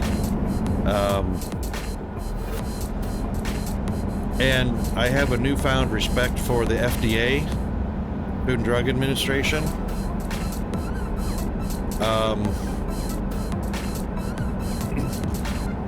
Bo, I'm going to ask you something that you might think is kind of odd,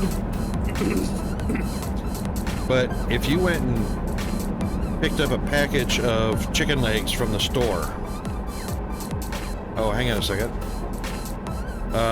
What do you all call buses or coaches? Yeah, coaches. Keep left. They're coaches. And they're buses too. They're buses and coaches.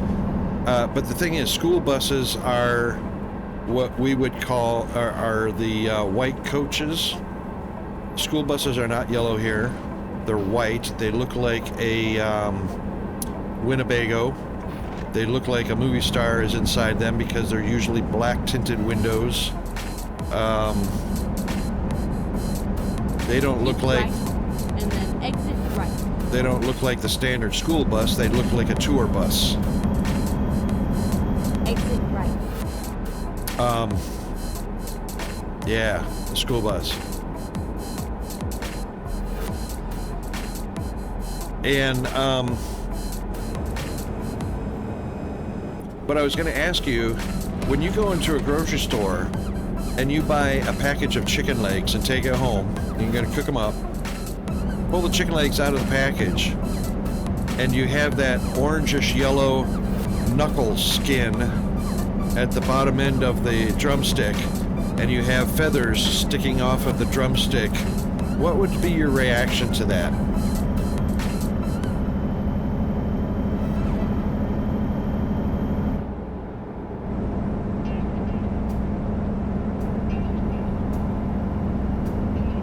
Yeah, yuck.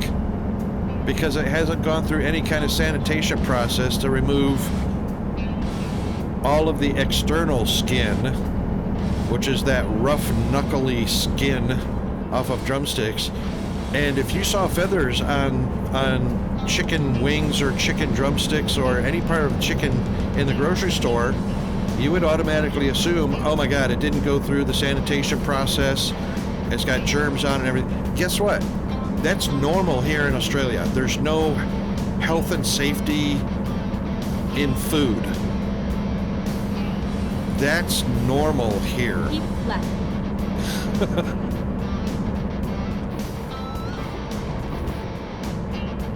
You know, all the people get sick all the time here because of salmonella or cross-contamination, all of that stuff. Because they don't take the dirt and germs and contaminations off of the food first. It's a crapshoot. It's a Russian roulette. You know? Sausages. Hot dogs, sausages, all that stuff. You buy them, you stick them in your fridge at home. If you don't eat them in 3 days, within 3 days,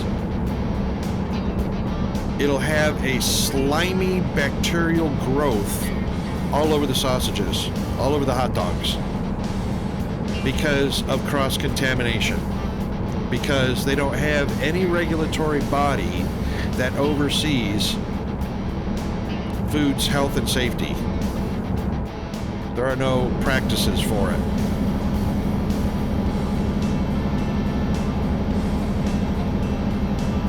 A Fuso. Yeah, pretty cool looking bus, ain't it?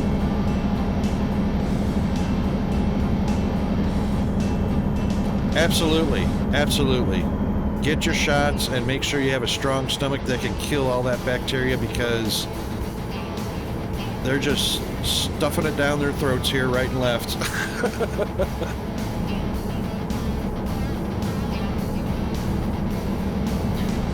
And then they wonder, this will blow you away, and then people wonder why ambulances wait on the ramp at the emergency room for up to 6 hours, because there are so many ambulances at the hospital. They actually wait outside 4 to 6 hours, and there have been cases where some ambulances have waited up to 16 hours to get into an emergency room. 16 hours. And they wonder why.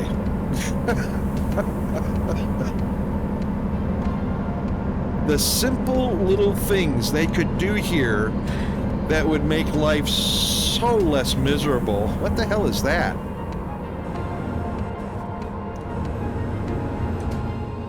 Wait a minute.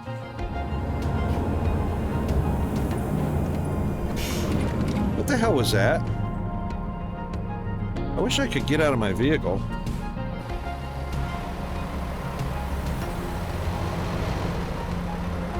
What is that thing?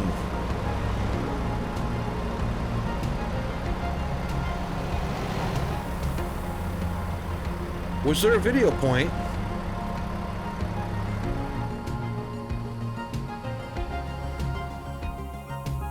There was. What the hell was that? Back it up. Back it up. What was that? What was Luis doing in Ant-Man? Back it up. Back it up. Back it up.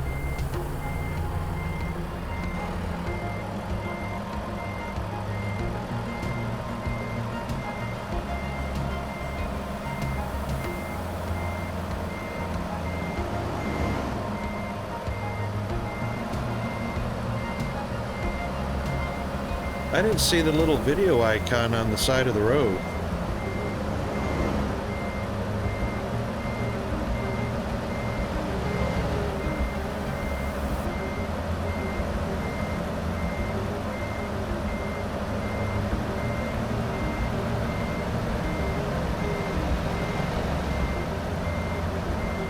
Oop, oop, oop, oop, oop, oop. Hang on. We're just gonna get wild here if I don't straighten it out.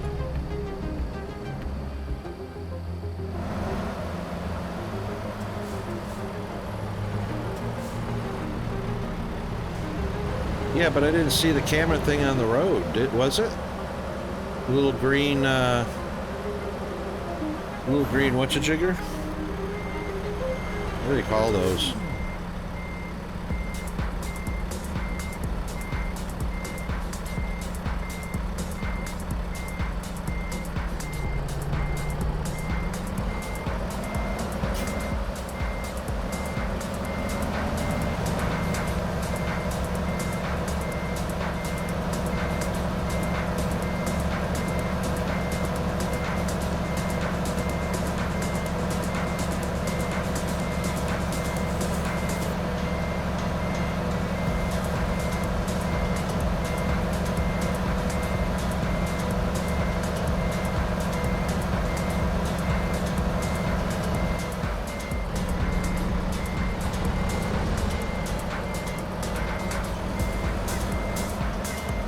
Dared him.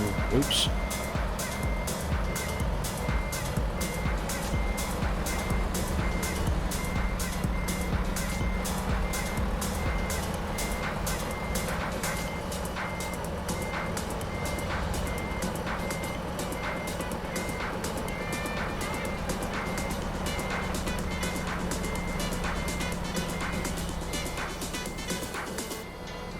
Where's it at?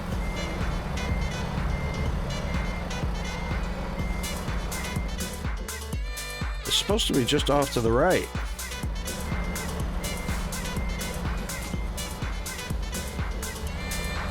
You guys see it anywhere?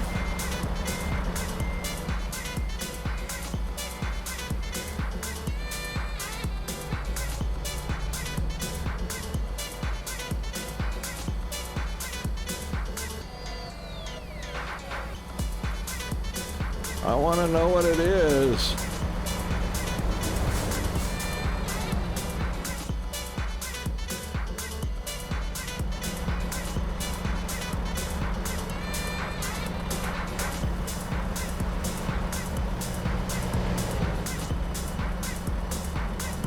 It looks like S-T-A-N? Stan?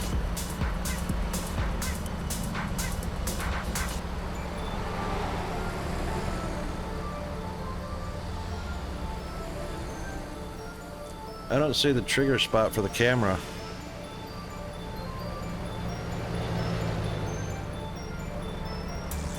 I wonder what the Stan is all about.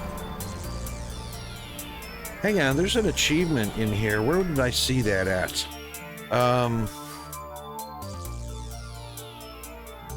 Oh, you know what? It might have been on Steam.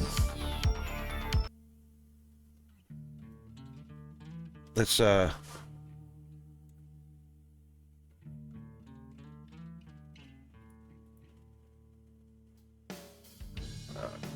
deliver cargo, deliver...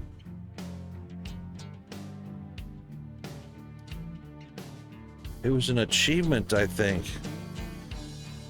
Yeah, I saw the camera on the map, but I didn't see it on the ground. That's what gets me. Usually there's a video camera, you know, the old school video camera on the ground.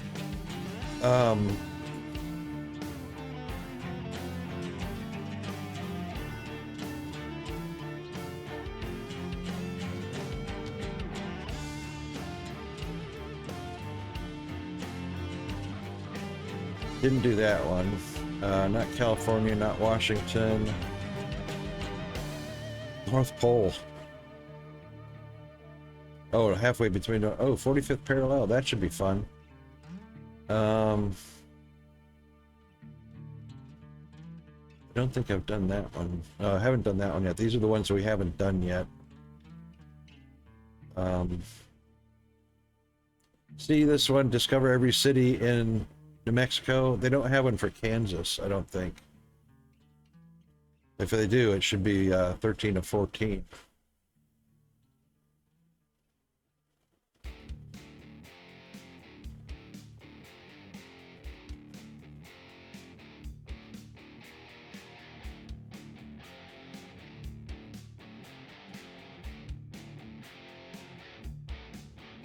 Are we in Colorado right now? I don't think we are.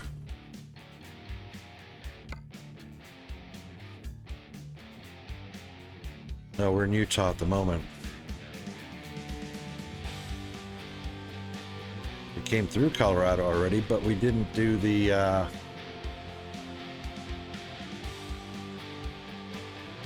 we didn't drive along 550. So 550 is going to be a north-south.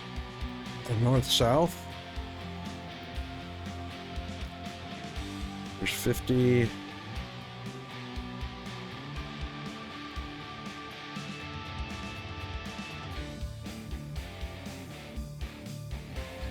The scenic 550. Here it is, right here.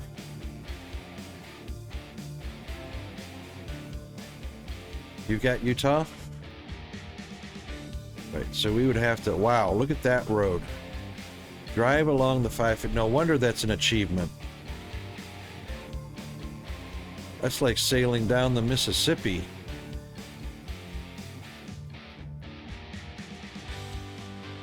Huh. That's the $1 Million Highway.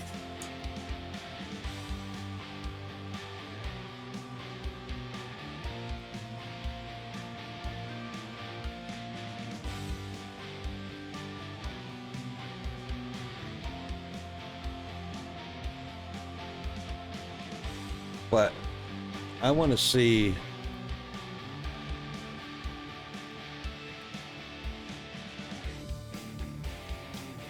there's nothing on the map to describe what it is. There's just the little camera on the map.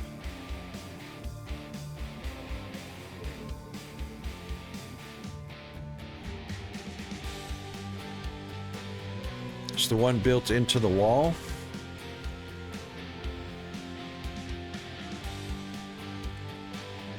All right, hang on.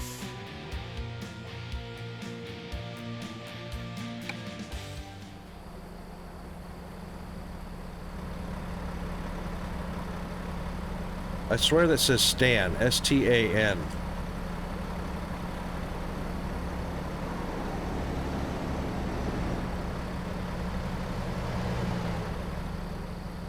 I'm gonna try something.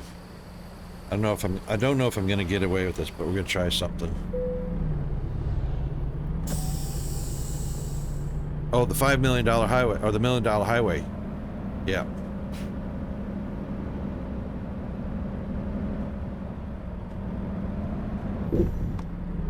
Oh, it's not gonna let me cross over.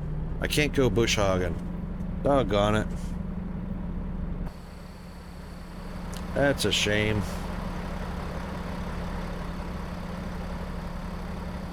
There's tracks out there.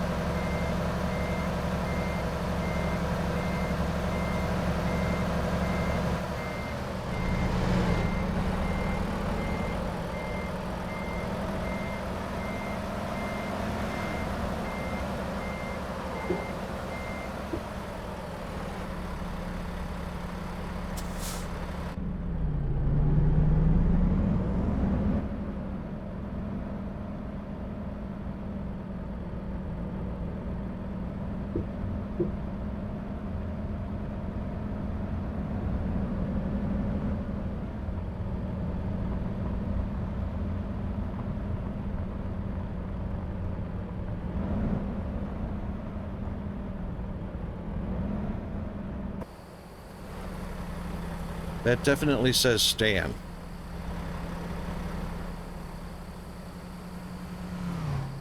So is that what Stan is? Thing is I can't click the clock. I mean, I can't click the... Time to hit the road.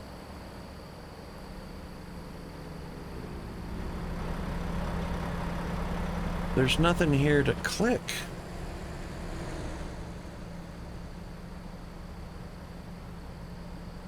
And it looks like a piece of it broke off as well.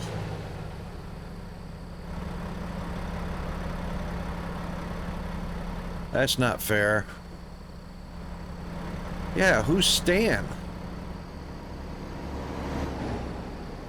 I mean, I know who Stan is. I do, you guys don't. So I'll show you real quick. This is how I know who and what Stan is all about. You're gonna freak out over this.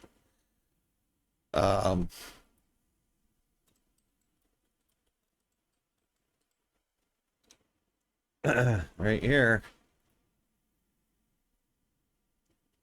This is Stan. It's a streaming service.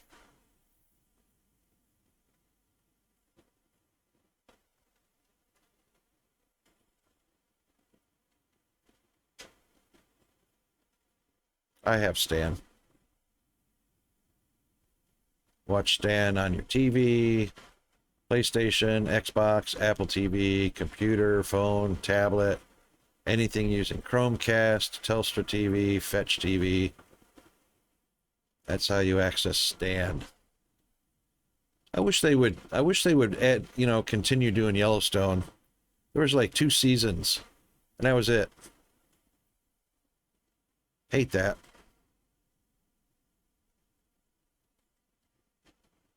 Yeah, that's Stan. Stan in Australia. Yeah, but it's on Stan too, but it's only the 2 seasons. Is there a new season?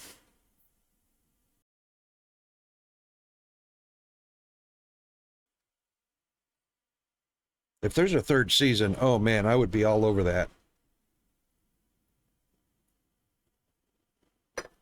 But I would not get Paramount Plus just to watch a 3rd season of Yellowstone.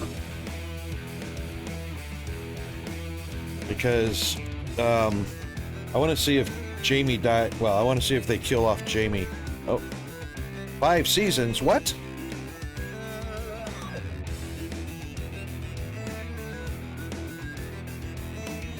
We've only seen 2 seasons of it here in Australia. But there you go. And I only saw the first 2 seasons on Amazon Prime. Oh my God. Am I going to have to pay for a subscription just to see?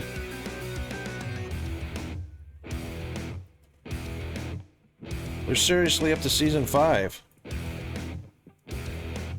Oh my God.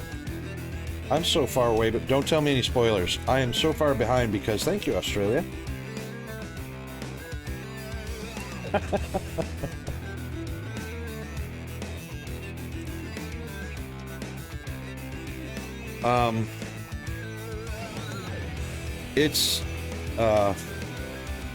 It's an awesome, Yellowstone is an awesome story. And I'm glad Kevin Costner is doing it.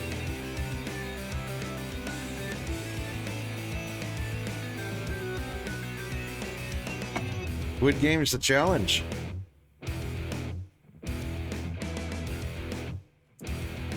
I've never seen. Oh, you found the statue bow. What's Squid Game, zombie?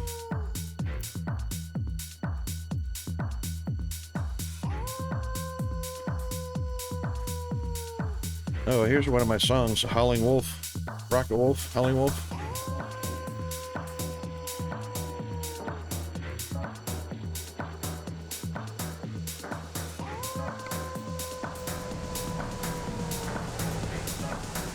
It's the tree of Utah, and it's broken, and we can't even take a picture of it. Oh, a Korean film on Netflix? Okay, zombie.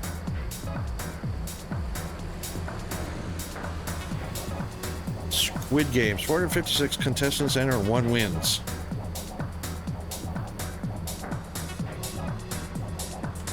Oh my God, you found that on Wikipedia.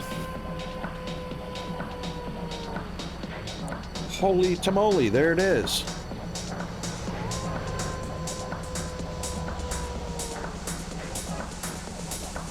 Oh, that's some enlargement there, huh?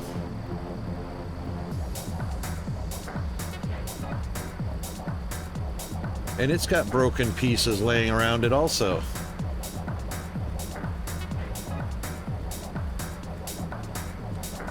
Okay, so the Tree of Utah, sometimes called the Tree of Life. Swedish artist Carl Moman in the 80s.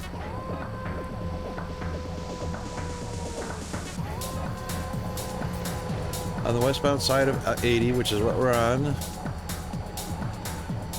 Mainly of concrete, consists of a squarish trunk holding up 6 spheres. Segments that are coated with natural rock and minerals native to Utah. Really? There are also several hollow sphere segments on the ground around the base.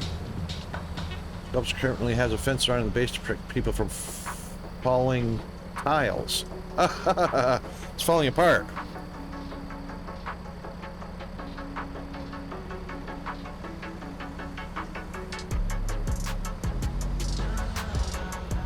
Yeah, this has got to be landmark thing because I can't. It's not video and it's not camera capture. So, yeah, that's the exact same thing.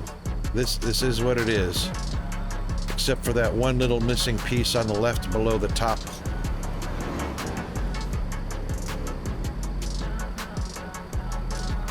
It seems that you have accidentally wandered into a restricted area. Due to the sensitive nature of the materials that you may be exposed to here, you will not be allowed to leave until the cleanup crew arrives at 6 a.m. Oh my God. So hang tight. Rest assured that you will be promptly rescued, fired, then sent home. Thank you for being an employee. We hope that your experience has not been as regrettable as ours. Yeah, no, that was perfect, Darius. Oh my God, too funny. But, you know, I only pulled off the side of the road because I saw this thing and I went, Yo, dude, did you bring the... no, I thought you said to bring the... Did you at least bring the... no. But I brought the... Okay. Well, at least it's not the... That's true. yeah, Stan, so even in the wiki article, in the Wikipedia, the guy's name is Carl Moman. He's the artist, or the sculptist.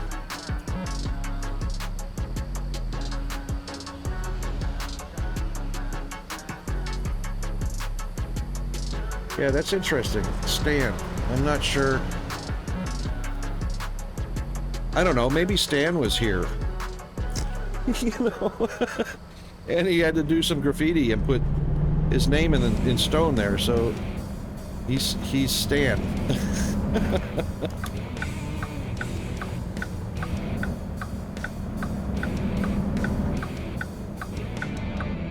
That's kind of neat, though, you know.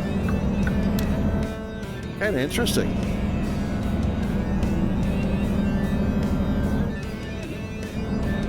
But Zombie, I think you're right. I think the camera is just because it was a point of interest. There's nothing to trigger for video or anything like that.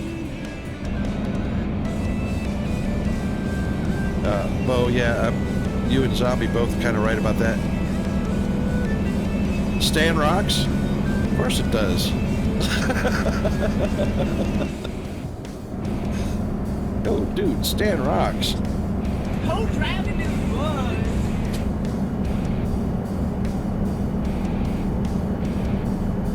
Stan is, of course.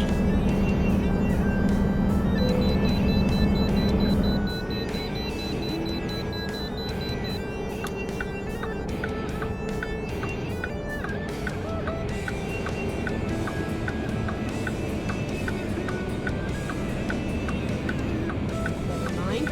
I'll find a new route.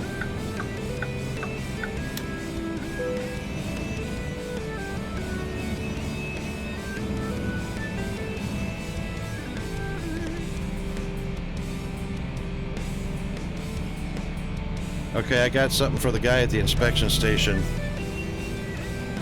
Who's Flat Stanley?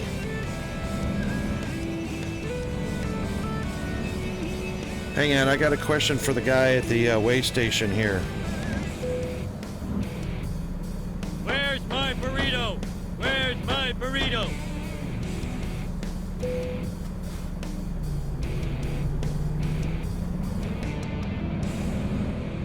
And when I did that, the guy at the attendant at the station there just gave me a look and then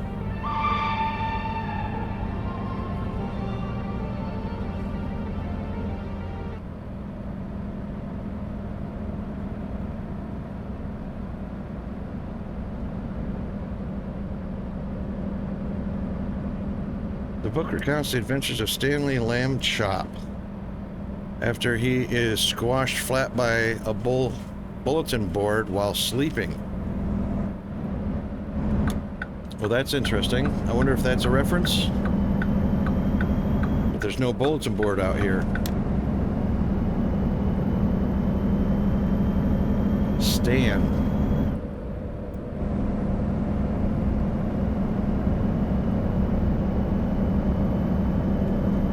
I don't know.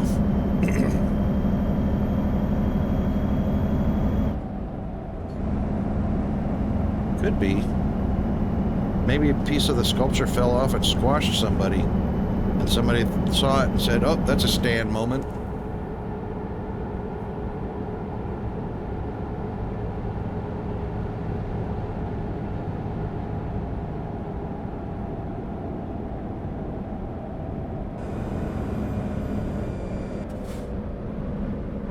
Welcome to Nevada. Of course, we had to stop and, you know, that trucker had to stop, slow down, and snap a picture of the Nevada state line.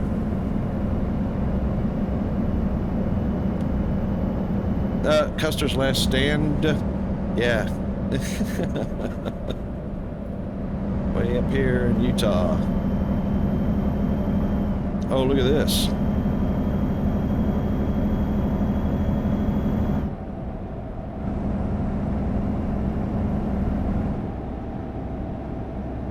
Okay, I need in here. Oh, just barely tagged it. Thank you.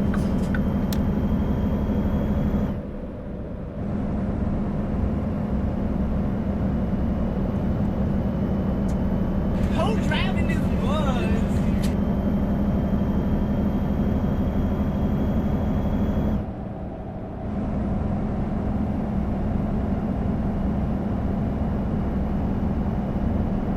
Well, you know, that's kind of legitimate question, because apparently can't drive. Stop it. Get some help.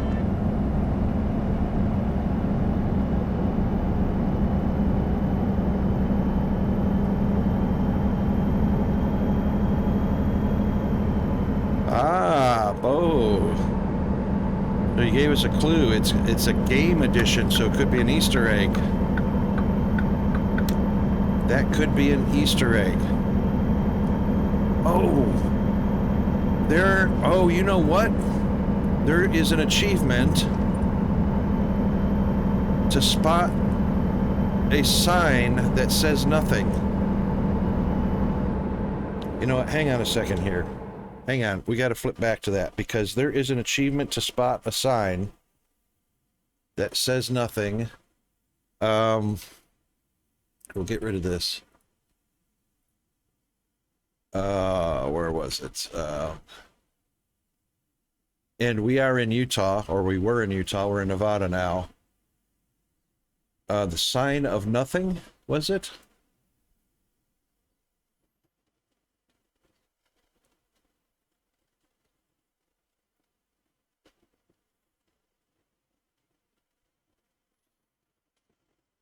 Find a sign that says nothing.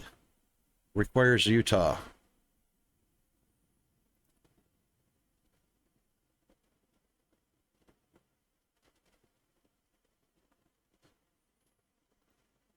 I guess that would be a blank sign. Maybe that's not the same thing. because we didn't get the achievement for it.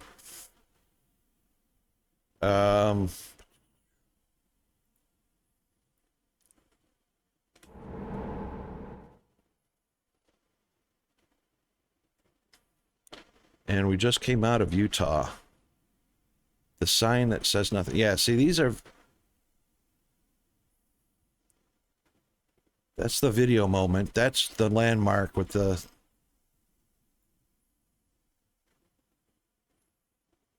the thing.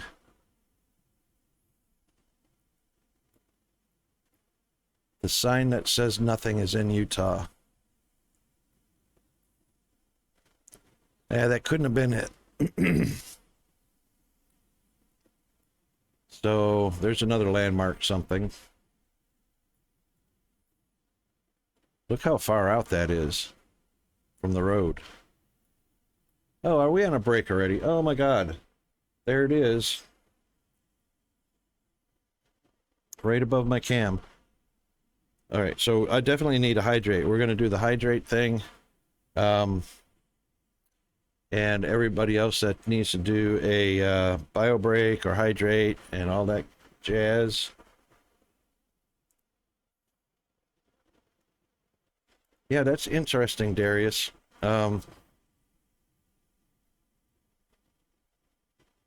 Stan rocks. That is funny. No rock spelling Stan next to the tree and fence.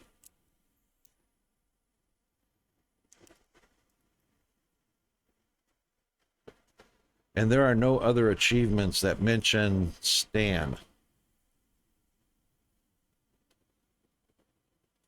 And I obviously didn't get one either. But anyway, Jeeves is going to announce our break. We'll take our break and pop back in and finish off this contract.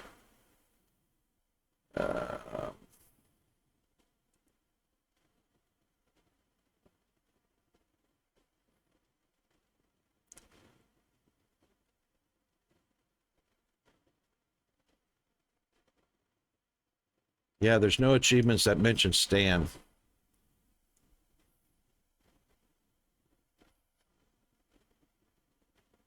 All right, so we'll be right back, guys. Promise.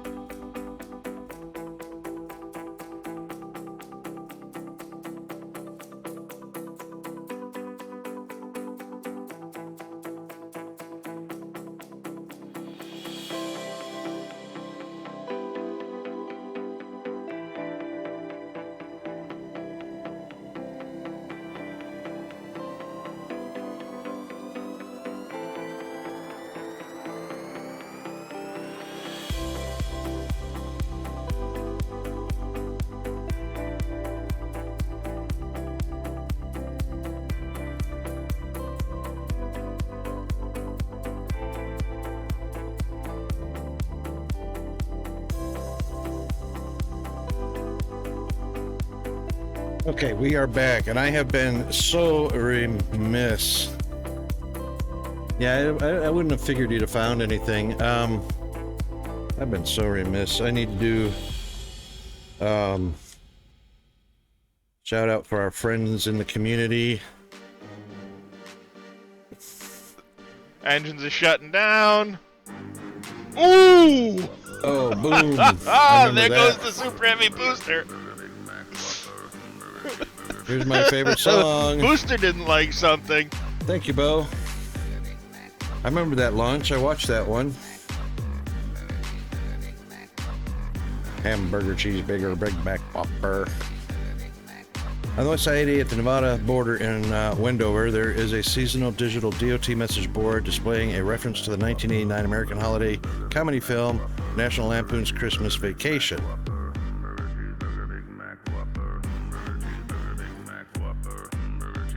There's more. There's a comma there.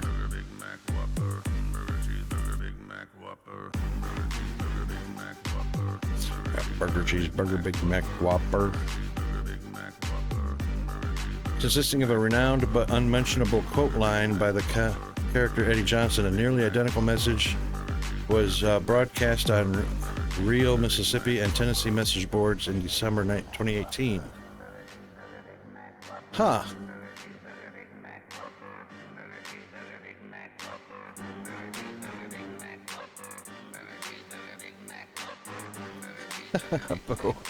Poor Kerbals. Yeah, those Kerbals are toast. But that was just the booster anyway. The rocket actually didn't get detonated until it reached orbit.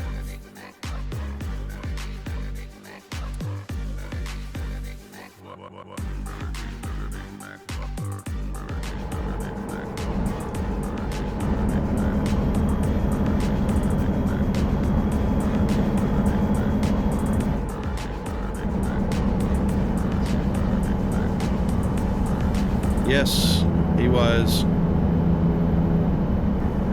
Chevy's brother. Yeah, he was,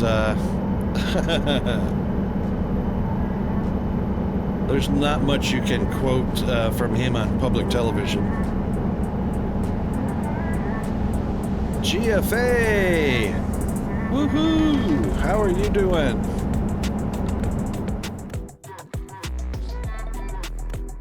$99. I don't think we're hitting that today, but we will be by tomorrow or Friday for sure. We're projected for 100 easy. Easily. However, you get to go into air conditioning. I do not.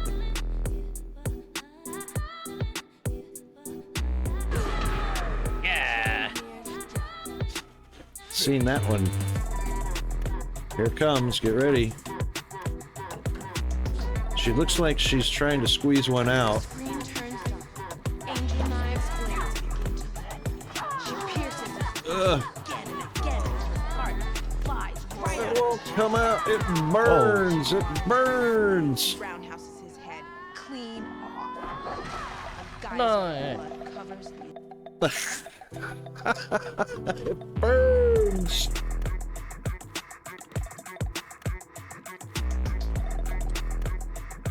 I think we're a little cooler than that up here, G-Man. Pretty sure. Yep. We're about 10 degrees cooler than you right now.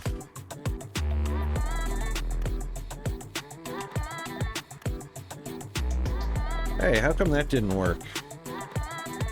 Oh, because it's a stream sticker, it's not a command. Sorry, Bo. Not a command yet. I have to get a sound file or 100.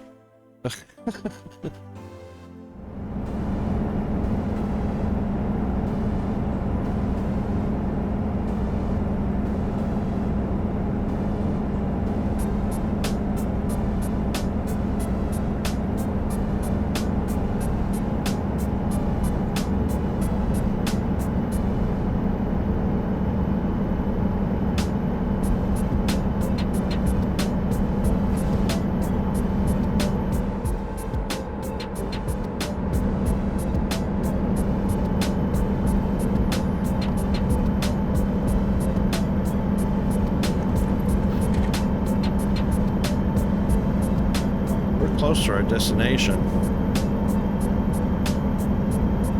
Yeah, exactly. I thought she was squeezing one out. That look on her face was like, oh my God, it won't come out.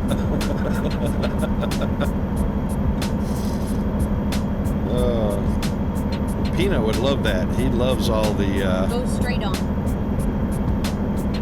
He loves all those fart moments.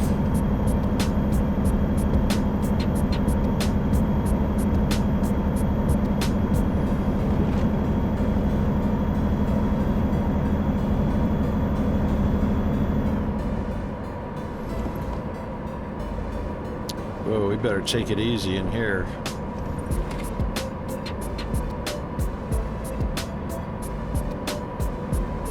We're coasting and gaining speed. Now we're leveling out.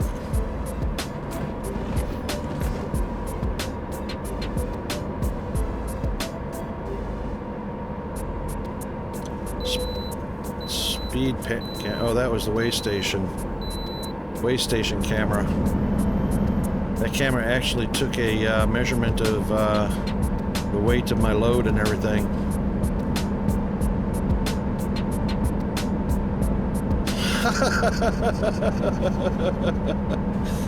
Eat a tree, girly.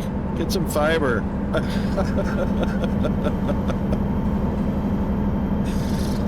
Oh, too funny.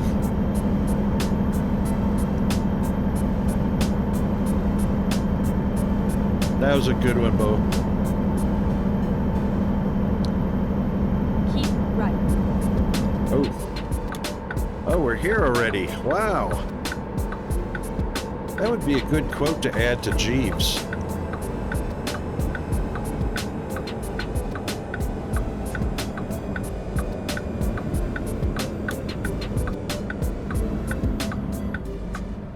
Turn left. Oh, come on, brakes. Ugh.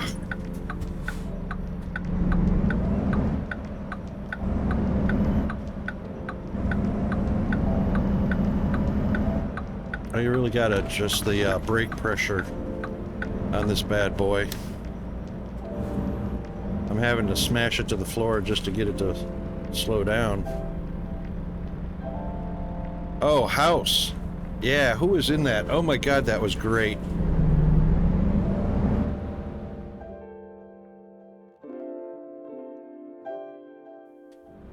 Who was that? That wasn't Trapper John, was it? Hugh Laurie. That's it. No, hang on. Hugh Laurie? Was it? Yeah, okay. Yeah, that was a great show, House.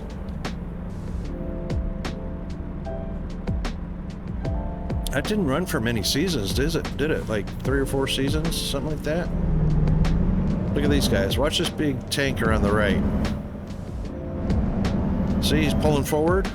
What's his deal? He's gonna broadside me. Keep right, and then turn right. He actually stopped. That surprises me. Turn right.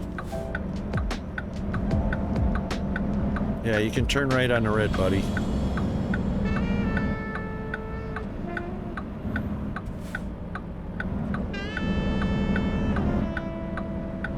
Nine. Well, that's more, yeah, there's my failing memory for you. Didn't seem like it ran for very long, but 9 is pretty long.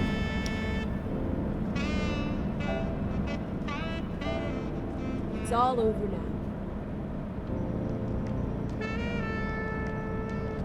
now. 8 seasons.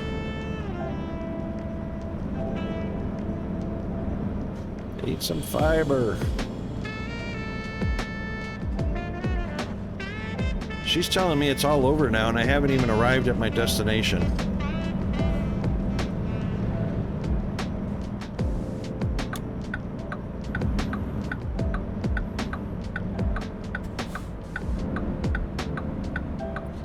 Oh, you know what? Maybe that's why I thought it was so short. So I moved to Australia in 2010, and that's when American programming stopped for me. So that was only six years or 6 seasons for me.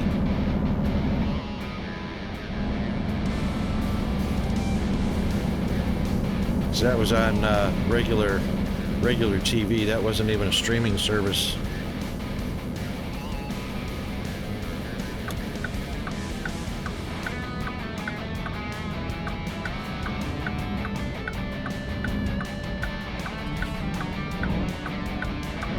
Rescue me. Yeah, indeed.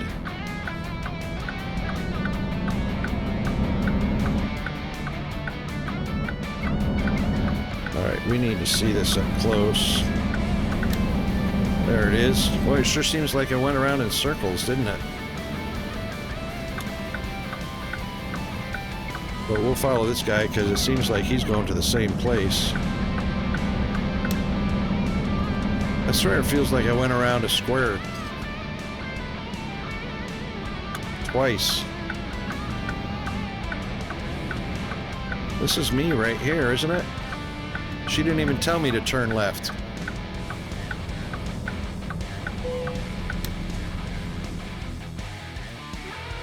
Okay, wow. That's only 40 experience points, too. We'll take it. As long as we got a straight shot in there.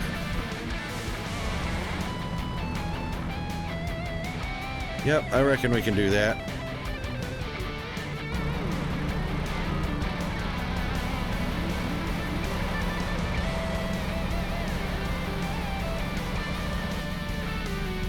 Alright, we'll give it a shot. Pretty sure we can do that.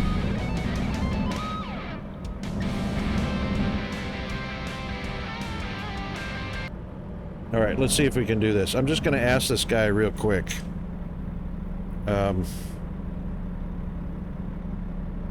Where's my burrito? Where's my burrito? No? He doesn't seem to know.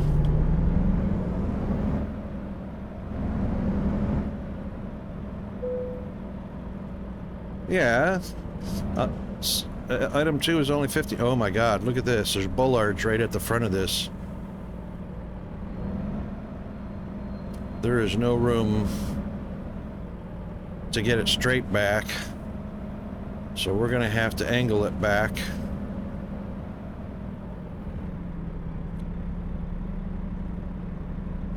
This is going to be fun. We're going to have to angle it back there.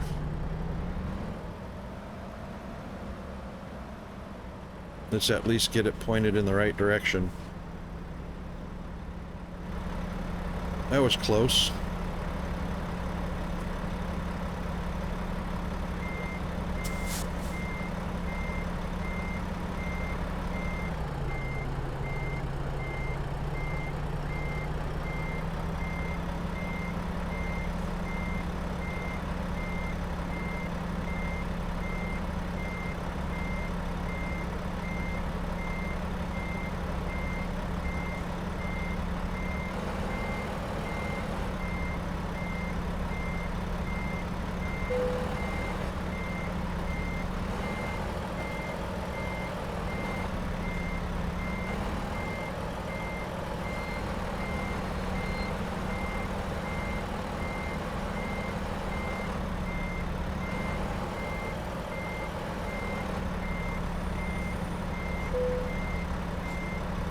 Got it.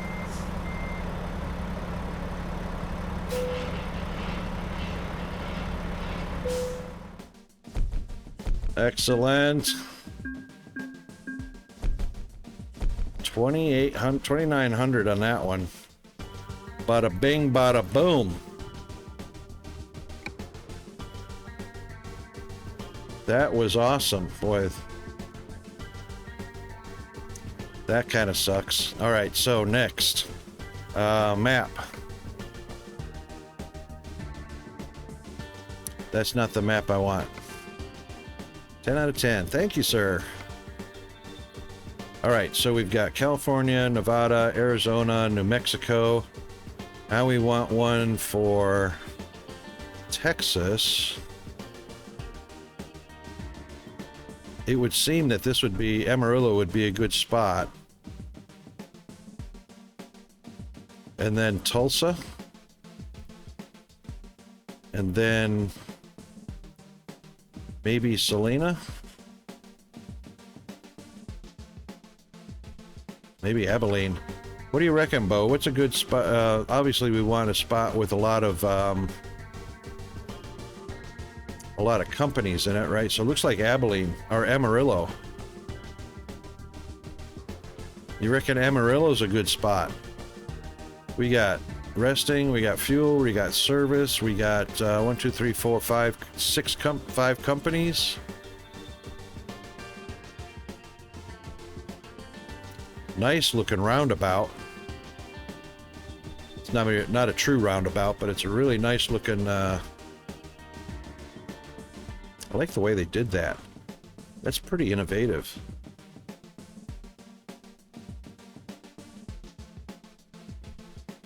You know what? I'm gonna have to remember that for some of my train stations in Satisfactory. That one looks good. I'm just gonna take a snapshot of this real quick. That is an excellent 4-way interchange for a rail, or even in infraspace, even for highways. All right, so Bo, what do you reckon? Amarillo or Abilene? Or let's say, you know, Dallas-Fort Worth is going to be. Where is it? There's San Antonio. I was stationed there for a while. That's actually, this is basic training for the Air Force right here, San Antonio. Dallas-Fort Worth, here we go.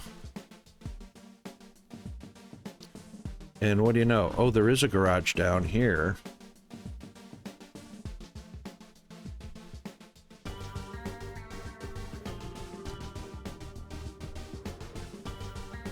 There are a lot of companies around here. That's interesting.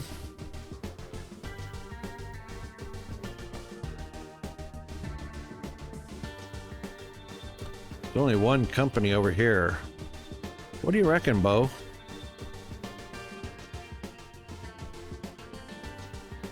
This is interesting. So, exit the highway. Join the highway. Exit the highway. Join the highway. That's really very cool. Dallas is good. All right, I'm going to snapshot this because I'm going to probably use this in Satisfactory as well.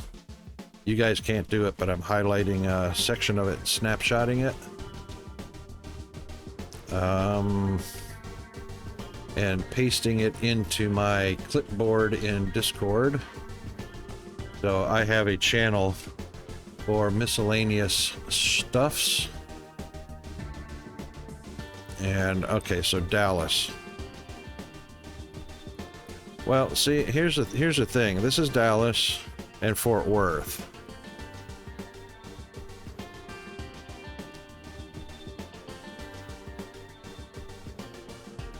That's the only garage available. There's a lot of stuff nearby, but it's not close by. You reckon? That compared to, so the difference between Dallas-Fort Worth and Abilene. Was it Abilene or Amarillo? It was Amarillo. So look at this in Amarillo here. 1, 2, 3, 4, 5, 6. 5 companies, 6 locations.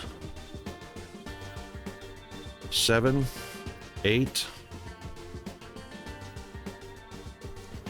9, 10, 11, 12. I mean, that's not too bad compared to Dallas-Fort Worth.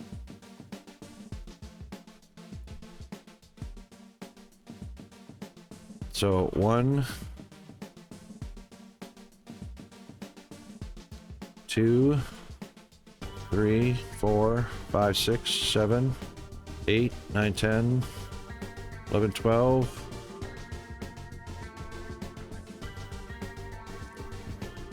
13-ish. About the same number. As long as you have one in every state. You reckon I'd be good? Alright.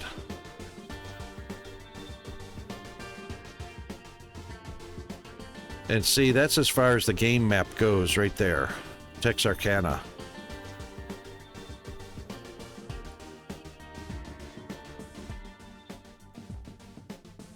Dallas-Fort Worth seems good. Alright, let's take a look. I believe I got one in Albuquerque. I think I've got one in Albuquerque. No. Yep, Albuquerque. Okay, so Albuquerque's got one.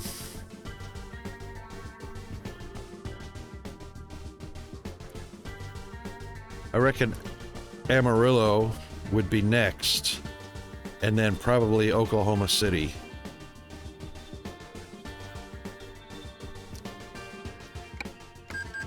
Let's do that.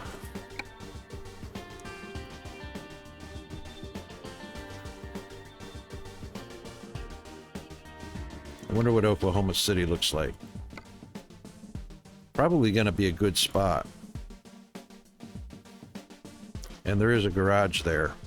Oh yeah, Oklahoma City is going to be good. So what do we got? 1, 2, 3. Wow. That is a good spot. Lawton and Ardmore is right there. 1, 2, 3, 4, 5, 6, 7. 8, 9, 10. 11. 11 in the immediate vicinity. That's good. 12 starting to reach out. And then all of these. And then all of these. Yeah, I reckon Oklahoma City is going to be a good one too. So Oklahoma City will be next. Cool. All right.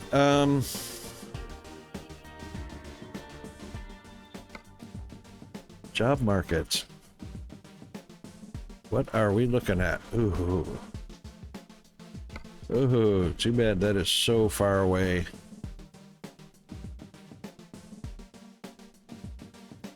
I would love that one. All right, let's click where we are at. Elko. Haha. 120. Out to Laredo, Texas. I reckon we could do that. That would be a fun drive. We could do that.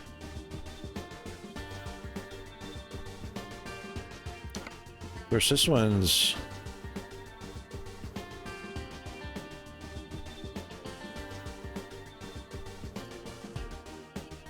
...24-hour trip time. It is Tuesday noon. And we've got until Friday. So that's well within the 24-hour trip time.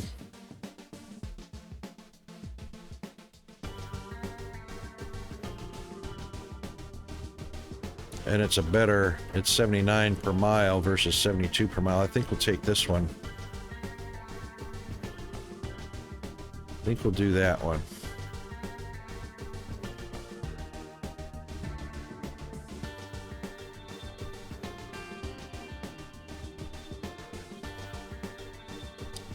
We'll haul some Kenworths.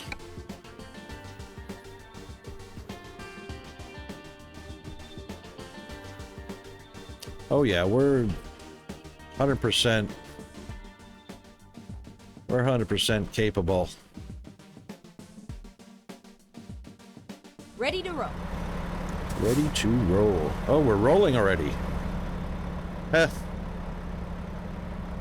Didn't even, No, this will be, Oh, I was in neutral, that's why. This will be, Mac hauling Kenworths. Kenworths.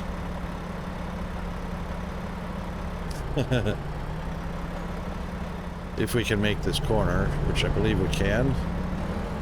Yep, no problem there.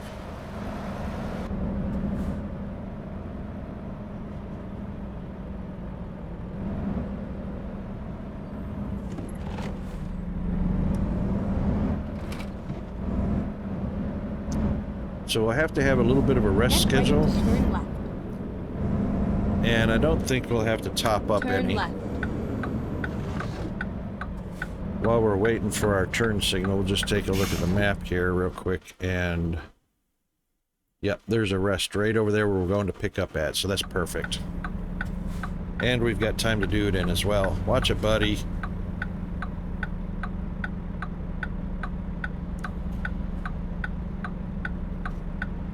Jeez, those guys are taking their turn wide. They come right up to the yellow line. And he just stops right in the middle of the freaking road. Buffoon. I hope my guys don't do that.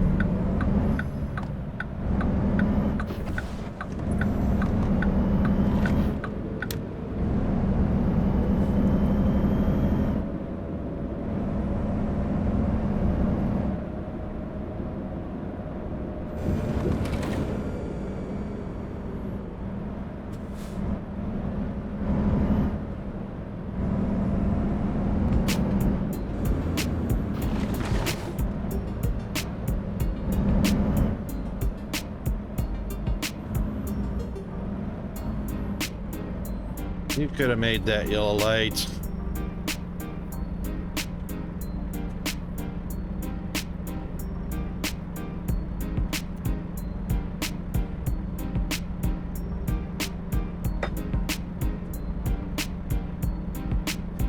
G-Man getting all settled into his air conditioning studio.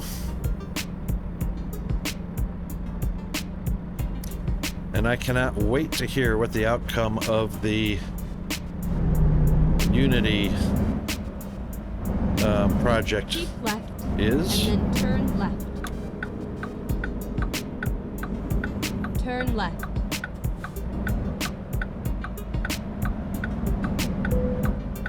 So what we'll do is we'll pick this project first. Finally, we are here. We'll pick the contract first, and then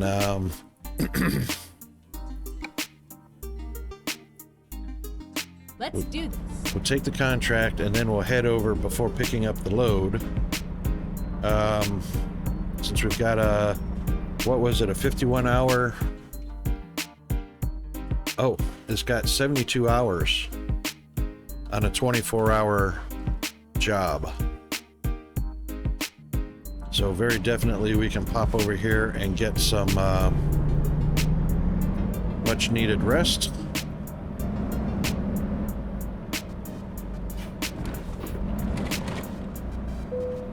Yep.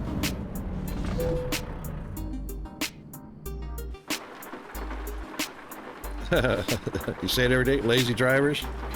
Indeed. Indeed. Oh, gotta wait for the air pressure.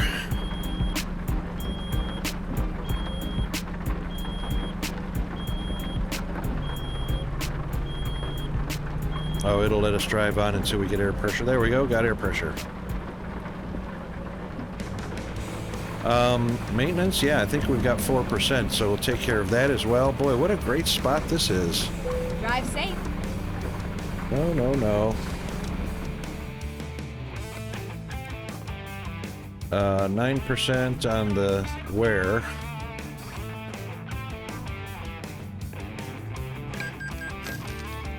That's not bad. I'll let that go all the way to 30% before we replace tires. Words, Rocket. Words. Okay, our green arrow. There it is. Perfect.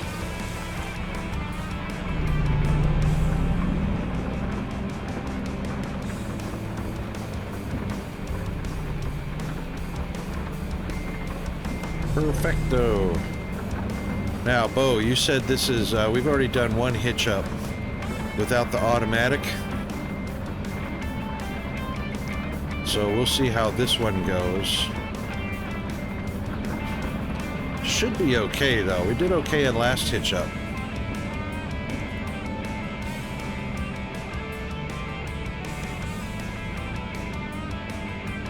And probably because I nailed it dead on. Which looks like this one's going to be a dead on hitch up also.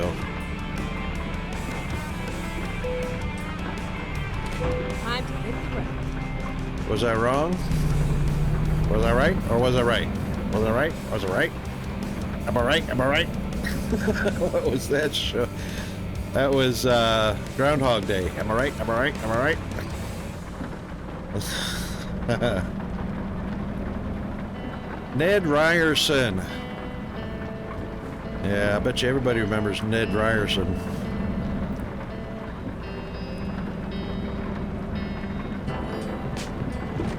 Turn right. Yeah, well, we're gonna just want to make sure, let one more car go by.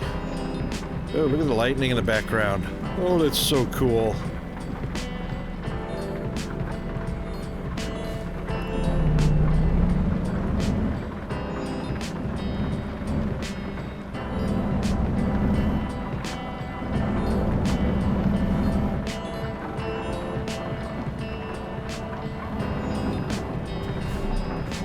Keep left, and then turn left.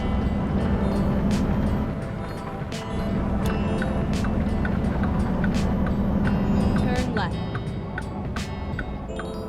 I don't even remember if we were on an articulated trailer or not. I don't think so. No, this is one of those rigs where the trailers are actually linked to each other.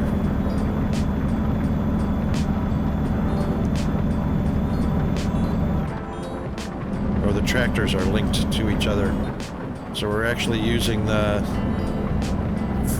4 pair of wheels on the back of each of them to give me a 12-wheel trailer. Whoa!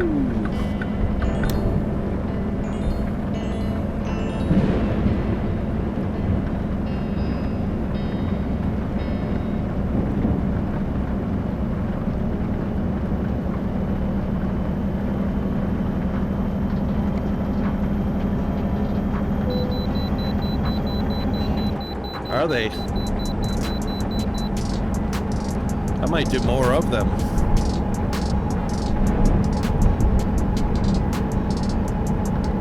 Of course, there's only 116K, but it's a long distance.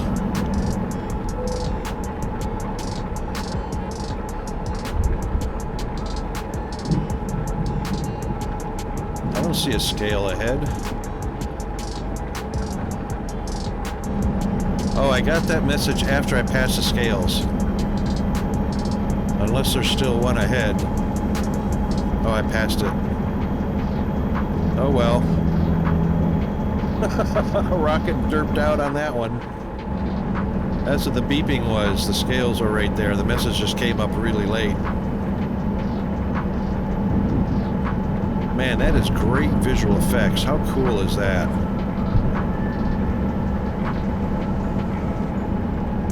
And yeah, I got the pedal to the metal. We're just going uphill.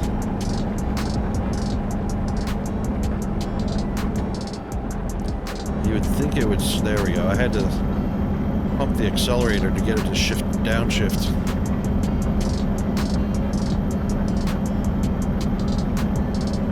Go straight on. Okie dokie.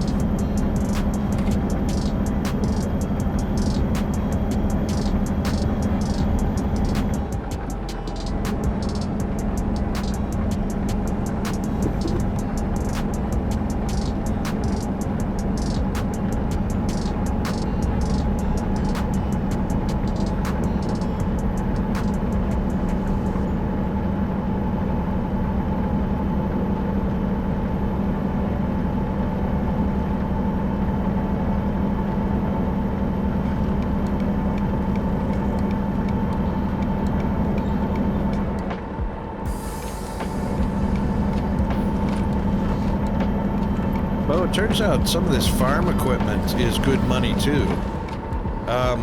There's some oversized loads of construction equipment and standard load sizes with farm equipment. Dude, what are you stopping for? Oh my God. 70 mile an hour zone and he slows down to 40 miles an hour. But there's some pretty good paying contracts for farm equipment. Like that one we saw that was $290K, which was, I think, I don't know, that might have been excavators or it could have been harvesters, I don't remember. But it seems like hauling around the vehicles, whether it's farm equipment, construction, or like this one, it's vehicles. What now? What now? 75. We're going 55 and then 75.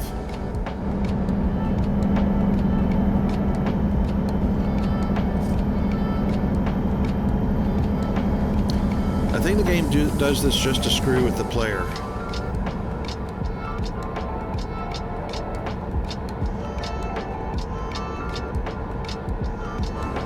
Now we're going 65 and an 80.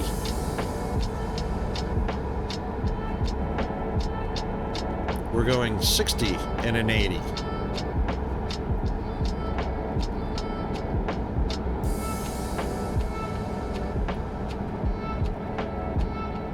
We're going 55 and an 80.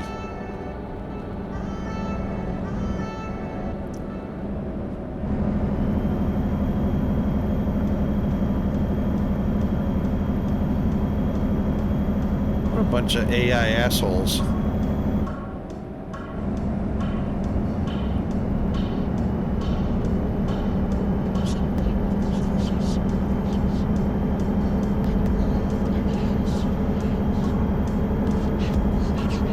Just about time for Peanut. Oh,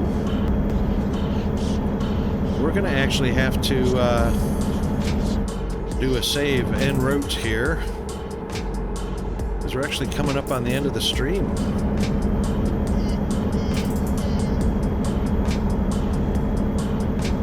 So we got about 7 minutes to work with here. Hopefully all this traffic disappears.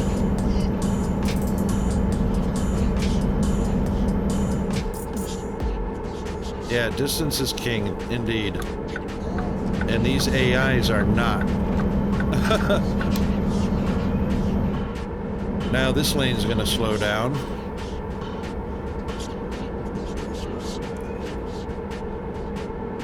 Told you. Hitting those brake lights over there. You stayed awake to the end? Oh, Bo, don't let me keep you awake, mate. Yeah, sleep is priority one. Job one. Don't be afraid to cut out before the end of my stream. I had to leave in a rush yesterday. Today we're gonna do a raid though. Yeah, Zombie, you're late as well. Bo is Pacific Standard Time. You're Eastern, aren't you, Zombie? You're up in, is Zombie Canada or US? You tell me 100 times, I still won't remember.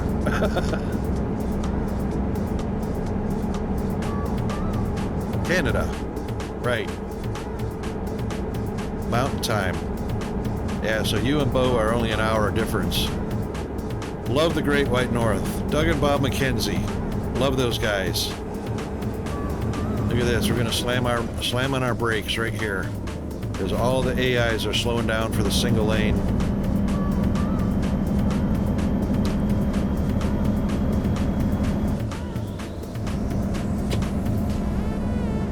And there's Peanut. And Peanut's got stuff for me, so I gotta... Oh!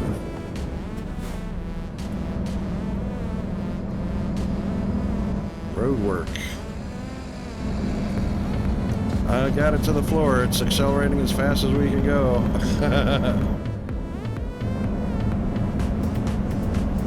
So you guys know what they call a huge pile of kittens, right?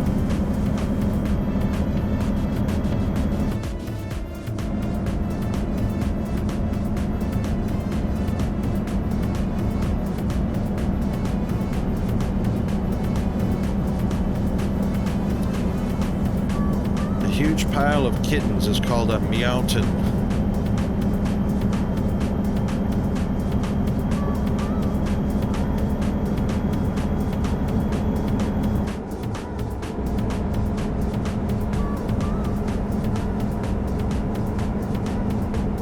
Well, I'm sure we topped up fuel before we left because we did fuel and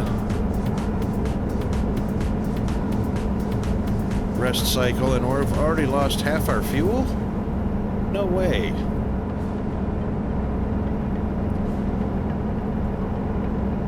Putting a cow in an elevator really raises the stakes. Bada boom.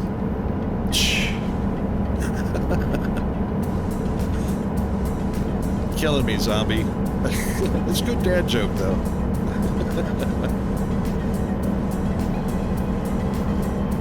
Gotta love the dad one-liners.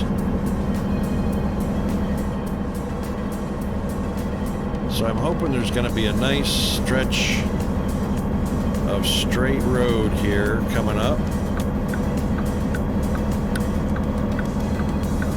Hopefully.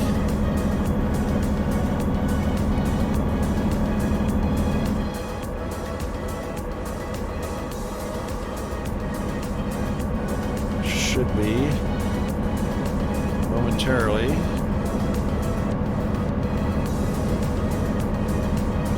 My name, Jose Jimenez. Here we go. This is a straight stretch. As soon as we dip underneath here. Okay. Why don't blind people skydive? It scares the crap out of the dogs. I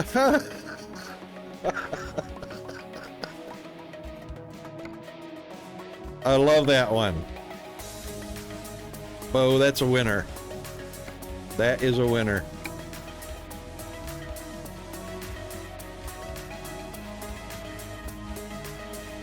It scares the crap out of the dogs.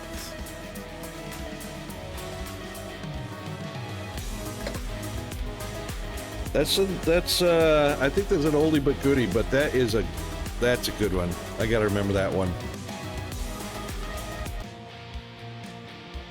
Okay, guys, we have banked quite a bit of money. We have purchased another garage. We are ready. We're right at that point. Actually, we could do that right now, I think. I don't know. I think we can. All right, garage manager. So we've got an Albuquerque. We need to plop down a vehicle and a driver. So we'll do another.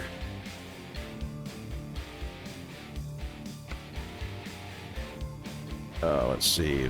We need to buy online, but not from this menu. We need to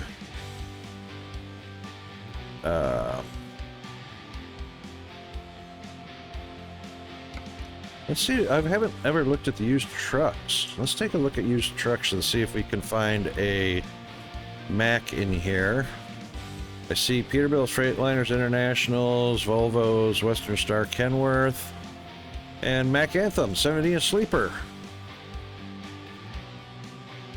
196. Great condition. Repairable stuff. Part wear is not bad. Part wear is not bad at all. Let's do that one. And we'll put it in, what do we say, Albuquerque? Yeah, Albuquerque. And we'll put it here. Nicely done. And then we can go to our garage manager, and Albuquerque has got a truck that is idle that we want to paint it with our custom scheme, just like that.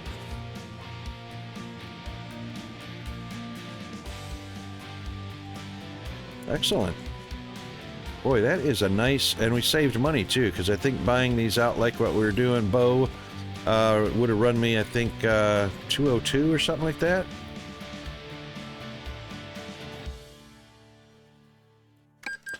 So that's a done deal right there. Excellent. Now we just need to put a driver in it. Let's do, oh boy, not very good drivers either, huh? Oh my god. Seriously. Well, he's got 3 on fragile and 2 on long distance. So these two guys are virtually identical. Except that he's got hazardous cargo.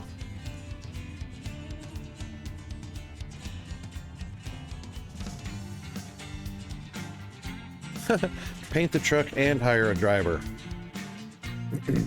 Because I think it's $1,500 to hire a driver. What do you reckon? Do we pick up the guy with the hazardous cargo or with the high quality?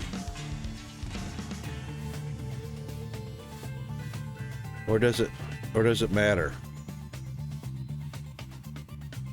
Sorry, high value.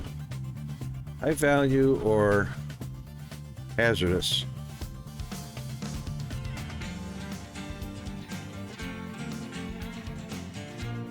This guy's got... Hang on. Oh, we could do this one. We could do Clark. He's got hazardous, high value. He's got started on the long distance. And he's got the fragile. Let's do this guy. This guy looks good. It's only $3 a day savings, but he's got... It looks more... Yeah, these two guys are the same cost. This guy's $3 cheaper, but his range of skills is a little better spread out across all of them, which means he's got his 2.5, which is the same for all of them. It's probably better suited. Yeah, $3.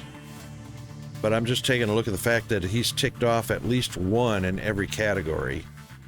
So he can do all of those safely. He'd have to train up. He'd have to train up. But he's got all 6 categories. I reckon this is the guy.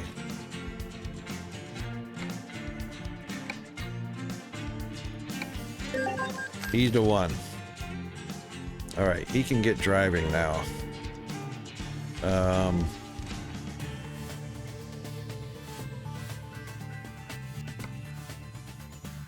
Right, so that only leaves us 1, 3, 5, 8 more slots to fill.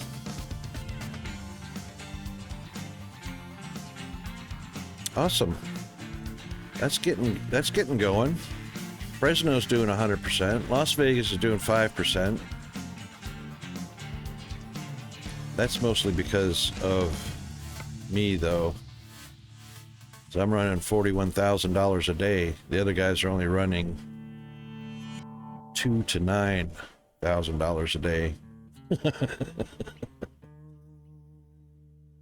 If these boys want to be anything like Rocket, look at horse has got a 6.7 rating. He's gone up quite a bit since we helped him out with his rig. But his daily sucks. I need my boys to step up. Even Scarlett's got $5,000 a day going on. Gertrude's doing the 9. The girls are outperforming the guys. What is that deal? Except for Selchik. He's got $7,000. Other than that, Scarlett and Gertrude are putting the boys to shame. I don't know what that deal is. We'll save that for another day. Right. So I hope everybody had fun riding along with my insanely incompetent, unethical, and nonsensical driving today. There's the rig. Nice looking rig. Oh, the back wheels didn't get... What the hell? I could swear I bought these tires all the way around. Fronts and rears.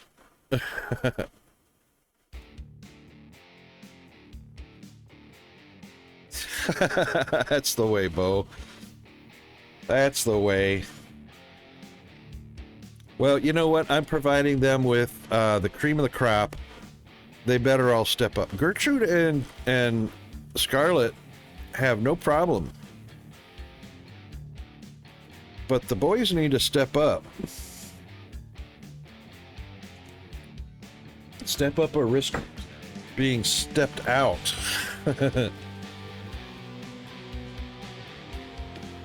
I don't know what is up with... I know I picked ultra wide, but I didn't realize it changed the tire.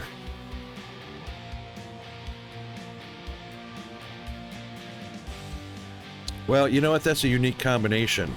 Good rain and off-road tire. You know, I am spoiling them. I am spoiling them. I just want to see if they'll step up to the plate and realize the fact that I'm putting them in. I'm giving them the tools for the job so that there's no excuse to not do the job. Anything after that, and it's, you're out the door, buddy. So I don't even want them to give me an excuse. I've given them all the highest quality tools they need to do the job, including no excuse to be tired because they can stop anywhere and sleep in this beautiful 70-inch sleeper. I think one of them's got the 48-inch. The rest of them have the 70, 72, whatever it is. Yeah. And they've all got plenty of fuel, so they don't have to stop every 100 feet. You know? So it's perform or hit the road, Jack. Anyway. Wow. Let's shoot on over here to our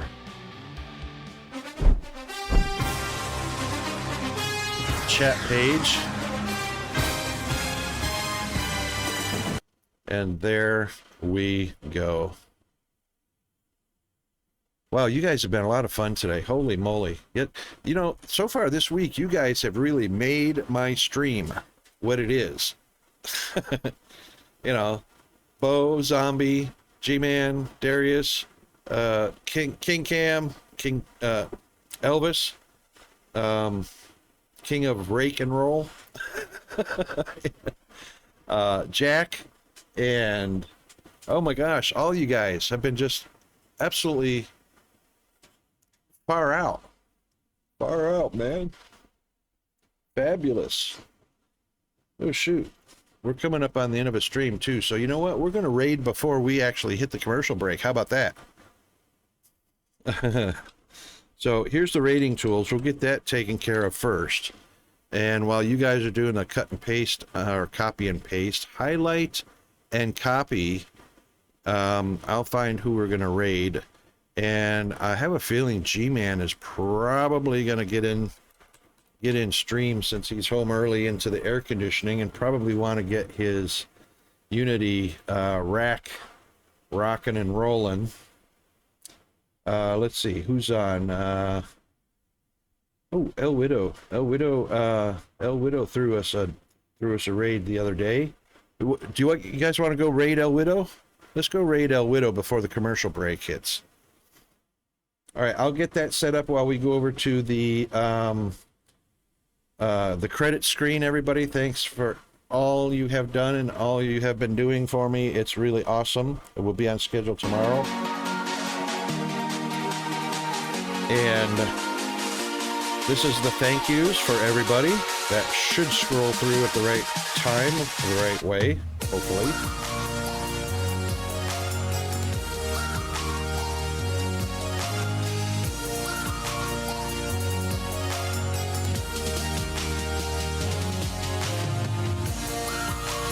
All right, here we go, guys. Before the commercial breaks hit, we're going over to Bell Widow. Thanks, everybody. We'll see you tomorrow.